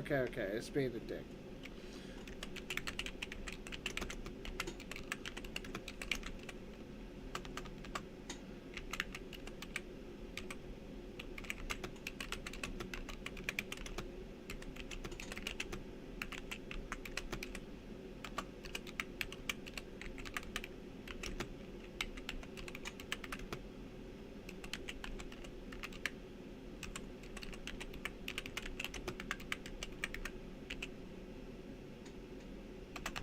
can't spell. Okay.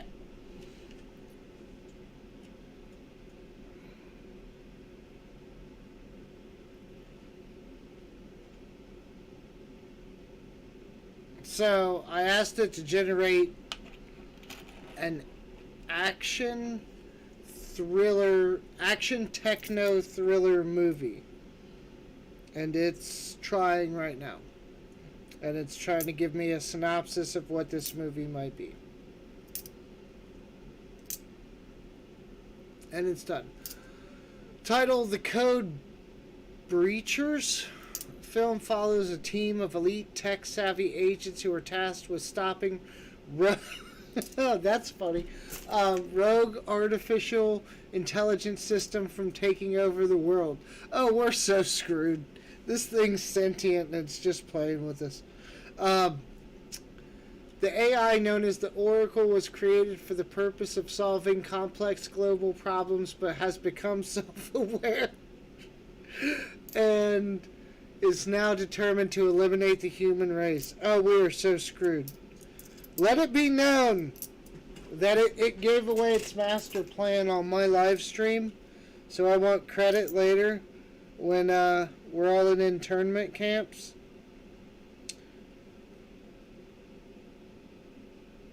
That one kind of looks like a grease strike. But I don't know. I'm going to toss it. So, with the fate of humanity, the agents must use their skills, wits, but as they delve deeper into the network, they begin to question whether they can trust their own abilities and each other. With pulse-pounding action sequences and cutting-edge special effects, Code Breachers will keep audience on the edge of their seats from beginning to end.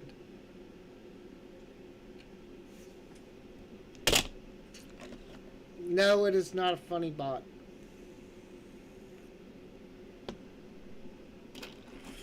But it can do all kinds of stuff. And yeah, it can be information overload, though. You're right. Sometimes it's too technical, not savvy enough. But I will say it's getting better at determining what's what. 2006. We'll keep it. 94. 1986. There's an old one. What are you? Ah, just 86.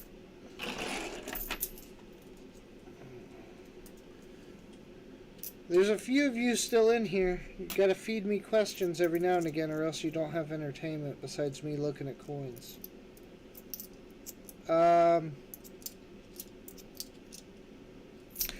Sal recently and Silver Dragons both did videos on this thing.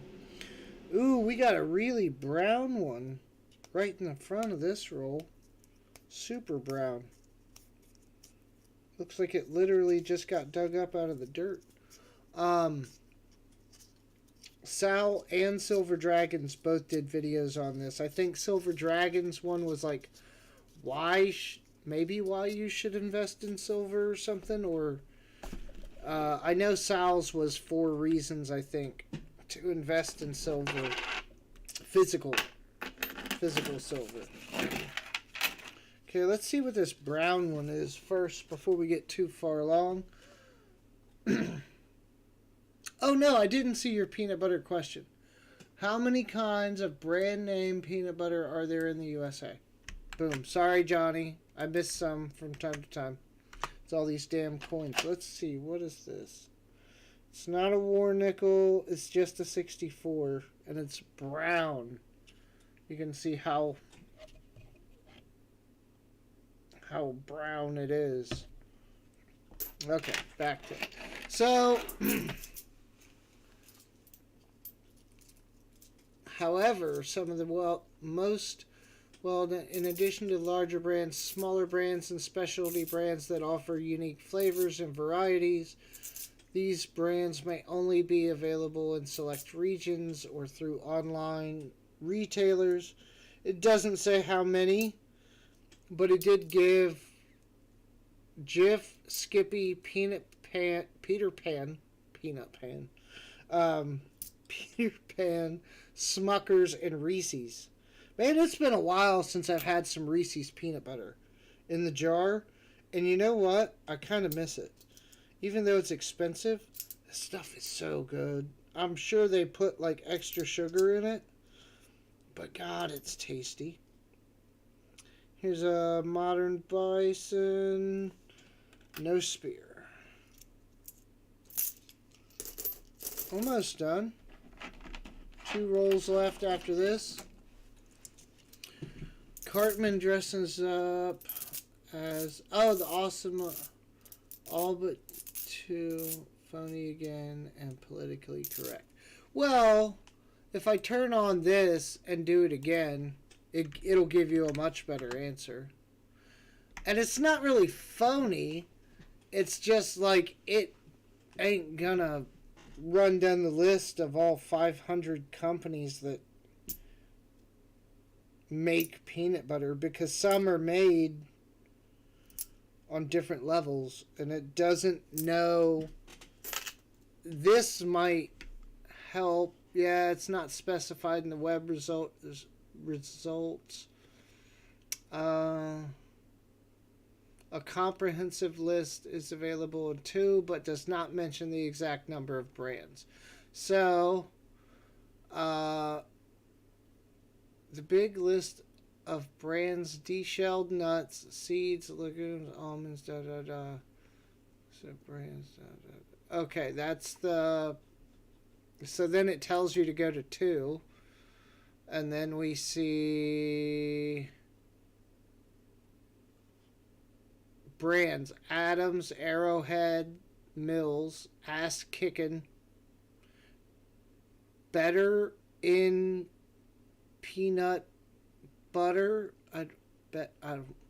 Buff Bake, Crazy Richards, Earth Balance, East Wind, Elliot's Adult Nut Butters. I don't want to know what that is. 50/50. Home Plate Peanut Butter, Honeyville Organic, Hoosier Hill Farm, Jif, big giant list, Just Great Stuff, Justin's, Coez, Kraft, Laura Scudder's, Maranatha. I don't know that one.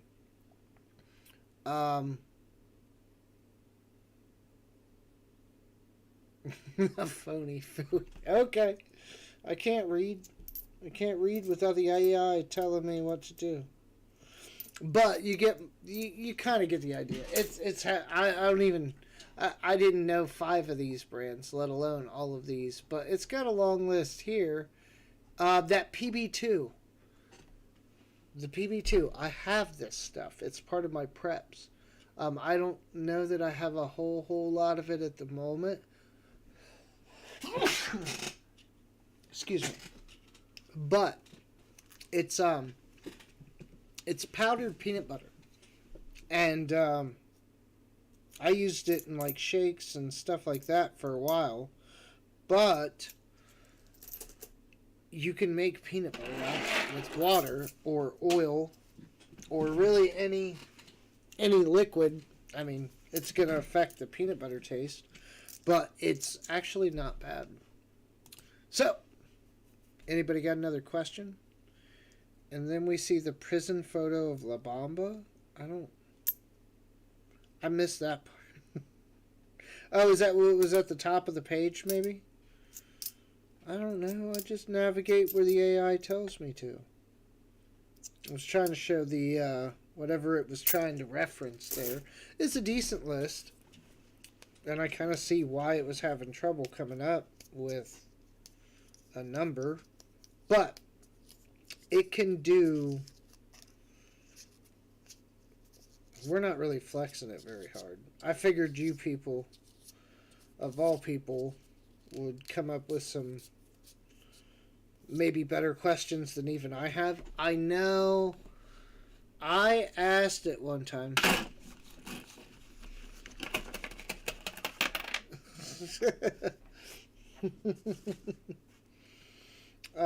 Here's a really nice bison. But the other side has something going on. But the back's really good. Front, not so much. But we could ask it to, let's see how crazy we can get this thing. Let's turn the search off.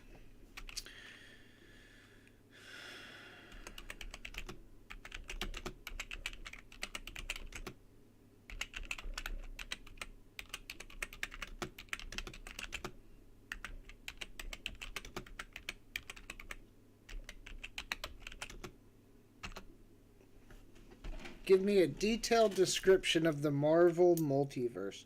It should have this one pretty good because it should have all the pop culture references. I don't know how many examples we're going to get out of it, you know, but we should get good information. Here's a 99 that looks decent.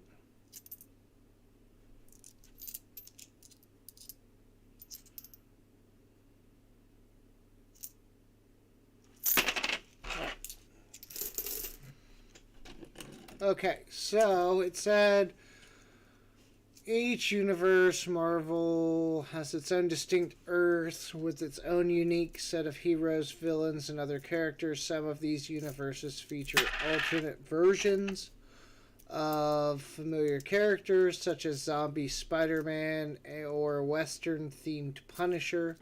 Other universes may be completely different with entirely new characters and storylines. Marvel Multiverse also includes different versions of reality, including fantastical realms such as Asgard, the Negative Zone, and alternate timelines and different versions of the future.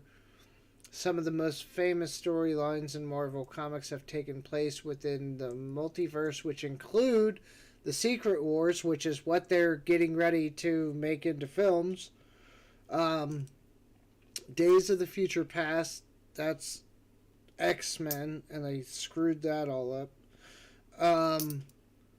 And Age of Ultron. And yeah, Age of Ultron was supposed to be like a much bigger thing, I think, instead of just being like a movie. But the fact of the matter is there.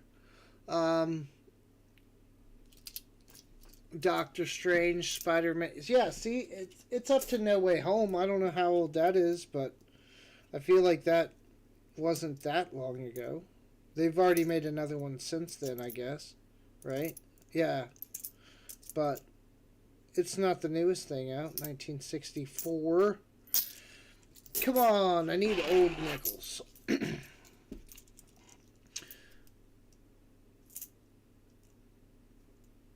What are you guys talking about, Lou Diamond Phillips? How do I lose control of the chat so much that I have no idea what you're talking about? Unless you're actually talking about sports. Oh, are you talking about the South Park thing?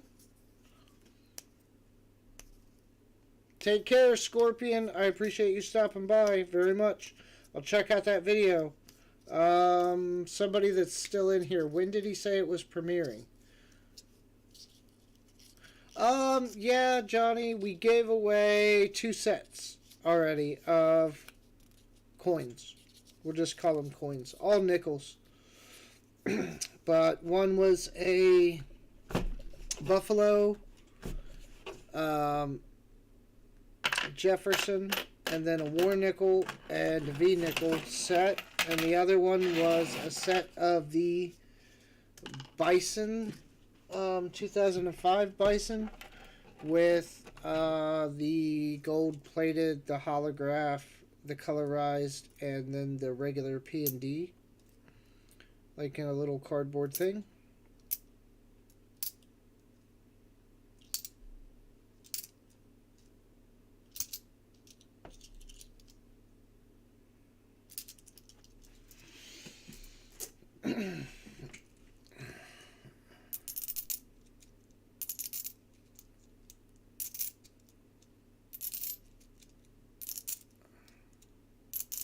11 of this month. Oh, so that's tomorrow. Okay. I'll be on the look. The AI answered, yeah, that about the Marvel. I didn't see another question we were asking it at the moment. Unless I missed something. Have you won any? Yeah. Jimmy wins everything. So AI answered, don't you see the ads? I don't see any ads on each side of the answer. I don't see anything. My screen's not showing anything either. Unless your phone's or your computer is betraying you. I don't see any ads.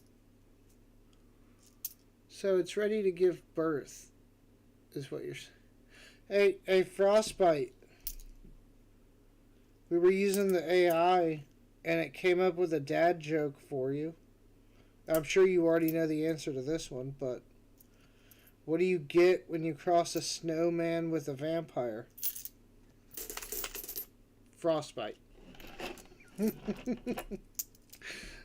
We asked it to generate 10 or 20 dad jokes, and they weren't like super great quality, but they were functional.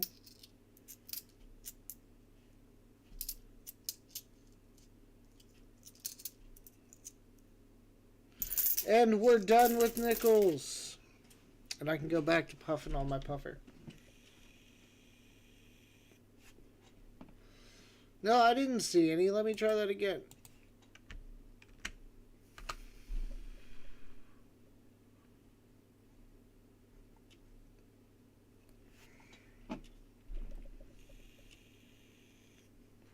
Oh no, that wasn't the AI answer, that was the website that it was directing me to with what its reference, what it was looking at when it generated its part of its answer.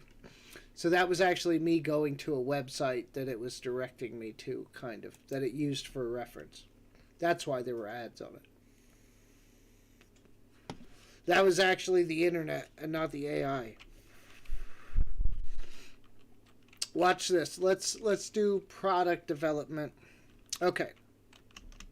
Start a new one so we clear out all the BS. And we'll take the web search off.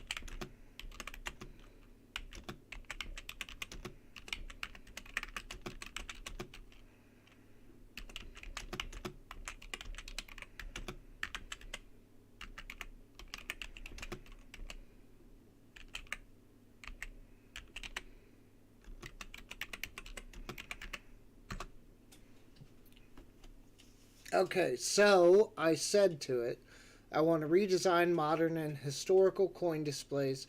Give me some ideas and materials that we could use.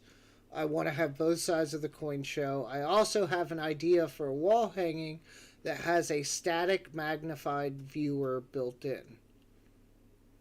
Acrylic.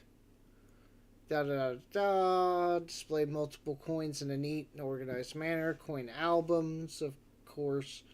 Coin frames, similar to picture frames. Jeez, I can't read. Shadow boxes.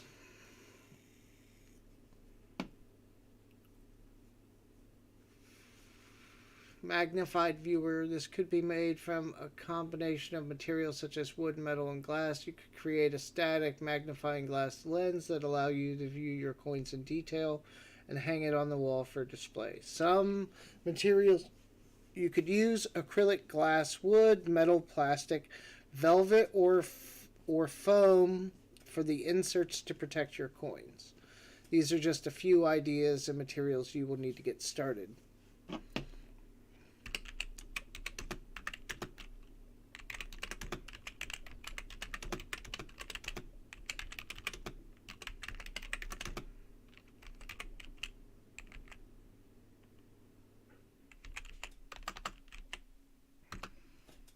Oh, see? Maybe I've been burning it up too much. So then, did it not? Oh no, it remembered.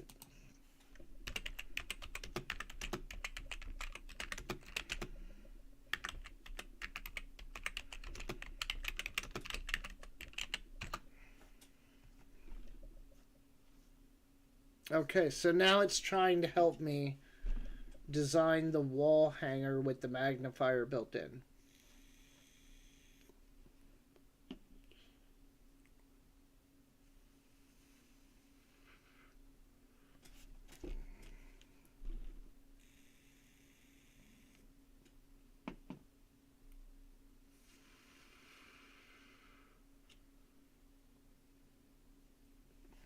Now watch this. I'm going to hit it with some scientific at the end of it and see if it can adjust.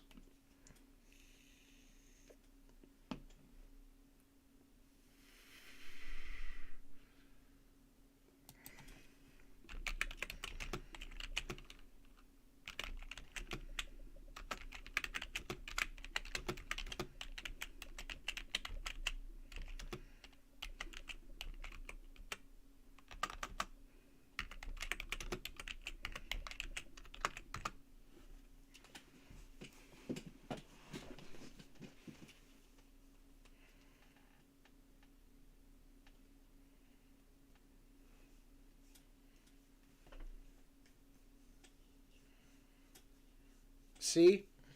And now it's confirming my theory that if we use a reverse Fensel lens, I forget how you pronounce his name, that we could get increased magnification. You wouldn't be able to see it probably from further away. You'd have to get pretty much right up on it. But then you could see a little better. Consider wall hanger. Oh, adding a light. Built-in light source or external light source such as a lamp or wall-mounted light. It's helping design things.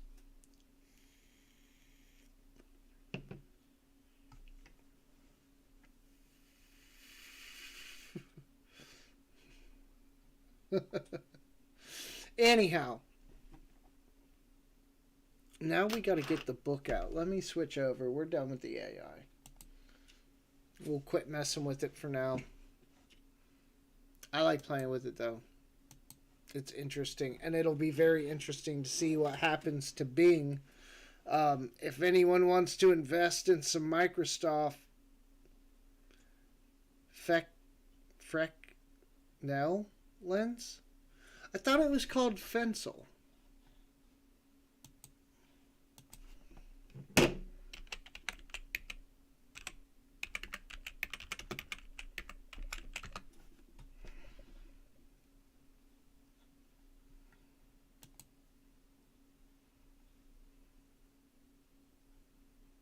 Okay, I guess you're right.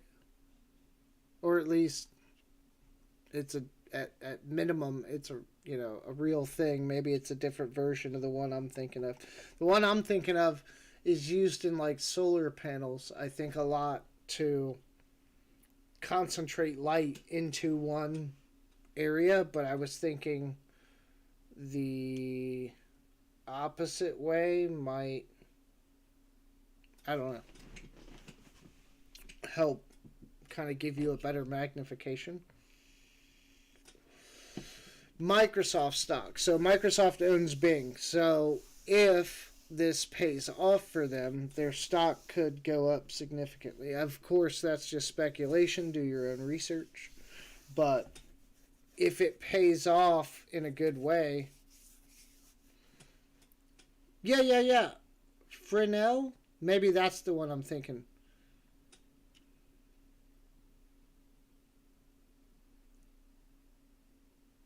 Yeah, that's the one I'm thinking of, Ruler. Well, and I don't think it's going to skyrocket them, but let's look. Let me pull up my trading platform. Don't look at my login. Can't see it anyway. It's already saved. But let me search MS Micro MRSFT. I'll just type it out. Microsoft is currently valued at $263.48 a share. Over the last month, it's actually up. Over the last... Excuse me. I think I am not okay. I thought I was okay. So it's gone up over the last 10 years, of course. Record high 331, I think, at least in the last 10 years that I'm seeing. So it could easily, if this goes well, could easily test that new high. And then be on par with Google. What's their... I don't want the volume, I want the valuation. How many shares are out there? It's on a strong buy signal. Not that that means anything. Where does it say? Why am I not seeing market cap? Oh, wow. Microsoft pays dividends? Huh. Not amazing dividends, but dividends. And yeah, their estimated earnings for... Yeah, there's an uptrend there. I'm still not seeing the damn market cap. But, regardless, I would want to compare market cap between them and Google. I'm sure Google's... I'd like to think Google's higher. Oh, market cap. There it is. Thank God. 2 trillion. So then we hit... There's got to be a way to compare.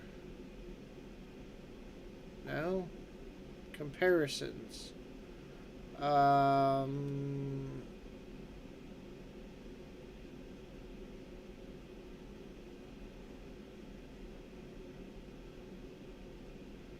Nope.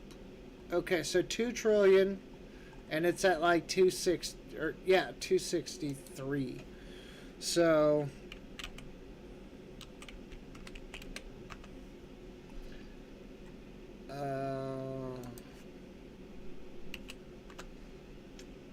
Alphabet.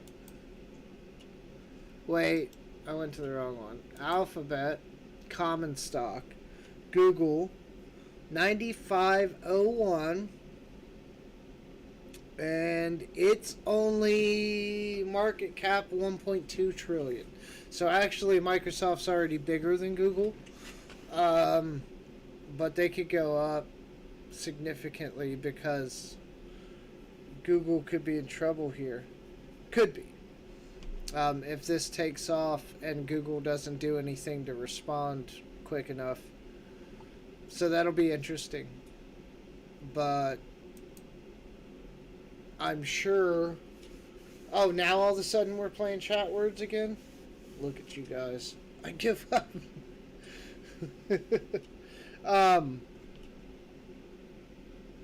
It'll be interesting to see what happens with it over the next period. Where is my book? It's up here. Alright, time to check nickels. Let's see what we got. So, we have 41p with a rim ding. Ours is nicer. We're good. Don't need it. We have 53p that we don't need. And I think ours is nicer. We got a bunch of 59s here. Oh wait, here's that 39p.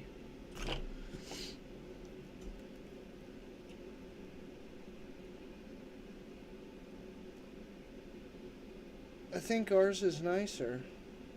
Toss it back. 59D.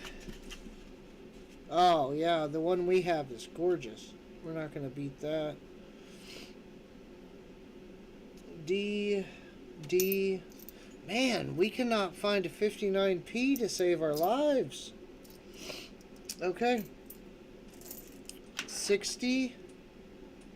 D. Ours is not. No way. 58D.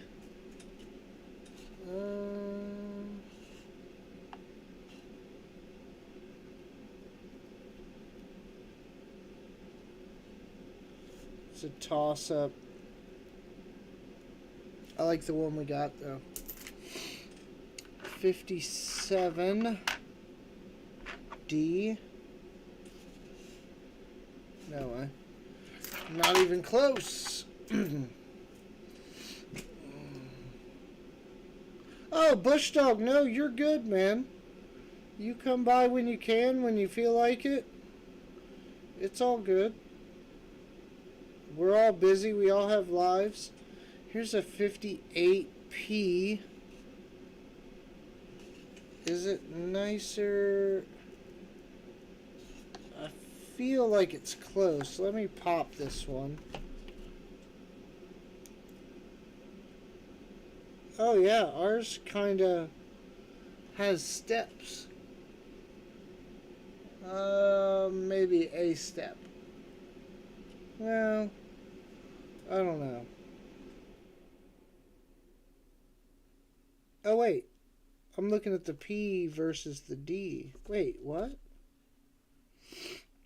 Did I put it in wrong? I got the D in the P hole. Oh. Nope, I messed up.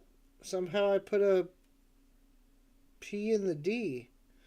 So we do not have a 58p. We got a bunch of D's here. This is the nicest one. Oh, it's a P. Well, what the... Okay, so never mind. We got to book fill some weird way. I like this one. Alright, toss the other one back. 54 Denver. Oh yeah, the one we have is better, for sure. 1940p.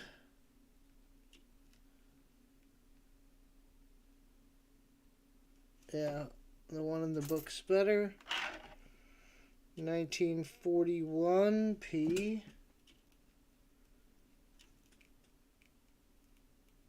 The one we got's better. 1960 P. And it's in good shape. Okay, we're going to swap that one.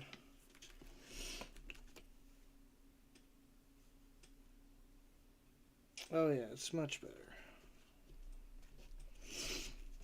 Upgrade a couple so far.